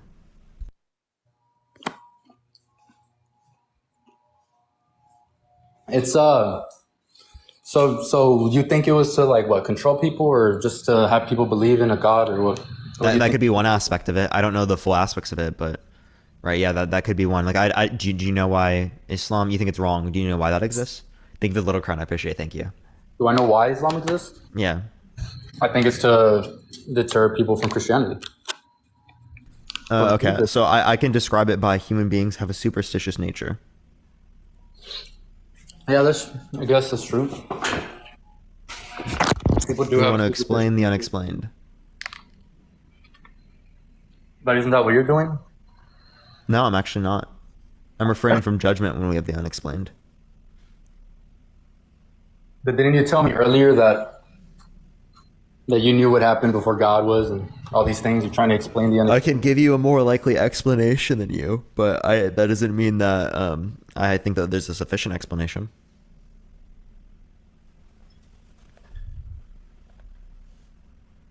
I mean, the Bible is completely against what man wants to do in the first place, or what people want to do in the first place. It goes against people's nature. Why would they make something that goes against people's desires, sleeping with people or doing drugs or doing all these things, like, why wouldn't We they do that with make moral it- systems right now anyway. Huh? We do that with moral systems now anyway. But why? I mean, if That's just how it is. Thank you for that mustache. I appreciate it. Thank you so much, Caden. Because people disagree with the way that other people act, even if it benefits them. exactly. So it's the same way with Jesus. Like, if they were trying to do something to control or trying to make someone believe in him, why didn't they make it the most pleasing to the eye of people? Well, they could have, right? And that could have been with the way that God is, or it could have been through any way that God would have preferred, because the biochemical response that we have is literally set by God. It's a parameter set by God. Yeah. Yeah. So, is there anything else you want to talk about or add, bro? Nah, man. Everything's good, Appreciate you coming on. Thank you so much, bro. Have a good one. Have a good one as well. Let me go into the next person. Everyone, if you like the content, follow me if you're ready. Natalie, I appreciate the hand heart. Thank you so much. I appreciate it. I'm going to go into the next person. Only send a guest request if you disagree. We're just looking for some debates, everyone. I'm going to look for the next person here real quick. Again, if you disagree, make sure to send a guest request right now. Again, only send a guest request if you disagree. Yo, what's up? How old are you? Yo, I'm 30. Yeah, do you believe in God? Yeah, I believe in God. Very much convinced by that. What God do you believe in? I believe in Jesus Christ. He's the Lord and Savior, and this is because of my own studying of His person and the claims that are behind Christianity. I think they're much different from other claims from other religions, I think. Yeah, in what capacity? So first of all, Christianity is very falsifiable. So first of all, the crucifixion, if you can prove that the crucifixion is false, then you do not have to believe that Christianity is true. So that was one thing that I went on to look for, to see if it was really true. And I mean resurrection, not crucifixion, right? Crucifixion and resurrection. Okay, so resurrection we wouldn't have good reason to accept, but crucifixion we could. Yeah, I accept crucifixion actually. Yeah, resurrection is what is actually the falsifiable claim. So in the Bible it says that if you can prove that the resurrection is not true, then Christianity is false. So that is what I went for immediately. Yeah. So in terms of the resurrection, right? It's actually most probable that they would have left like the crucified individuals on the cross to decompose, right? So there would be most probable evidence to indicate that there was not even a tomb in the first place. There was a tomb, and the tomb was found empty. And if you read within the primary Bible. Yeah, the Bible is the primary source. So I'm not gonna just accept the Bible because it made a claim, right? We have most probable evidence to indicate that. Again, it would be that he was left on the cross to decompose. Also, many historians are either agnostic on or reject the idea that Joseph Arimathea existed, the person that was supposedly supposed to have bought the tomb. And would you say that Caiaphas didn't exist? Say that again. Caiaphas. Caiaphas was he was actually the person in authority who gave the order for them to go and pick up Jesus's body, and that is actually a real person because they found his grave in Israel. So that, and how I got to be convinced is all of the eyewitnesses that saw Jesus, they went on to die. So are you saying Caiaphas? Caiaphas, is that the person you're talking about? Yes, let me look for his name here. Yeah, so we can have outside evidence for that, but why does that indicate that we would have had like a particular tomb?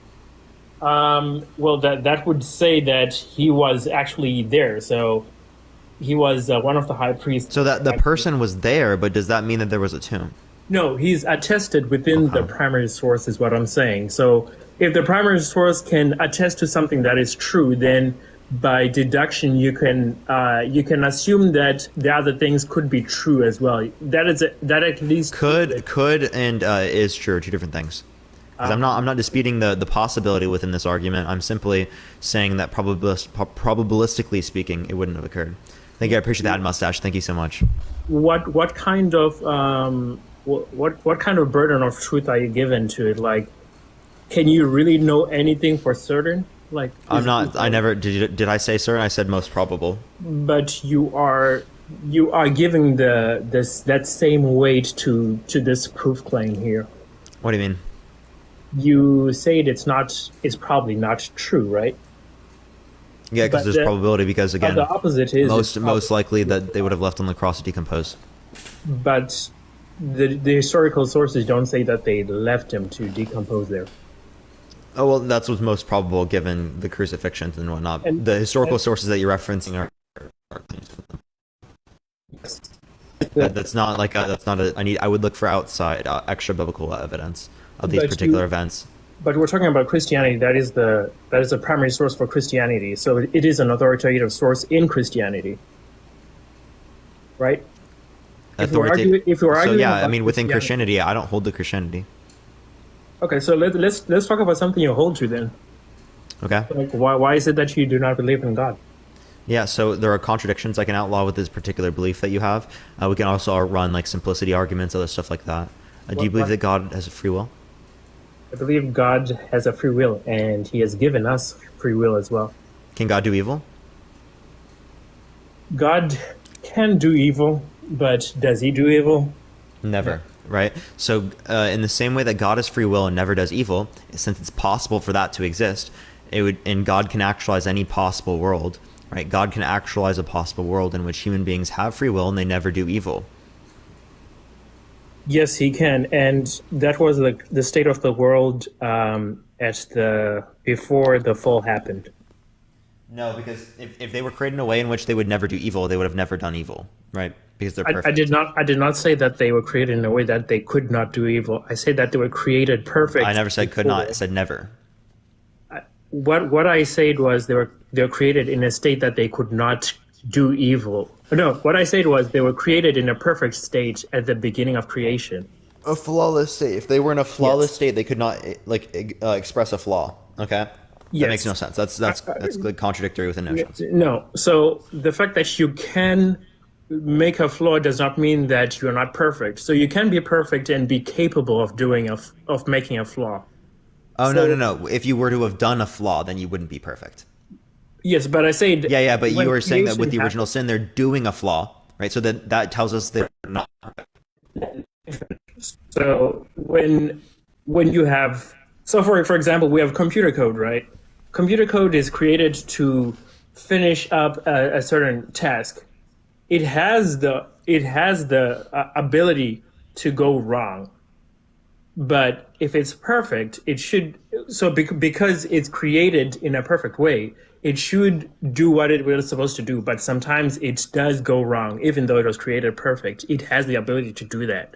So because you are capable of doing it and you have not done it, does not mean you're not in the perfect state.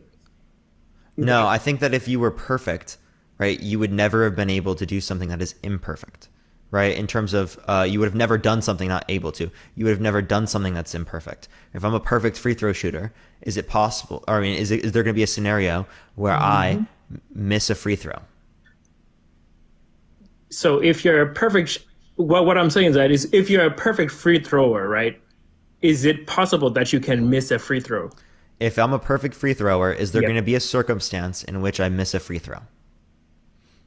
No, my question is no, right? So like, is it possible for you that you can because of no, I want you to listen to this, right? It's never going to be the case, right? That's all that's relevant, okay? It's never going to be the case that I would miss a free throw, okay? So if it is the case that we see that they have sinned or that they have engaged in a flaw, that tells us that they were never flawless in that respect. I have to disagree with you because the state of being perfect is a state that exists in a timeline. So the moment you start doing something wrong, it means that you have stopped being perfect and you're now in the state of imperfection. And it is possible to bring you back to that state, but because you're in this state, it does not mean that you were not perfect to begin with. It means you have started to get into an imperfect state. So it's just like if you have a positive which is gaining a flaw, which means that you are not perfect, right? Because a perfect being would not gain a flaw, as they are flawless. No. So if a flaw is how do they gain a flaw if they're perfect? Please tell me.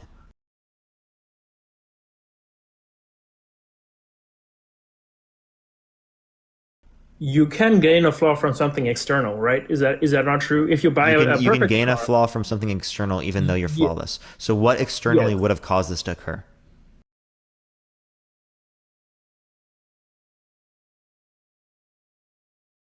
So what external flaw would have caused? What is external? Wait. Can God be caused a flaw? No. Can I answer? No. Wait. Why not? Why not? First question. Let me answer the first question. Wait. No.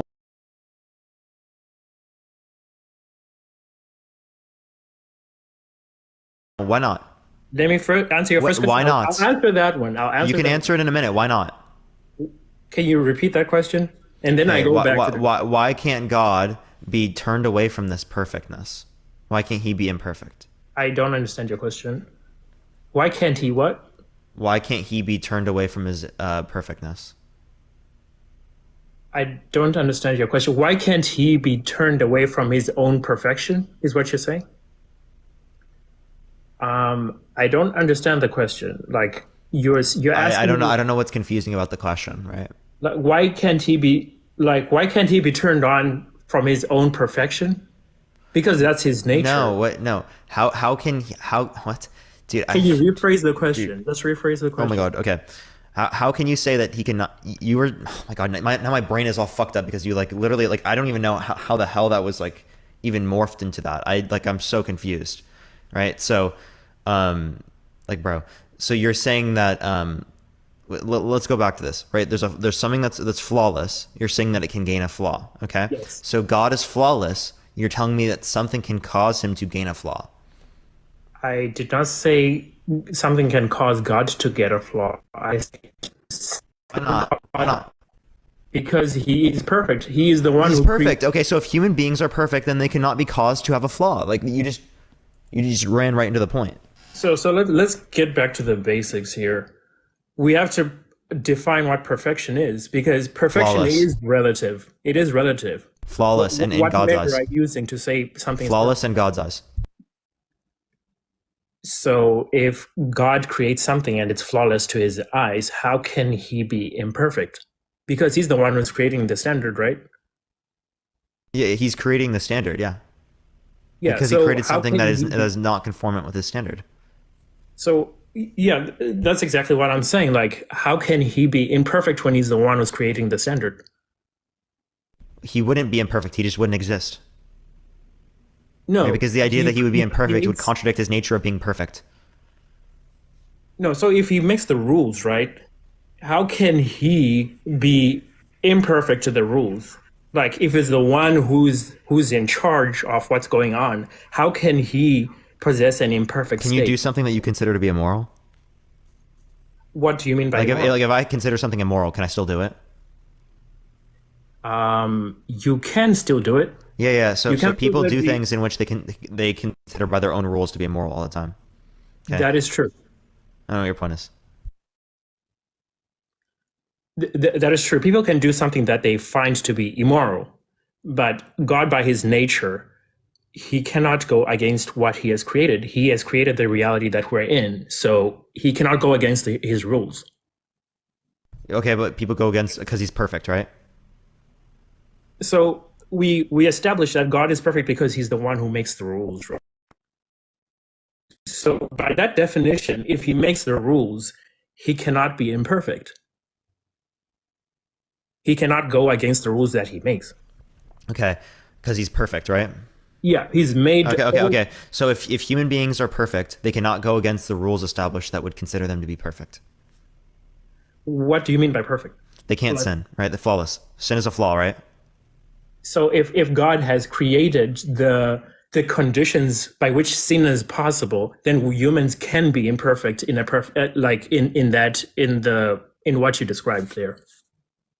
Wait, sorry, say that one more time. So if God has created like all the set of possibilities that could happen, right, in the world, God has created such that sin can be allowed into the world, then even if a human is in a perfect form, something external can cause them to become in an imperfect form. Oh, if there's a perfect creator, there would be nothing external that would cause it to be imperfect. But what even then, that would be saying that there's something external to God that can cause God to be imperfect. Which is something that you also reject. What you're describing is imperfection in your eyes. So No. Yes, it's under God's eyes. I've clarified that multiple times. No, you are assigning a standard which God does not ascribe to, right? God has created. No, this is completely defined by the view, right? What are you talking about? So everything that has happened in creation has been to God's will. So the sovereign will of God reigns on us, whether we like it or the Holocaust happening, was that God's will? That was God's will. That was God's will. Okay. That was God's will. But let me also say that within your worldview, there's nothing wrong with the Holocaust.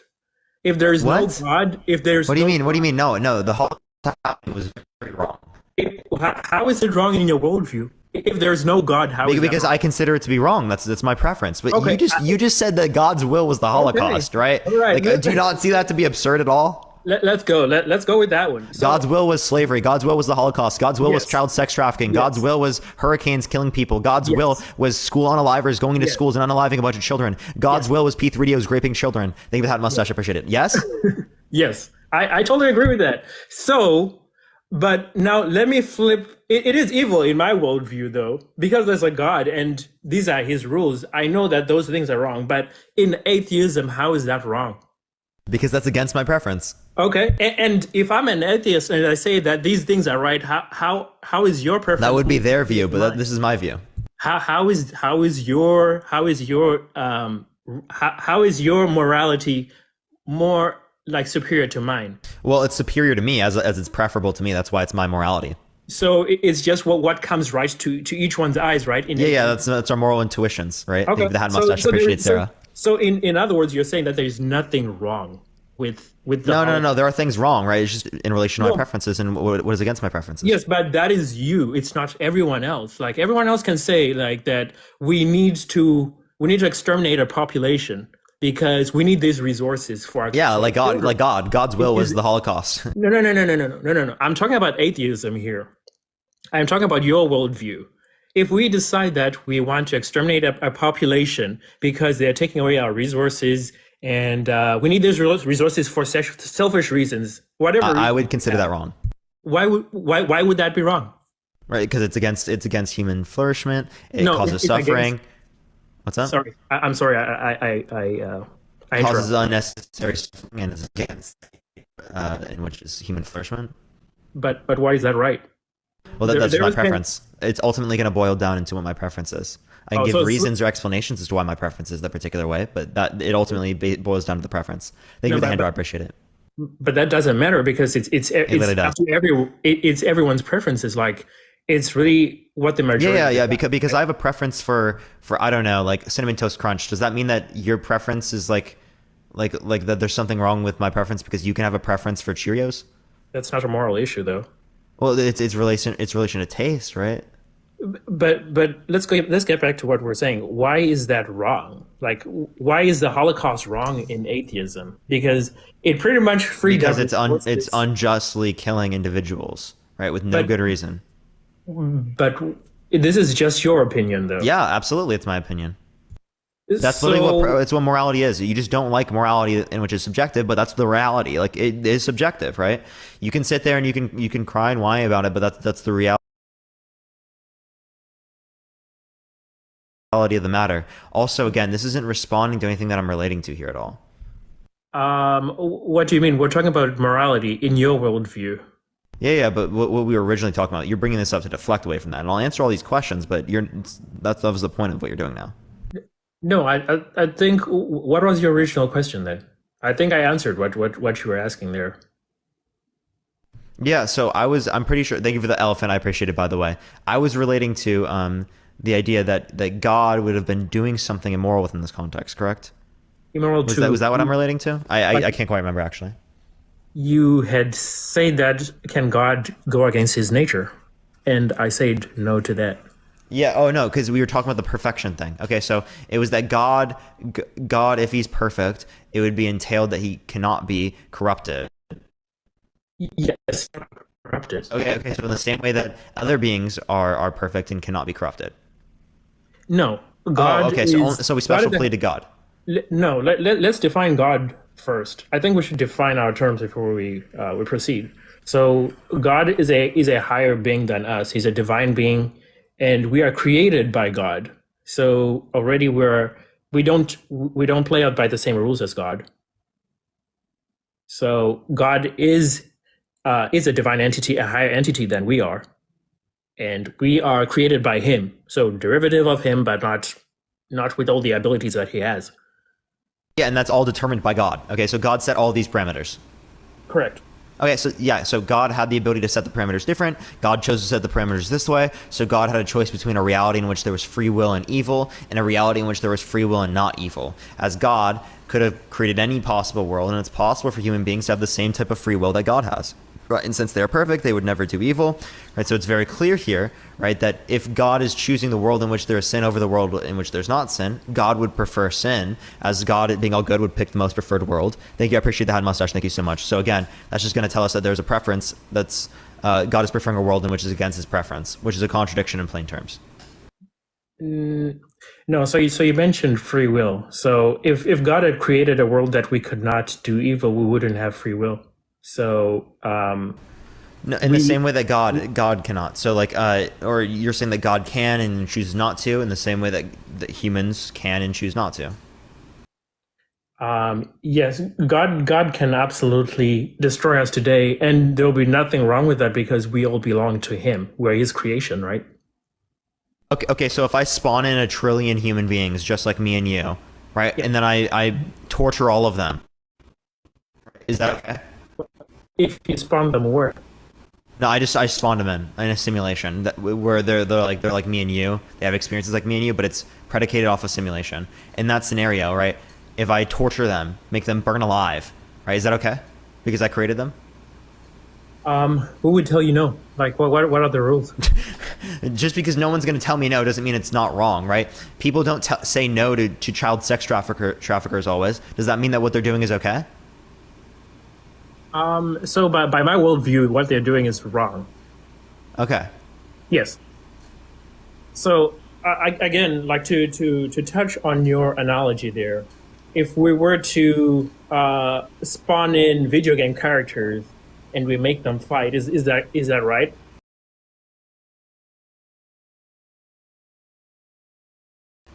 If they're sentient beings, that would be wrong. No, but to us, they are automatons on a screen, right? But are they sentient?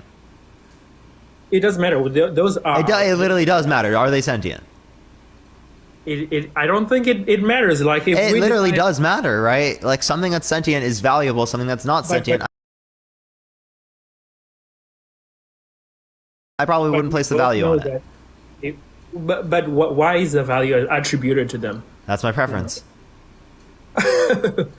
I don't think that's a valid claim for morality. It literally is, right? You just don't understand meta ethics. You either make the rules, right? Like God has made the rules. So we are born with innate value because we are born in God's image, right? We're image bearers of God. And God has placed that value on us so that if any other human being desecrates us, they're desecrating the image of God. That is why killing other people is wrong. But in atheism... Yeah, so all you're saying is it's against God's preference. That's all you're saying there, right? But He's the one who created us. So I don't care. It's still against God's preference. That's it. The only point is that it's against God's preference. Reality is that rape is okay. In that reality, do you think it's okay? Obviously not, right? Why Obviously not. is it wrong? Why is it wrong? What do you mean? Why is it wrong? It's violating the consent of an individual and causing lots of suffering.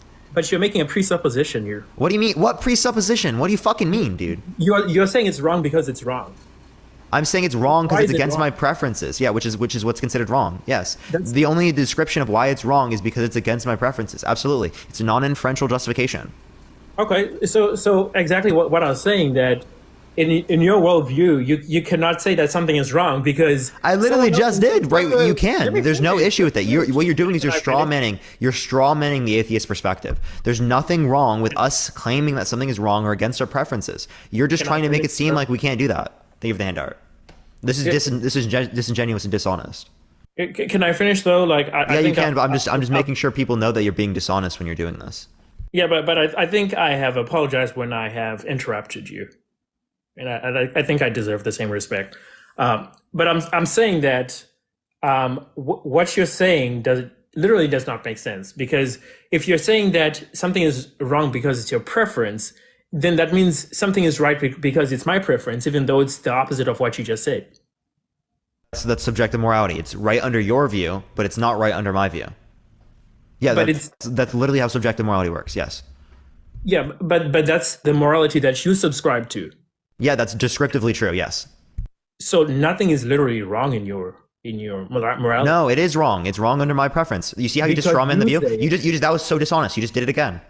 No, You just strawman did the I view do? again. We've already clarified in this conversation that it's wrong in terms of my own preferences. And then you just said, oh, then you think that there's actually nothing really wrong there. What you're either doing is an equivocation or you're strawmanning. No, I am literally proving by deduction here. It's wrong by you. What? Yes. Are you? Deduction, What? No, yeah. it would be deduction, my guy. Yeah, I am pretty much saying because A is true, then A plus A is true as well, right? Well, where are you getting that? That seems to be the assumption. Because like if you say that we are both human entities, right? You and me. There's nothing that separates us, like we are both equals, right? Is that true? Yeah, morally speaking, we're equal. Yes. So you can make your own rules in life, right? And Yeah, that that's would my be- own preference. if I'm they- confused how this is saying that I don't have any type of morality or I can't say things are wrong. I did because not. again, I I can did. say it's against my preference, and all you're doing there is strawmanning the view. I didn't say that. That's actually what you've been claiming this whole time. That oh, you can't actually say things are wrong? No, I am saying that you are attributing your morality to something that doesn't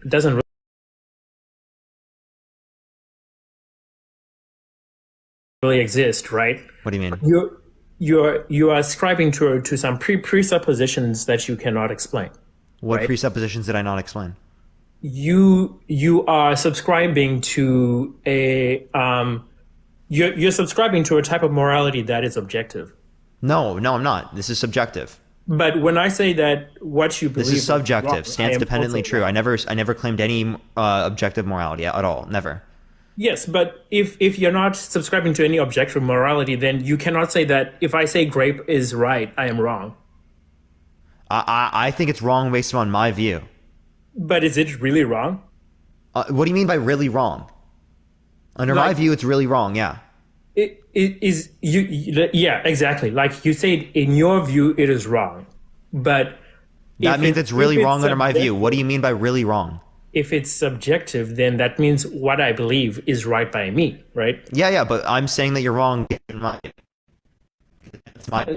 So all you're telling me is that that's your preference. That's all you're saying. It is wrong. It is wrong in your view, but is right in mine. Same as I think that. Yeah. So what's the critique? Can you rephrase that? What's the critique? You are subscribing to an objective morality. No, I'm not. No, because objective morality would be indicating that there's a stance-independent truth about morality in most scenarios, right? Whereas we're not relating to stance-independent truths here. We're talking about stance-dependent truths as it's relating to my preferences or my desires. So let's test that. Is there any kind of a situation that is correct to rape babies, to grape babies? By the way, again, you have to say R word, essay, or grape. My bad. No. No physically possible scenario. That is objective. That is objectively wrong, right? That's not that. No, that's subjectively wrong under my view. What Because is again, objective? objective would imply independent of my stances. But- I don't know what it means to say something is wrong independent of what I care about. What does No, that mean? but Can you please wait now? Can you please tell me what that means? What means? What does it mean for something to be wrong independent of what I care about? Like it is wrong universally. No. That's not what objective means. Objective is relating to stance independent truth. What you're relating is to the idea of generalism versus particularism. Okay. So are there moral principles or are there not moral principles? Moral principles being something that's wrong in all scenarios. Like lying is wrong in all scenarios. That's a moral principle. Thank you. I appreciate the little crown. Thank you so much.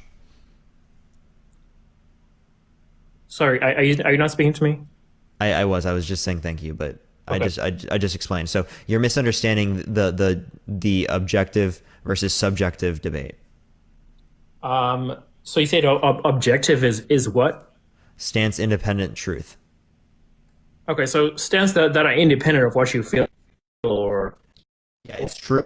It's his desires, your attitudes. So is it true regardless of what we're saying here that it is evil to rape babies? No, it's based upon my view. So you're saying that it's not independent of my view. It is based upon my view that it's wrong. Yes.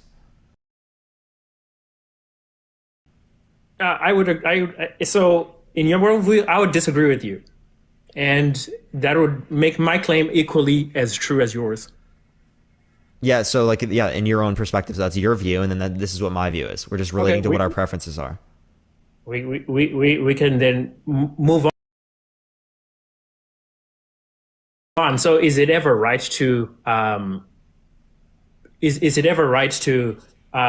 rape women for no reason? No, it's never reason right. whatsoever. No. Like, is there any other conditions that no physically possible scenario? Is it? So you are attributing to objective morality there. That's not objective morality. It is, because you say no, it's not. You said no physical conditions are possible for that to happen. So that's not relating to objective morality. That's still dependent upon my stance. No, it is not. I don't know what you're talking about. If you say that it is, it literally is. No, you say that it's out of any physical limitations there, right? What? You said there are no physical conditions that it is possible for it to be right. There's no physical conditions in which we would indicate that it's okay to rape someone. That is no longer subjective. That is objective. That is that's subjective because it's related to my preference about morality. You're you don't understand metaethics at all, right? No. You say that's something. No, I want you to read into metaethics and the distinction between the subjectivist and the objectivist, or the realist and the anti-realist. Okay.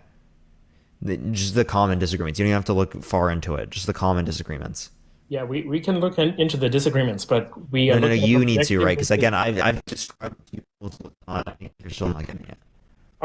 Okay, can you read it out, because it really does not. Yeah. Objective, stance independent truth. Subjective, stance dependent truth. Okay, the truth of morality is stance dependent, so it's subjective. Let me get the definition for objective here. Look up philosophy. Look up in philosophy.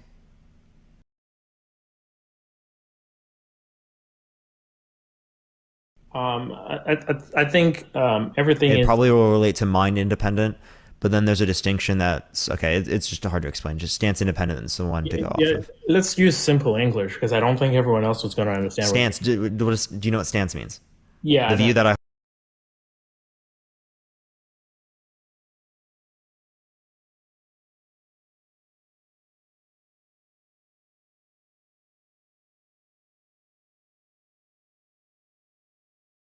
It means does not rely on the stance to be true. It does not rely dependent on the stance means relies upon the stance to be true. Okay, so if my stance is this way, that's what's true. If my stance is this way, that's what's true, for my view. So what are the stance for grape being correct, being morally right? There's no physically possible scenario where it's right. So even if you believe that it's right, then it's also wrong, right? Under my view, yes.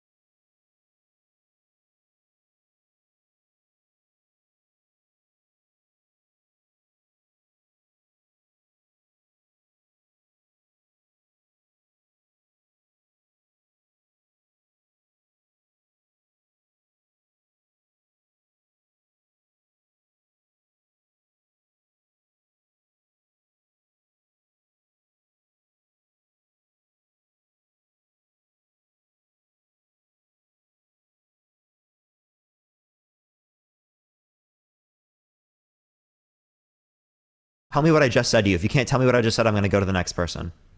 You literally just say that your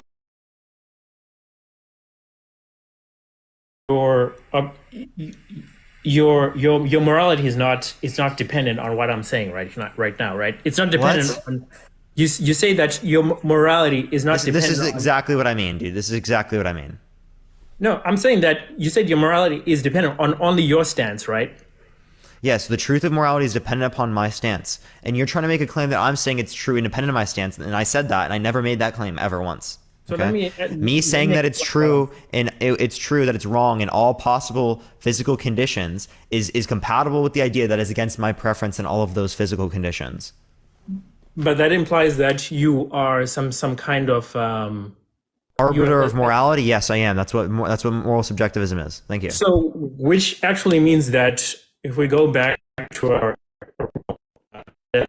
definition, you are your own God then, because you're the arbiter of morality, right? Yeah, arbiter of morality is not the definition of God.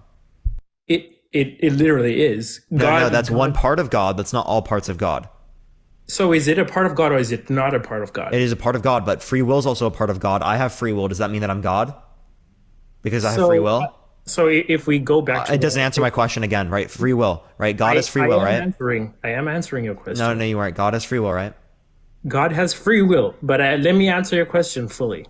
I said God has free will. We share some attributes with God, and there are attributes that we do not share with God. Is that correct? Yeah, so even though we share this particular attribute, that does not mean that I am God. Do you agree?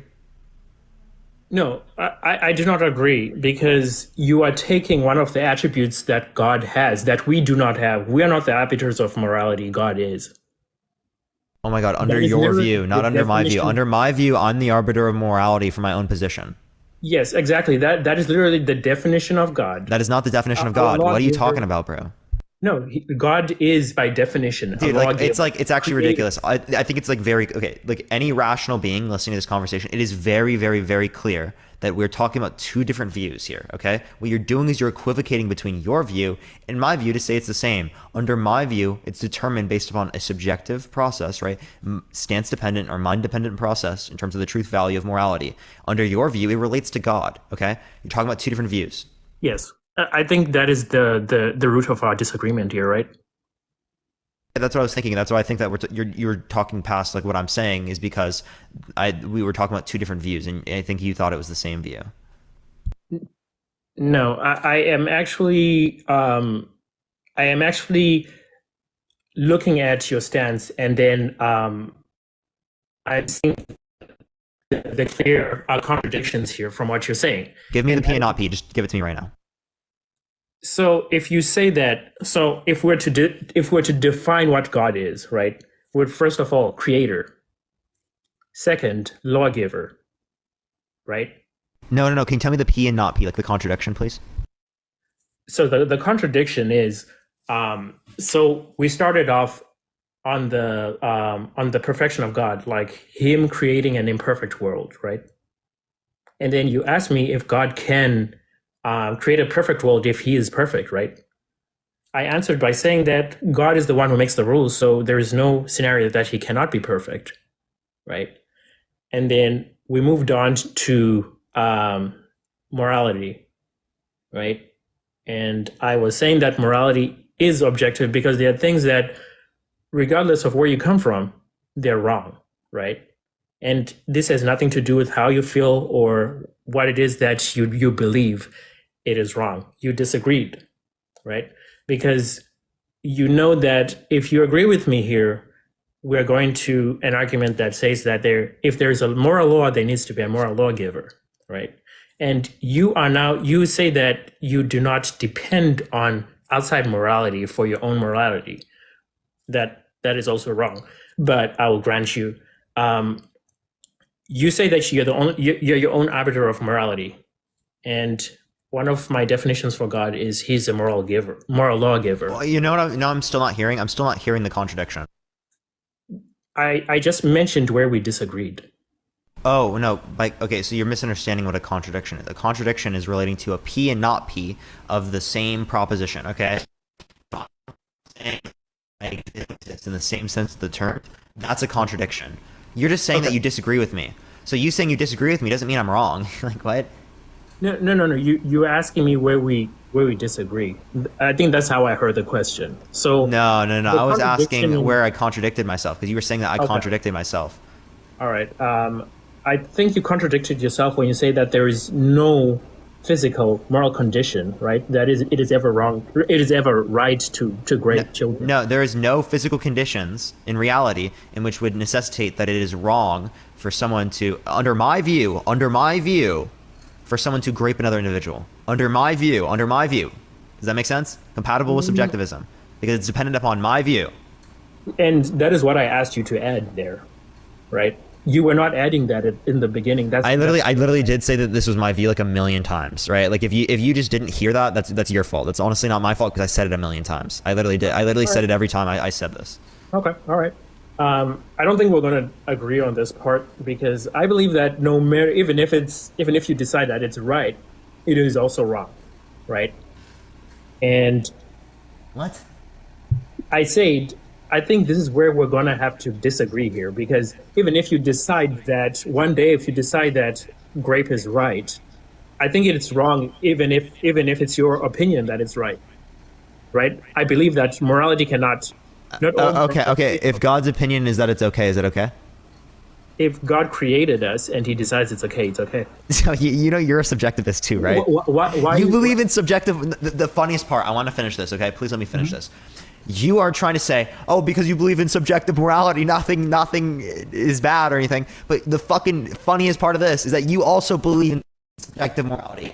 The truth of morality is dependent upon God's position, right? It's dependent on God's stance. Yes, correct. Because God has created the objective reality we live in, right? So God has created objective truth. Actually, there's an argument to say that's all subjective because the reality being this particular way is dependent upon God's stance about how reality should be. So what I'm saying is God has created our objective, or what we perceive as objective reality God has created, right? He's the objective lawgiver. We don't have a say on that because we just arrived here. It's subjective. It's still subjective. You're just saying that we should take this view over others. That's just preference based. You understand that, right? You understand that that's literally just preference based. In what way is it? Because it's dependent upon God's stance. That's preference. But God is a higher being than us. I don't care if you think that God is a higher being. It's still dependent on God's preference. You're just saying that God is a bigger stick than us.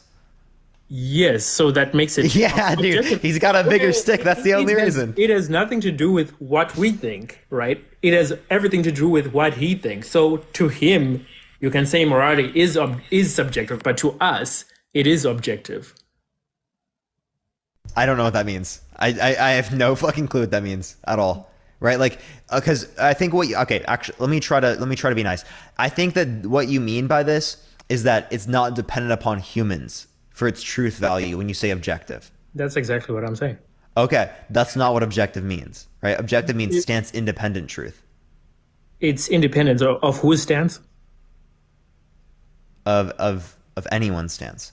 But like we are the only any stance. Who, like we are the only beings that logically reason, so it can only be independently objective. Any stance, any mind. To humans. Humans are the only creatures that logically think about these things, right? Is that correct? Well, under God,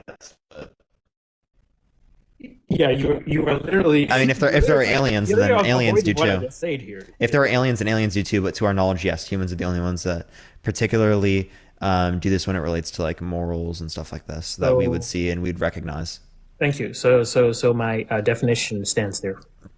No, it doesn't, because you're just talking past me then, right? I don't think I am, because I just... No, you really are, because what I mean by objective is stance independent truth. What you mean by objective is just independent of humans. But I asked you, whose stance is it independent of? Thank you, Chunk. I appreciate the subscription. Thank you so much. Whose stance is it independent of? Any stance or any mind. No, no. I answered this question already, dude. I don't know. Like, I literally answered it. Like, can you please tell me how that doesn't answer it? You're not answering it in the sense any stance, any mind. That's fucking clearly answering it, dude. No, as I said already, like... No, you're literally irrational if you think I didn't answer that question. I'm sorry. That's like ridiculous. Lydia, I appreciate the subscription. Thank you so much. No, I no. appreciate it. Again, No, like I just clearly answered it right in front of you. yeah. You answered it, but you're the one. You're not the one who gets to define what that is, right? What do you mean? Again, you said truth and morality, right? By consequence, morality is subjective. So again, you're not the one who gets to say. You're not the one who gets to say that objectivity means it stands independent for every. You just don't understand linguistics. Like language is going to be stance dependently true. It's going to be based on the way that I'm referencing the term. No, And but this is a common reference within philosophy. This is not like just me. I didn't come up with this term. Yeah, I didn't just like somehow like someday think of this. This is it. So you're referring to an objective truth then? No, I'm not referring to an objective truth. I'm referring to something that's been established by the field of philosophy. No, not objectively true. It's subjectively true, but it's dependent upon the stance of philosophy. So I am not wrong then. Yeah, we're talking about this in the sense of morality. You like, and yes, you can hold a consistent view that relates to defining it differently than I do, right? But that you're just gonna be talking past me, okay? Because I'm defining this differently than you are. Yeah, but then you have to say that I am correct then in my own definition, because truth is subjective, right? You are correct in your own definition. I already said that. Thank you. Yeah, I think this is the end of my conversation here. All right, for sure, bro. I appreciate your time, though. Brad, thank you for the subscription. I appreciate it. Thank you so much. If you disagree, send a guest request right now. Please only send a guest request if you disagree. We're just looking for some debates, everyone. Let's try to get to 1 million likes, everyone. If we hit 1 million likes, I'll be giving away a free sub or so. A few, 1 or 2 like free subs, something like that. So let's try to get to 1 million likes, everyone. I appreciate everyone doing so. Let me go on to the next person. By the way, everyone, we should be doing a second account live later today. I'm probably just going to get food and then I'll come back and I'll go live. So that's probably what's going to happen. We got about 55 minutes left on the live. So if you like the content, follow me if you haven't already, everyone. But let me go on to the next person. Is anything considered an objective morality? I don't believe in objective morality, but some people hold stances that relate to that.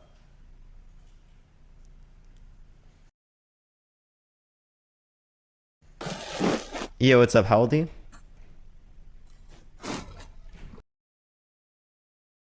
Hello?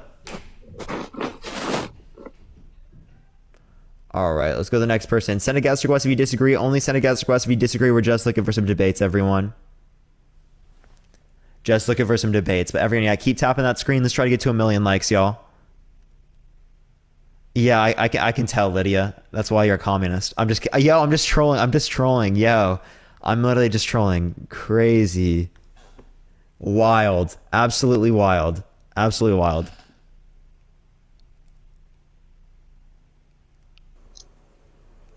Yo, what's up? How old are you? I'm 24. 23, 24. I do. Why so?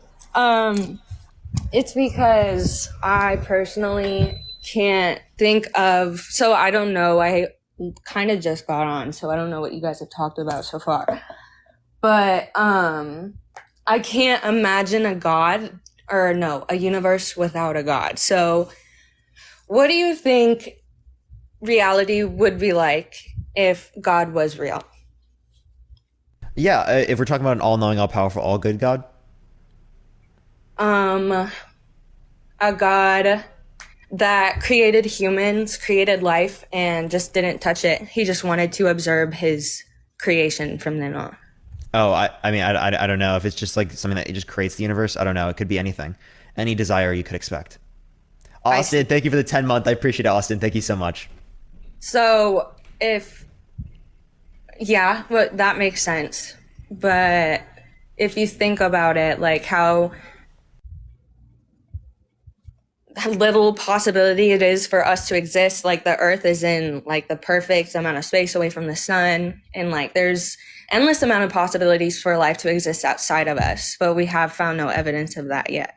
You see what I'm saying? Like we're a little bit too perfect. Like what is your opinion on that? Yeah, so the same thing exists with God's mind and God's desires as well. God's desires could have bring about a reality in which there's just slime, or which there's just marbles, or which there's just ants, right? Rather than a reality particularly in which there are human beings in which interact and develop society, and Earth is in this particular way, there's life, right? All of these conditions could have been different under God's view, like God having different desires as well. So in the same way that you say that the prior state that led to our existence in terms of the naturalistic model also relies upon the same idea. Could you elaborate on that last part? Yeah, so all we're saying is that reality could have been different than it was. Okay? That's really all we're saying. Like, these conditions for life to exist were this particular way to bring about our reality rather than a different one. And that same sort of idea exists with God's desires. God's desires could have been different insofar as he created slime over human beings existing, or ants over human beings existing, or pizzas, or telephones, or any other thing that we could possibly think of, like just O-rings, just TikTokers, just me on TikTok every single day. That's it, right? That's the only thing in reality. It could have been all of these different states of affairs, an infinite set of desires, yet it was these particular desires. So the same way that God has the necessary desires to bring about this reality rather than another, right? The prior states, say with fundamental particles or any naturalistic explanation, would have the necessary properties to bring about this reality rather than another one as well. You can just assume the same thing there. I see what you're saying. But if you were a God that wanted life to flourish, particularly life that could be conscious and bounce ideas off of each other. Let's see if I can, sorry, give me a moment. If you wanted life like that to flourish, you're basically creating art. You would kind of have to go about it a little logically. So, of course, like, you wouldn't want to create a world full of ants, you know what I'm saying? Like, that's not fun in my, if for lack of a better phrase. Is what I'm saying it making any sense? Yeah, sure, right. But we're still saying that God desires something, right? When you're saying that something is fun, you're saying that something is preferable to another, right? Something is desirable. So God's desires being that particular way rather than another way, right, is fundamentally what I'm referring to. There's an infinite set of desires. So you're saying that God doesn't exist because Oh, no. What I'm saying is that this isn't a good argument for God's existence, because the same qualities would exist in God's mind and then entail that God's mind needs a designer, which I don't think you're saying at all.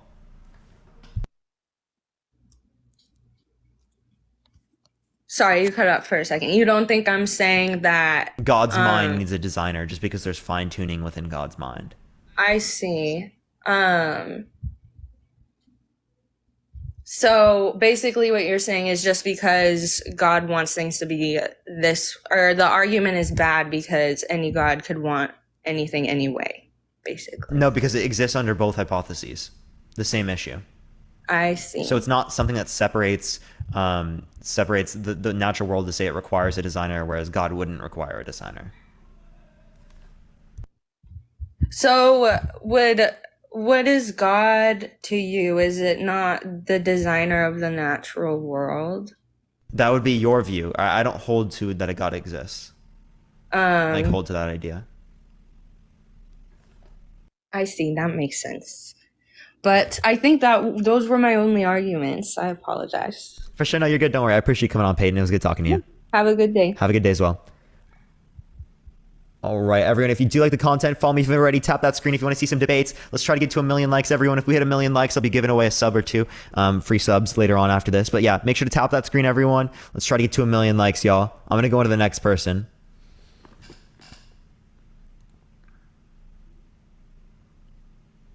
All right, I want a free sub. You already have a free sub, Lena. What are you talking about? What are you talking about? Or not a free sub. You already have a sub. Yeah. Okay. Yeah, what's up? How old are you? Oh, thank you. I thought maybe I've been in the line for a long time, but thank you very much. Am I audible? Yeah, I hear you. Do you believe in God? Absolutely, absolutely. Look, why so? I'm not Christian, so I won't be fooling around at all. And I heard 3-4 Christians. My brain is hurting. So, and I really, really adore your patience. Seriously, you have patience.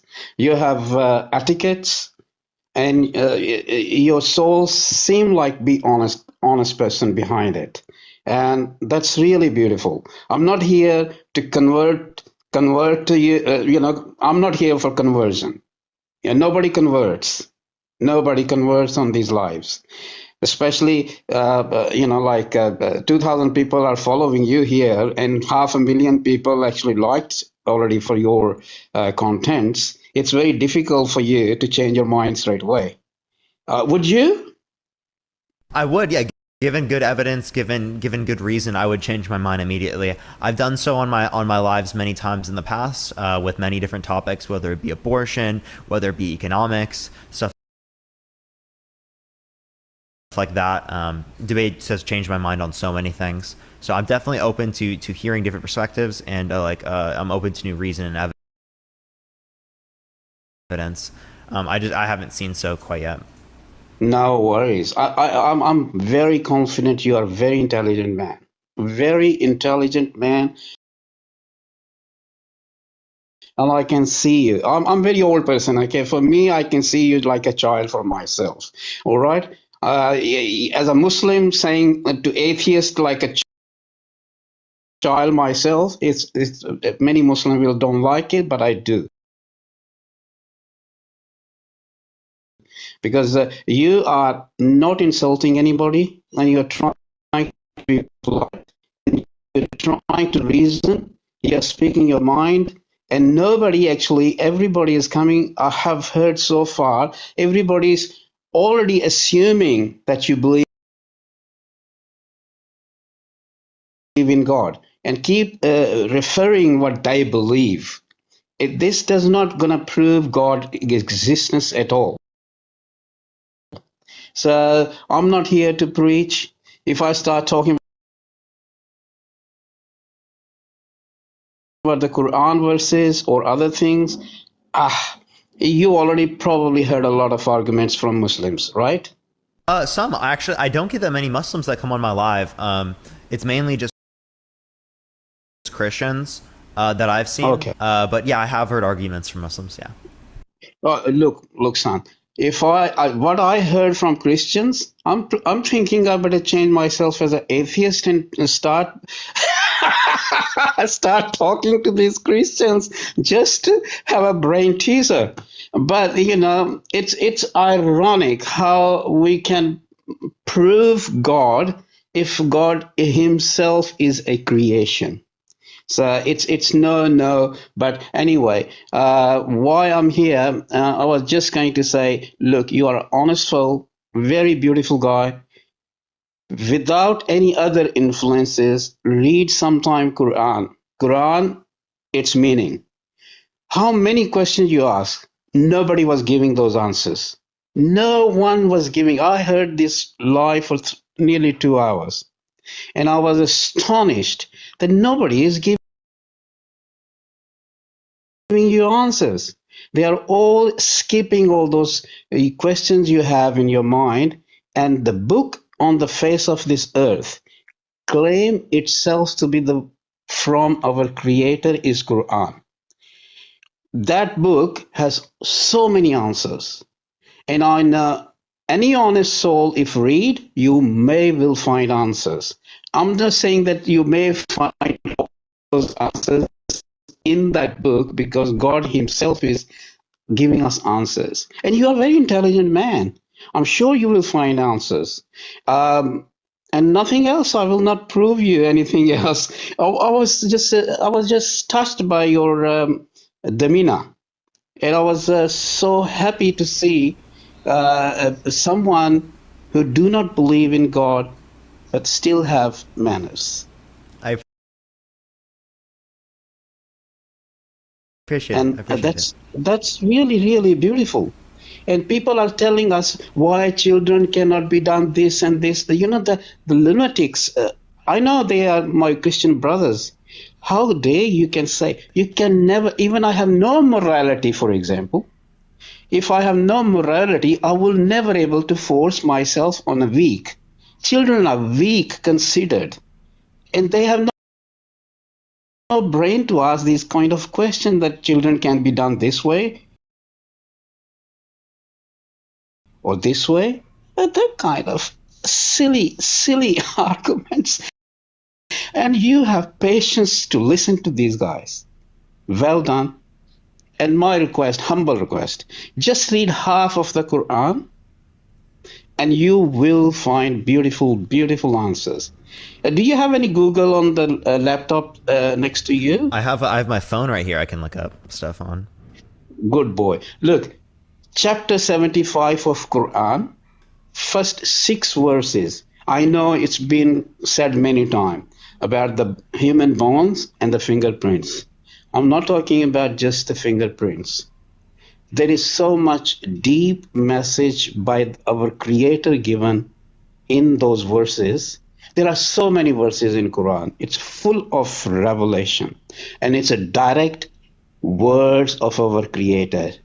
So please read that. Sure, I'll definitely make sure to read it. I appreciate it. Thank you so much. Chapters. Start with 5.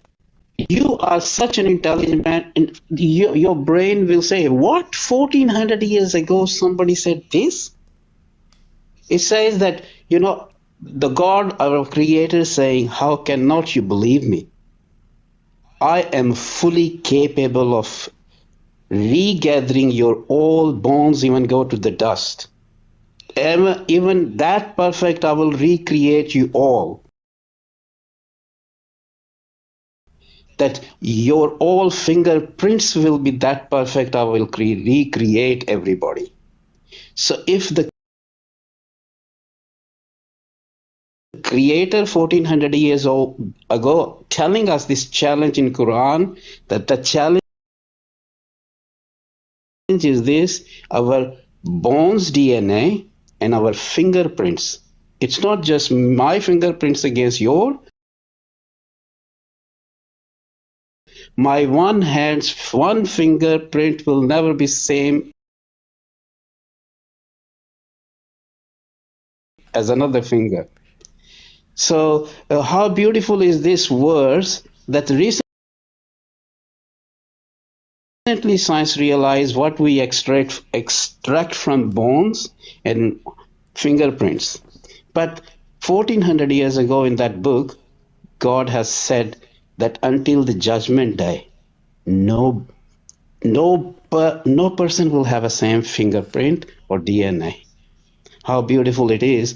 And this is how you can prove God existence, if there are words who are claiming they are from God.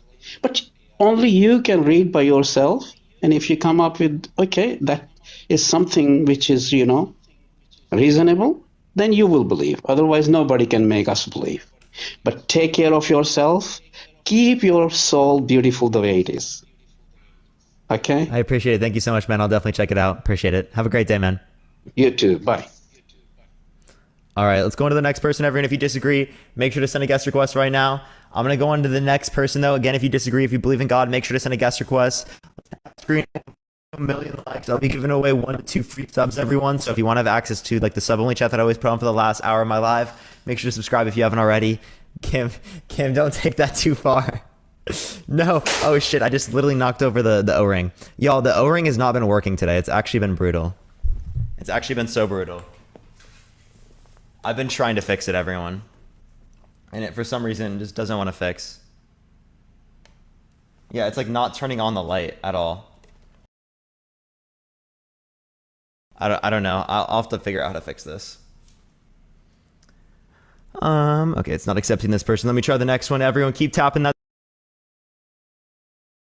screen, everyone. We have another, I think, 40 minutes or so left on the live. So if you like the content, follow me if you haven't already. Y'all already know I literally go live every single day, so make sure to follow me if you haven't. I'm going to go on to the next person. I'm trying to get someone up here. Again, if you disagree, send a guest request right now, y'all. Oh my gosh, y'all are going to run with that one, aren't you? Yo, what's up? How old are you? 27. For sure. Do you believe in God? Yes.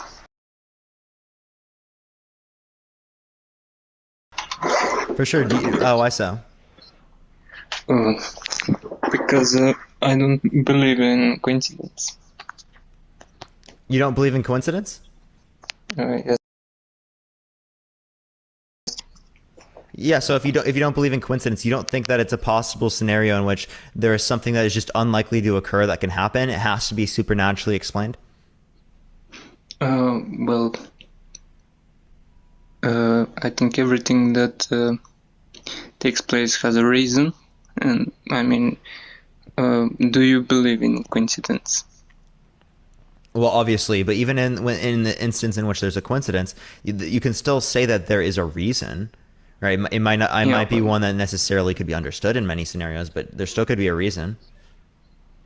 Yes, but I mean, everything you do has a reason. I mean, every action has reaction and trigger. Say that again? Well, everything is based on reason. Everything is based on reason. Yeah, most things are. Can you tell me which are not? Christians. Oh, okay, but how so? They just believe based on faith. Oh, okay. But there's a reason why they do that. And what's that reason? Well, because I don't know. They have it, but I don't know. Okay. And for example, are you aware how does your body process food? Do I know how my body processes food? Yes. Not completely. Then that means something else that created you knows more. No, that just means that there's something that's unexplained. Just because there's something unexplained doesn't mean that it requires a supernatural entity. Else, I could literally say that it's the tooth fairy, and there's nothing distinguishing that from what you just said. Oh, and what do you believe? In relation to what? How humans came to existence. What do I believe about how humans came to existence? I believe in evolution.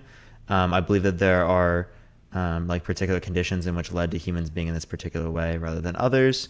I don't have a sufficient explanation for how all existence is here, though. Yeah, but if there is no coincidence, there has to be a reason. That's your presupposition. Coincidences don't entail also that there's not a reason. And again, just because there's an explanation doesn't mean that there's a God. That's a God of the gaps fallacy. So if we were to look at the past, we say that there's lightning and stuff. We don't know how to explain lightning. We would then say that it was a God or supernatural entity. But now we have naturalistic explanations as to why lightning occurs. I believe God is using humans like we would use AI. But he hid himself so that we are unaware, so that we don't rebel.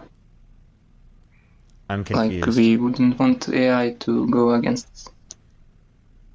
Yeah, so you're telling me that that God programmed us so that we can't turn away from God? Yeah, and I think he uses emotions. So God wants mass genocide to occur. God wants slavery to occur. God wants all of these bad things to happen. I think that he needs both things to happen, so that people have hope to live. So people need to suffer in order to have hope to live? No, they are emotionally programmed. Yeah, God emotionally programmed them to respond these ways, right? Thank you, JD. I appreciate the subscription. Thank you very much. I appreciate it. So maybe he needs good and bad and hope, so that in order to people to live, and for example, we need to eat, we need air, we have human needs. That's not freedom. We have human needs, but that's not free will? No, I mean freedom, not free will. We need freedom, not free will. Is that what you're saying? Yes. What does it mean to have freedom? Well, we don't have human needs, but we are not conditioned. I'm so wait. So we are conditioned though, right? I think so. I mean, By our you have to environments. work So to we're have not free, is food, what you right? is what you think. Well, yeah. If you don't work, do you have food to eat? I mean, Do you need food? I still would be able to go to places to get food, but I get the idea that you're referencing. That's natural coercion though. Just because I need to go get Yeah. food and go do things to get food doesn't mean that I am being forced by an actor to do so. Yeah, but if you don't, you will be hungry and you will suffer. Yeah, so God is forcing you to do those things under your view because that's an actor. No, I think he just programmed us so that we live. Programmed us so what? So that he can use us. And gave us false hope. And we don't have free will. Well, I don't know. I'm not so sure because if everything is based on reason, that would mean that we don't have. Because yeah, so this entity created us in a manner in which it leads to all of these bad things happening. So do you believe your God is all good? Maybe, no, I think from my perspective, he's not good, but it can be worse. Oh, okay. So you believe in a not good God, but it could be worse. So you believe so you believe that it's okay, but not. Wait. So do you worship this God? No. You just believe that this God exists and created the universe. Does this God care about you? I don't know, but many times when I had questions, I get answers. I don't know how. Okay. So this particular assertion, so there'd be no reason to accept this over others, right? In the same sort of way that if I was to say that there was Stewie Griffin that created the universe through a temporal loop, there would be no evidence for that assertion and no way to justify it over another belief. Well, I don't have evidence, but for me, the evidence is that if we are not aware, for example, how we function, that means for me that there's something more. Okay. I don't really know what you're saying there because, wait, sorry, say that again? I see humans as horses in shock. Like they are not aware, they're just there and doing their job. That's all. Okay. All right. Is there anything else you want to go over and talk about then? Not really. All right. I appreciate you coming on. Thank you so much. Okay. All right, everyone, we're going to go on to the next person. If you disagree, if you believe in God, make sure to send a guest request right now. Keep tapping that screen. Let's try to get to 1 million likes, everyone. I'm going to try to go on to the next person. Again, if you disagree, send a guest request right now. Give it a second, though, everyone. We're going to try to get someone on who disagrees, who wants to debate. Again, only send a guest request if you do disagree, y'all.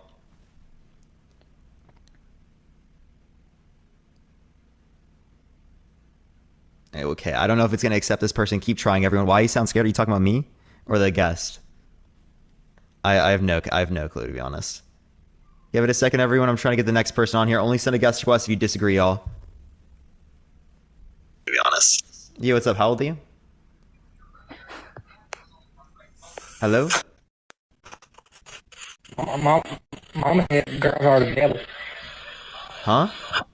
Mama said girls are the devil. I'm open. How old are you? I'm open can of whoop ass on you. How old are you? Okay, actually just trolling. Why the hell would I talk to you? Let me go on to the next person, everyone. Give it a second, y'all. What is going on?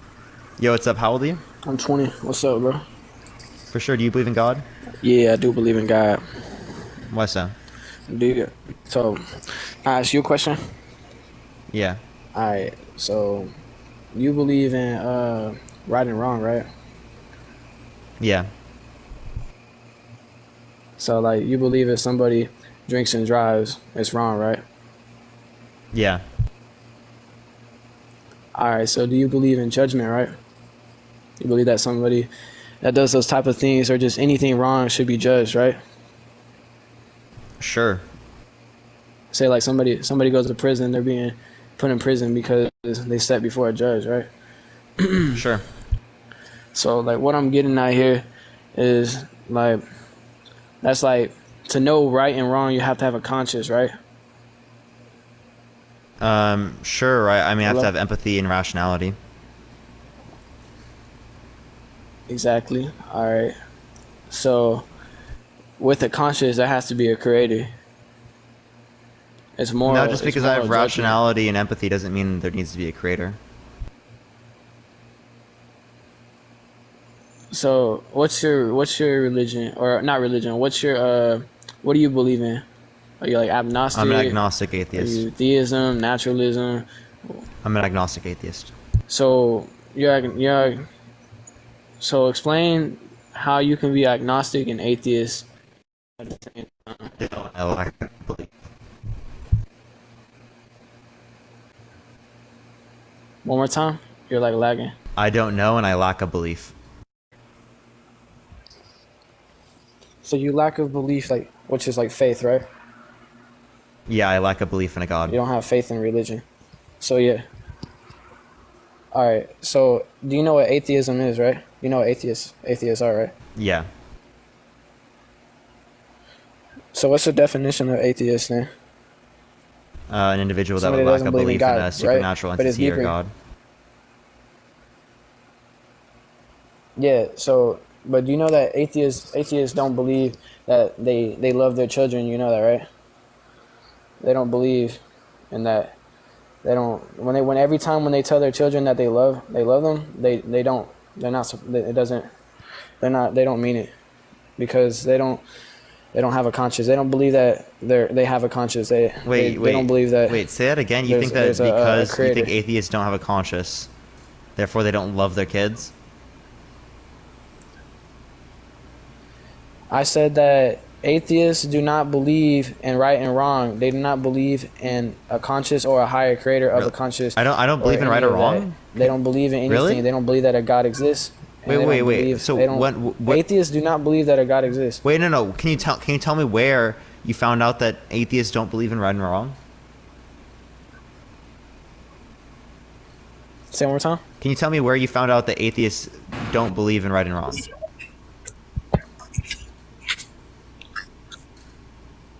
I don't know if it's just me or if it's you. One more time, because you're lagging. Can you tell me where you found out that atheists don't believe in right and wrong?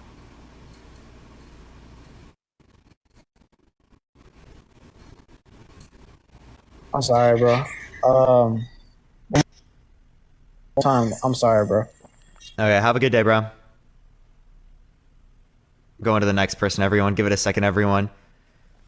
Let's try to get someone up to debate. Keep tapping that screen, everyone. Let's try to get to 1 million likes, everyone. Yo, what's up? How old are you? Hello? Major lag? Is it lagging on my end? Hello? Okay. Chat, am I lagging right now? Do y'all hear me? No. We're good. All right. Okay. I think we're chilling. Everyone keep tapping that screen. No guess was lagging? Yeah, I think that's what it was. But, yo, what's up? How old are you? How are you doing? I am a 28. For sure. Do you believe God exists? Yes, of course, I believe that God exists. Why so? Okay, so I have a question.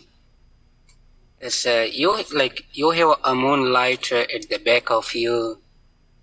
So my question is, the moonlight is the reflected light or his own light? Yeah, it's the reflected light of the sunlight. It's the reflected light. Thank you. So when you understand that the moonlight is a reflected light,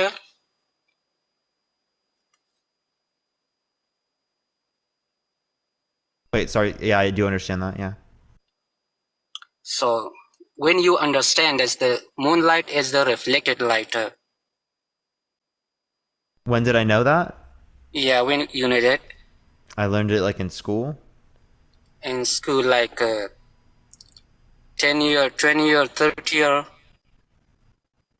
I'm 21, so I learned that probably like 15 years ago. Okay, so 15 years ago. And do you know this? When that's discovered, the moonlight is a reflected light. Do you know? Wait, say that one more time. Do you know who discovered that the moonlight is reflected light? And when it's discovered, Oh, when it was discovered? I don't know. Do you want me to look it up? Okay, you can check it. Yeah. Are you gonna say it's like in a verse in the Quran? Right. That verse I know doesn't refer to reflection.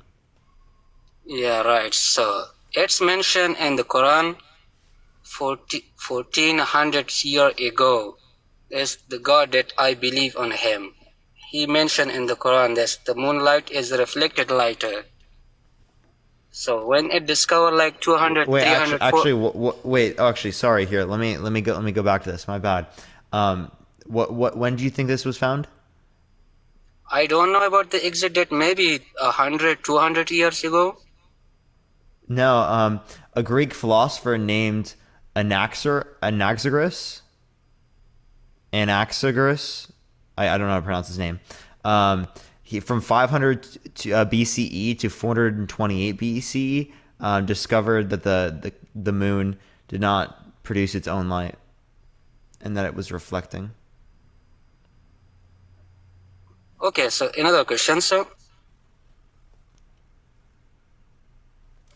when discovered the Big Bang theory and when discovers the water cycle, do you know some things about it?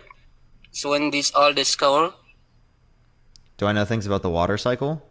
yeah, the water cycle, Big Bang theory. Yeah, so these things, the Big Bang Theory, the expansion, the water cycle that was known. It's available in the Quran. The Big Bang theory, the moonlight reflected, the water cycles. I don't see the Big Bang Theory. I'd have to see where you relate to that. Second of all, because I'm pretty sure it relates to heavens and the earth. Second of all, I would have to relate to the idea that water cycle that extends thousands of years prior to Islam, dating back to like Hinduism and stuff like that. So we've known about the water cycle for thousands of years. Oh, I think you are wrong in this point. As you know, that's like 1,000 years ago. It's mentioned only in the Quran. That's about the water cycles 100, 400, 1400 years ago. So it's only it's mentioned in the thousands Quran. of years ago, and you like within cannot, Hinduism. and Prior to you that point. cannot find in any religion's book that's about the water cycle, Big Bang theory. Yep. So the Rig Veda details the water cycle 2,500 years before Islam.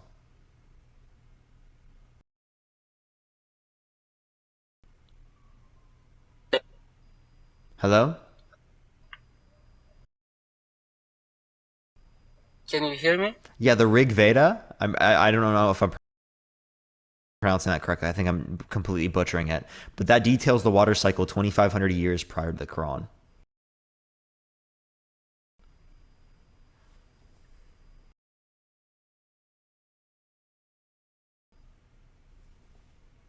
Oh, he just left chat. I didn't kick him out.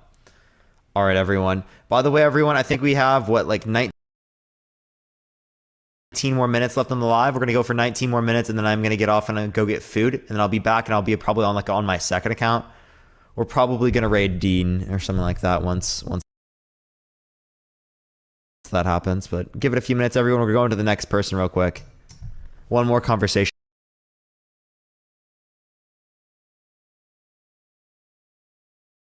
Likely.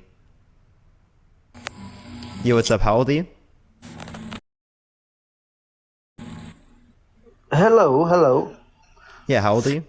I'm 37. How old are you? I'm 21. Do you believe in God? I do. Why so? Well, we don't really have to just text into the conversation because we can look back. I have another question about the James Webb Telescope after this, but about just your opinion. But sure, if do you believe? Is your belief no belief atheism, Big Bang? Is that what you believe? I believe in the Big Bang. I don't have sufficient explanation for how everything exists. I don't know within that respect. Does that answer your question? Yeah, it does. Thank you for that. So, I think my point is pretty simple. You don't have to bring any religious text into this, because it all goes back to this one thing about, I guess you probably could call this design, because the complexity of the universe and just how we are made and everything that is made that we know of. Just we don't even have to go outside of the earth, really. How do you explain this complexity of the DNA? All the different species of the animals of the world. How do you believe that this came to be? Is this just a single-celled organism in the ocean? The traditional belief that the biology book taught me in high school, anyways. But they always they change, and they're updated. So I'm just curious.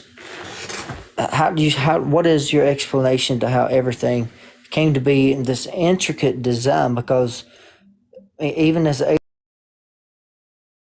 atheist, you can't deny that there is a design to this that is more complex than anything a human could, right? Yeah, so design entails that there's some sort of mind that brought this about, and I don't think that's necessarily true. I don't think that we'd have the ability to determine what is designed or what's not designed under your view, as if the operating assumption under your view is that everything within the universe is designed. There's no way to compare what's designed to what's not designed to determine what's designed in the first place. Like if I were to give you an example, for example, if we were to walk on the beach and I see SOS written in the sand, I can compare the SOS to what would be there, i.e. something flat, right? What's there naturally versus what they would be there designed, prior experiences with both of them, to determine what's designed versus what's not designed. Whereas if under your view, everything is flat because everything is designed, or everything is SOS because it was designed, then we would have no ability to compare that to what's not designed to, again, determine what's designed in the first place. So there's no process for that. Second of all, you're saying that the universe requires these particular characteristics to bring about this reality rather than others. I would agree. That does exist within this reality, but that also exists within God's mind. God's desires are a particular way, right? Are in the necessary way to bring about this reality rather than a reality with just slime or a reality with just marbles, something like that. So I think it's pretty clear that that both hypotheses, both the naturalist and the theist hypothesis, have to assume that they're the necessary properties to bring about this particular reality rather than others. So there's like a fine tuning on both views. Mm. Okay, I understand. So, correct me if I'm wrong, but is your belief, Parker, that everything that exists, and you could see the intricate design? Are you familiar with computer programming? Yeah, I am. Okay, and you know there's a code that has to be written, and it's instructions to tell a program to do this or that. And then when you press enter on the keyboard, or you click a button, you click an icon on your screen or whatever, you tap your phone, it executes a code that is written from I think that is what man's mind, the conscience created that. A mind created that, right? So I look at the world, just our bodies, just the DNA, just the complexity of just the human eye is incredible. Are we saying that complexity requires design? Thank you for Rose. I appreciate it. Thank you. I appreciate it, Sarah. W. Sarah. What was your question, Parker? Yeah. So does complexity require a creator? Or require design? That's my question to you. I don't think so, because oh no, I don't think you do. Is God complex? I believe he is. Does God require a creator? That's the question, isn't it? But if we say yes, that God requires a creator, then the next question is, who created him? And the next question is, who created that? And we are stuck in an infinite cycle of who created who, all the way back to whenever. I mean, eternity. Well, the same thing exists under yours. Yeah, like what created God, what created the thing that created God, what created the thing that created that thing, because all of these things would be required to be complex to be able to explain why there's complexity, right? But if everything that is complex requires a complex creator, right? Well, then that's just going to go on infinitely. There's no sufficient explanation to this. It would have to go on infinitely, or in my And if it goes on infinitely, why can't you just hold to the naturalist model without referring to God then? Because either or, you're not going to have a sufficient explanation, or you can just hold to infinite regress either way. Connor, thank you for the fantastic, and Jenna, I appreciate the subscription. That's true. That's true. So in my view, in my belief, God he's the beginning and the end. When I say beginning, I mean he has no beginning and he has no end. He is infinite past tense, just like he is future. And so that he is the end, the beginning of all things, and there's nothing that goes beyond him. And he has always existed from eternity past. Now, my question is, why would that be? Why would that not be why would that be foolish to say that when? Correct me if I'm wrong, but your belief is that nature and just the components, the carbon, everything that is made up of atoms. It just does it by itself through nature. Is that what you believe?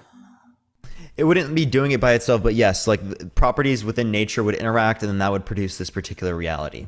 Thank you. I appreciate that they had mustache. Thank you so much. In the same way that properties within God's minds interacted to be able to produce this reality. So I think, tell me if I'm wrong. Thank you, Sarah. I appreciate all the gifts. Thank you. It boils down to this.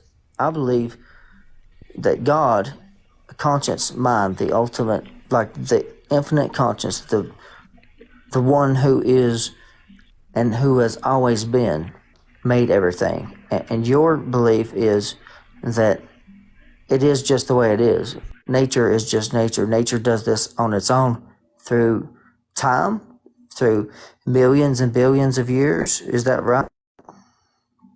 Yeah. So in the same way that over time, God's mind led to this particular reality as well. Okay. So let's sum this up. People who believe in God created this design, and you believe that nature does this on its own. It's completely irrational to believe that. Actually, I would say that it's more likely to be true under the naturalist model rather than your model. And oh my gosh, Sarah, I appreciate all the hat and mustaches. Thank you very much. W for Sarah's in the comment section right now. Let's go. W's for Sarah. So I believe in the beginning God, and you believe in the beginning dirt. Is that right? No, dude. The prior state would be, say, like a fundamental particles in which have the necessary properties to bring about this reality rather than another one. The same way that God has the necessary desires to bring about this reality rather than another one. Jessica, I appreciate the hat and mustache. Again, Sarah, I appreciate the hat and mustaches. And the galaxy, I appreciate it, Sarah. Thank you very much. Galaxy.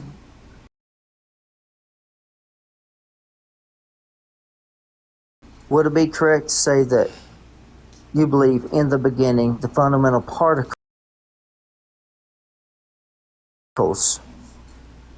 does all this? And as a believer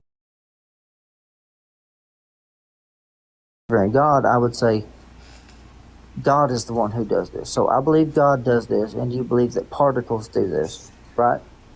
Yeah, you could say that. Like the particles lead to this, but that would be a simpler explanation as it would require less assumptions to explain the data set. Oh my gosh. Yeah, I need to say thank you. I'm so sorry. Yo, Sarah, with all of the galaxies, this is absolutely nuts. Sarah, this is like a ridiculous amount of galaxies. You do not need to do this. I appreciate it so much. Literally, the entire chat better say W Sarah right now. I better see it go on for like at least a minute. Okay, that was a ridiculous amount of galaxies. Sarah, I actually really appreciate that. Thank you very much. I really do.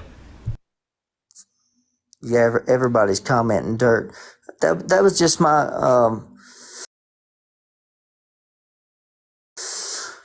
to sum it up. I believe in the beginning God, and you believe in the beginning dirt or particles, fundamental particles. That's different than dirt, right? Like, so God, like, this is like, so are you saying that somehow makes because it requires less assumptions to explain why we exist. Okay, how does this require less assumptions? Yeah, it doesn't have to hold to God having like an awareness or consciousness, desires, judgment, all knowing, all powerful, all good. It doesn't have to hold to demons, angels, heaven and hell, all those different things. Yet again, still it explains the data set. I didn't say anything about what you said. And again, yeah, Sarah, you can always DM me about the freestyle. I tell that to everyone. I mutuals with. But go for it. But Parker, you can see though how the complexity. Can you see? Do you see that? Do you see any type of design, or do you see? I don't know if design would be the word, because I see it as design. But would you say this is complex? Life is complex. Atoms are complex. Molecular structures are complex. Sure, these things being complex doesn't mean there's a creator. But I didn't say that. Yeah, I mean, I understand what you're saying. That wasn't my point. I just wanted to know, you agree that it is complex, and that,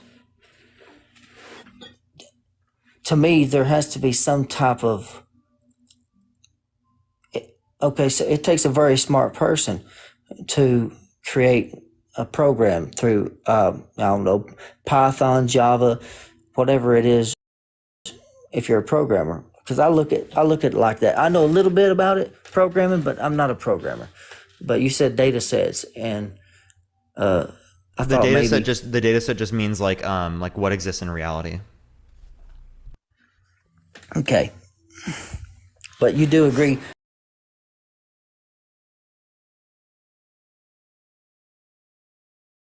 there's complexity beyond what humans can understand.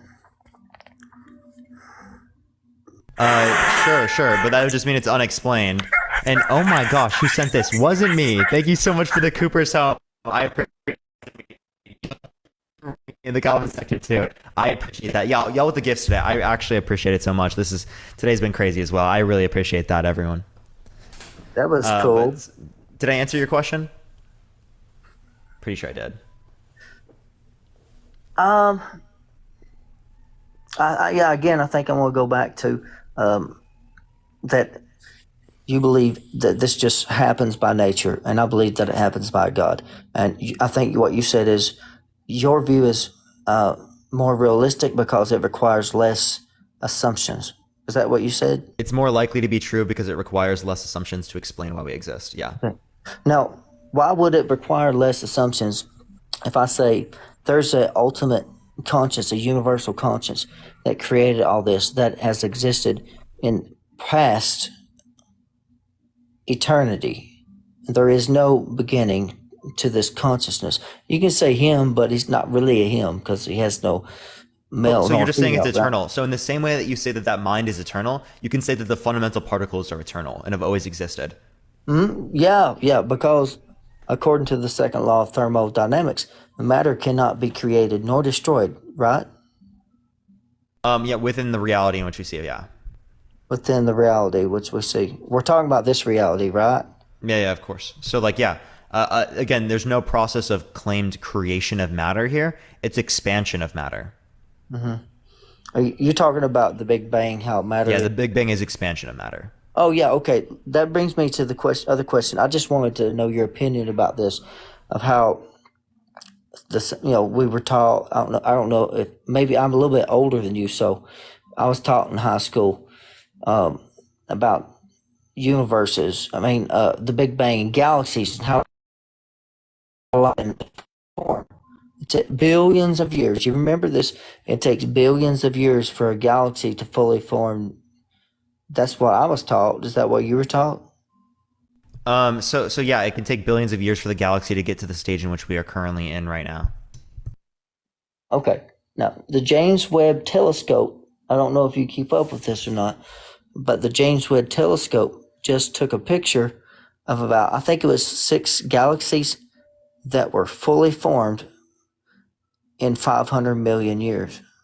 Not a billion, not billions, 500 million. So the Yeah, science I books said are to the going to have point in to which be. we are, right? So all you're saying is that, yeah, because I've actually heard this. There are early claims from the universe in which are like observations in which show that like super developed galaxies a few 100 million years after like the initial point, right, of the Big Bang and Yeah. expansion. Is that what you're trying to say? That's what I'm trying to say. So science books they're having to be updated, and things taken out, new things put in according to the data that we get, right? Yeah. So like we would change our hypotheses and what explanations are most likely based upon the evidence. If the evidence and the observations change, obviously the explanations are going to change as well, given that evidence is indicating something different than what it was. Okay. Okay. So is your knowledge and your view, your opinion based upon reality in which it exists, is it this based purely on science, Yeah, my view's based upon the evidence. Yeah. on the evidence? And when the evidence changes, does your view change also with that?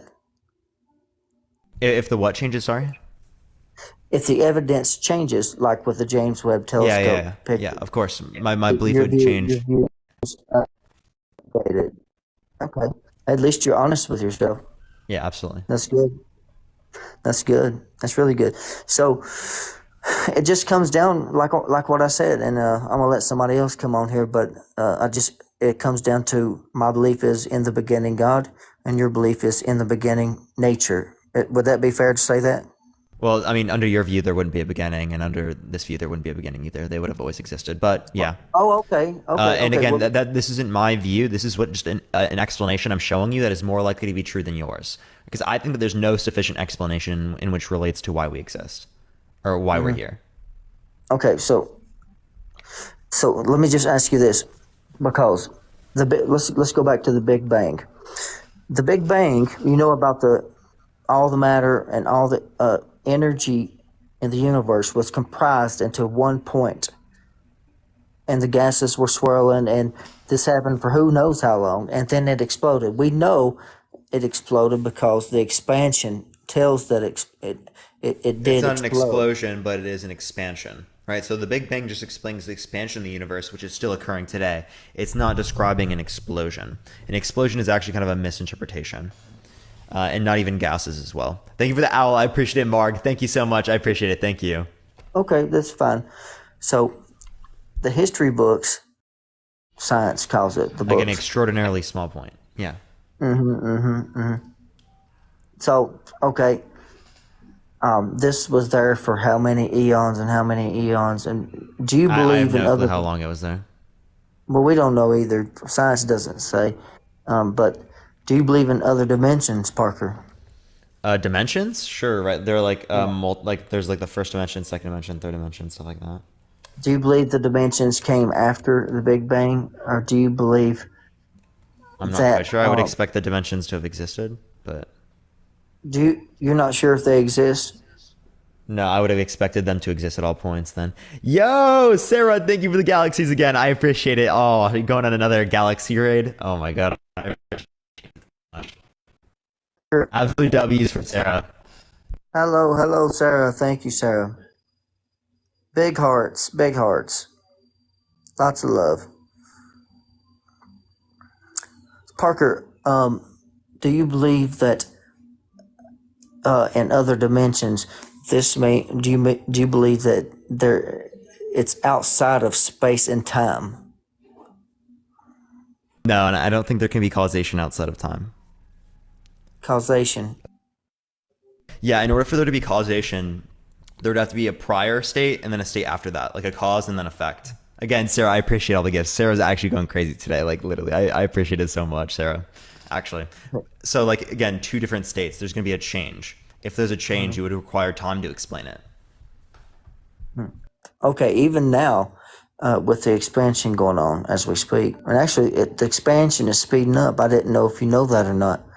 And we still don't know exactly. I think it has something to do with dark matter, but the dimensions. What are the dimensions? Do you know what they are? No, I wouldn't be able to name them all fully right now. Well, not all of them. Do you know any of them? Yeah, sure, right. Like uh, the third dimension is like the volume or like the width, right? Yeah, The fourth dimension, I'm that's pretty right. sure relates to time, or is that fifth dimension? It's And the fourth then one. yeah, fourth dimension, and then I'm not quite sure about the other ones. Those would be the only ones I actually engage with, other than like there's like the one that relates to paper. So there's the one that's like flat, and then it relates to like height. Yeah, 2 dimensions. Yeah, two dimensions, which Yeah, would two be dimensions on which is like paper. the what is that Three the dimensions. that's the y axis, right? Right, so yeah, like 2 dimensions is just left, right, forward, north, south, east, and west. But then you go to the third dimensions and you have up and down, meaning not flat on the surface of the paper. You go out of 2D into 3D, and 4D includes time, just like you said. And the fifth dimension, I'm not sure what it is either, but I'm just curious though. Does the fifth dimension? I think there's 11 dimensions total, right? Somebody correct me in the comments if I'm I'm not quite wrong. sure. I'd have to ask my friend Matt about that. He would probably know. But I'm not I quite think sure my when it relates to question is, dimensions. They say that does there's it? no fifth dimension. They That's say for there's no string fifth theory. dimension. Yeah. Well, how many dimensions are they? Because last time I read, there's 11. Yeah, this would be a perfect question for Blitz. Do you know who Blitz is? Blitz PhD? I don't know. Oh, let me follow you, brother. Yeah. I Follow forgot to. Blitz PhD too. He's a mathematical physicist. You would love some of his lives. He goes live probably morning time for us around that time. He'd probably be able to answer a lot of these questions Yeah. as well because he's a physicist. So these would be like targeted specifically for him. But let me Oh, add Matt on, and Matt can explain that like the would be dimensions great. thing, and then I'm probably gonna get off for today. Hey, I'll be super quick because I'm at the gym. So, Jeff, you're TS, thank conflating. you for the happy bars. I appreciate it, TS. Thank you very much. Sorry, Matt. No, it's all good. You're conflating, Jeff, the dimensions that we experience with the theoretical dimensions of various hypotheses that we posit to explain different phenomena. So, string theory and M theory posit 11 and 13 dimensions, but within all reality, we only experience 4 dimensions: up, down, left, right, front, back, and time. So those are the only ones. There is no fifth dimension for us because we are only 4D creature or 3D creatures with time. I understand. So like What an are ant, we full? Are for we example, full of three? You can include that, and right? we are 4 total, 3 dimensions plus time. But like that's only because we are that way. If you have an ant does not experience 3 dimensions. An ant can't experience up and down. It's only front, back, left, and right, and time. It's all about perspective. But for us, we only have 3 dimensions plus time. Right, Rocket. That's right. So mathematically, though, does it prove mathematically there are? Did you say 13 or No, 11 no. String dimensions? theory posits 11 dimensions because that's what the math shows. But it's Right. all theoretical. I mean, entirely theoretical. We cannot prove those dimensions. It's just that's what string theory requires to work. Does the math prove it, Rockin'? No, the math doesn't prove anything. The math shows it to work. Not that it proves it. Math is not. Aside from logical statements, the math does not in of itself prove something. Math just. Are you saying that math just says that it could be a possibility? Okay, when string theorists have a hypothesis, they go to the math to see if it's logically possible for their hypothesis to work. Right? That's why theoretical. They do a bunch of calculations, and the math either works or it doesn't work. For example, when they try to reconcile a quantum mechanics of gravity and they plug it into the math, then it doesn't work. The math does not work, right? And so that's because string or quantum mechanics, as we understand it currently, and Einstein's relativity are fundamentally incompatible as we know right now. That's a bit of a conundrum. Well, yeah, it's a conundrum, which is what string theory solves. It is a hypothetical theory that will resolve the incompatibility of quantum mechanics and Einstein's gravity. Rockin, just real quick for the listeners, can you explain what string theory means? String theory posits that there are these, that all throughout all forms of matter and energy, there's these vibrating strings. I think they're like one-dimensional strings that that are the fundamental basis for all things, and that all things, including matter, gravity, energy, all that are based on these one-dimensional strings. And they're vibrating strings, correct? Yes, and the vibration is what gives rise to the different particles, the different waves, things like that. Because everything that exists has a certain frequency and vibration. Yeah, yes. So when we talk about and it's entirely theoretical. Entirely theoretical. Yeah. And this is what physicists talk about when they say when we go beyond smaller than an atom, smaller than a neutron, an electron, and quarks, we go down smaller beyond what we see. The smallest thing that we can get to is a quark. So like different quarks, like muons, the Higgs boson, things like that. But we can't go down small in that because we would need so much energy that it basically would take up the amount of energy of like the entire Milky Way, which we cannot make. These vibrations, Rockin', these are not sounds, right? These are just... No, it's like a quantum frequency. Quantum means very, very small. It means, it means like, I mean, quantum just means, well, I don't even know what it means. It's just like exceedingly tiny, like beyond what we can because it takes a lot of energy just to measure the things. I mean, it took us freaking 50 years just to find the Higgs boson, and we found that only one time. So, you know, which one? It takes so much You're energy. talking about the particle accelerator, the Higgs boson. Don't they call it? That's called the God particle. They call it the God particle, but it's not the God particle. They smash two particles together that creates so much energy that you're able to measure the split off, and one of them was the Higgs boson. Curious, Rockin'. Why did they term this Higgs boson the God particle for? Scientists didn't. It was actually a book that did it. It was a non-scientific book, called it the God particle. In fact, Peter Higgs, who is the theoretical inventor of it, the man who laid it out in his paper in the 1970s, he dislikes the name because it does not accurately describe what the particle does. All the particle does is give mass to different particles through the Higgs field. So there's nothing godly about it. It's just that people like to call it that because it sounds cool and it gives the basis for why matter has mass. Oh no, I wasn't saying that.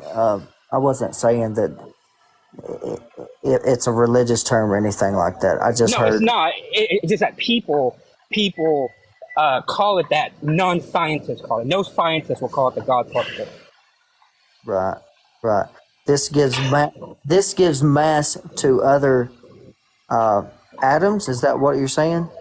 It gives mass to matter, specifically the matter that will interact with photons. So dark matter has no mass. It does not interact with the Higgs field, which is why we cannot measure it.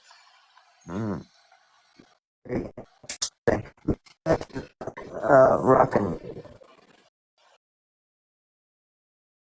Do you believe that all the matter and the energy in the universe was comprised in this one small spot? Just not matter, just energy. Matter and energy are the same thing. E equals mc squared tells us that. So E equals mc squared tells that matter is energy and that energy is matter. So when the singularity happened about 13.8 billion years ago, it was all the energy of the universe comprised into into a region that we cannot comprehend how small it is. It's smaller than an atom. Well, yeah, smaller than an atom, smaller than a quark. I mean, very, very small. We just give it. We just tell people that it's smaller than the head of a pin because that's how we humans can visualize it. But in actuality, it would be so small, so dense that that we cannot, as humans, rationally think about it because it's just such a number that we have not been able to. We don't have the brain power to process it. Right. We can't understand it or comprehend it. Well, So yeah, I mean, there was no. look at it like this. Look at it like this, right? Can you comprehend 1 year? Oh, thank you for the flock. Like, can you comprehend 1 year? I believe Like, if I I say to you can. 1 year, but can you comprehend how long that is? I think 365 days. Okay, yeah, no. I mean, like, do you understand it? Like when I say to you, Tennessee, how long is a year? You can visually understand what I'm telling you, right? Mm-hmm. Okay. Yeah. How about 100 years? Yeah, I think of it in Okay. terms of days. Okay. How about 1 million years? But yeah, I think in terms of days and years, a million years, Okay. I can divide How it about down 1 to billion years? any number See you how say. I just see how it no. See how it's getting harder for you to visualize it, like how long it is. Just because you can say that it's 1 day or 365 days, for example, it becomes too great for our brain to process because we have not evolved to understand those lengths of time. Same thing with the amount of energy that was within this spec. That was my now, point. if you say I understand your point, Rockin', that's a good point too.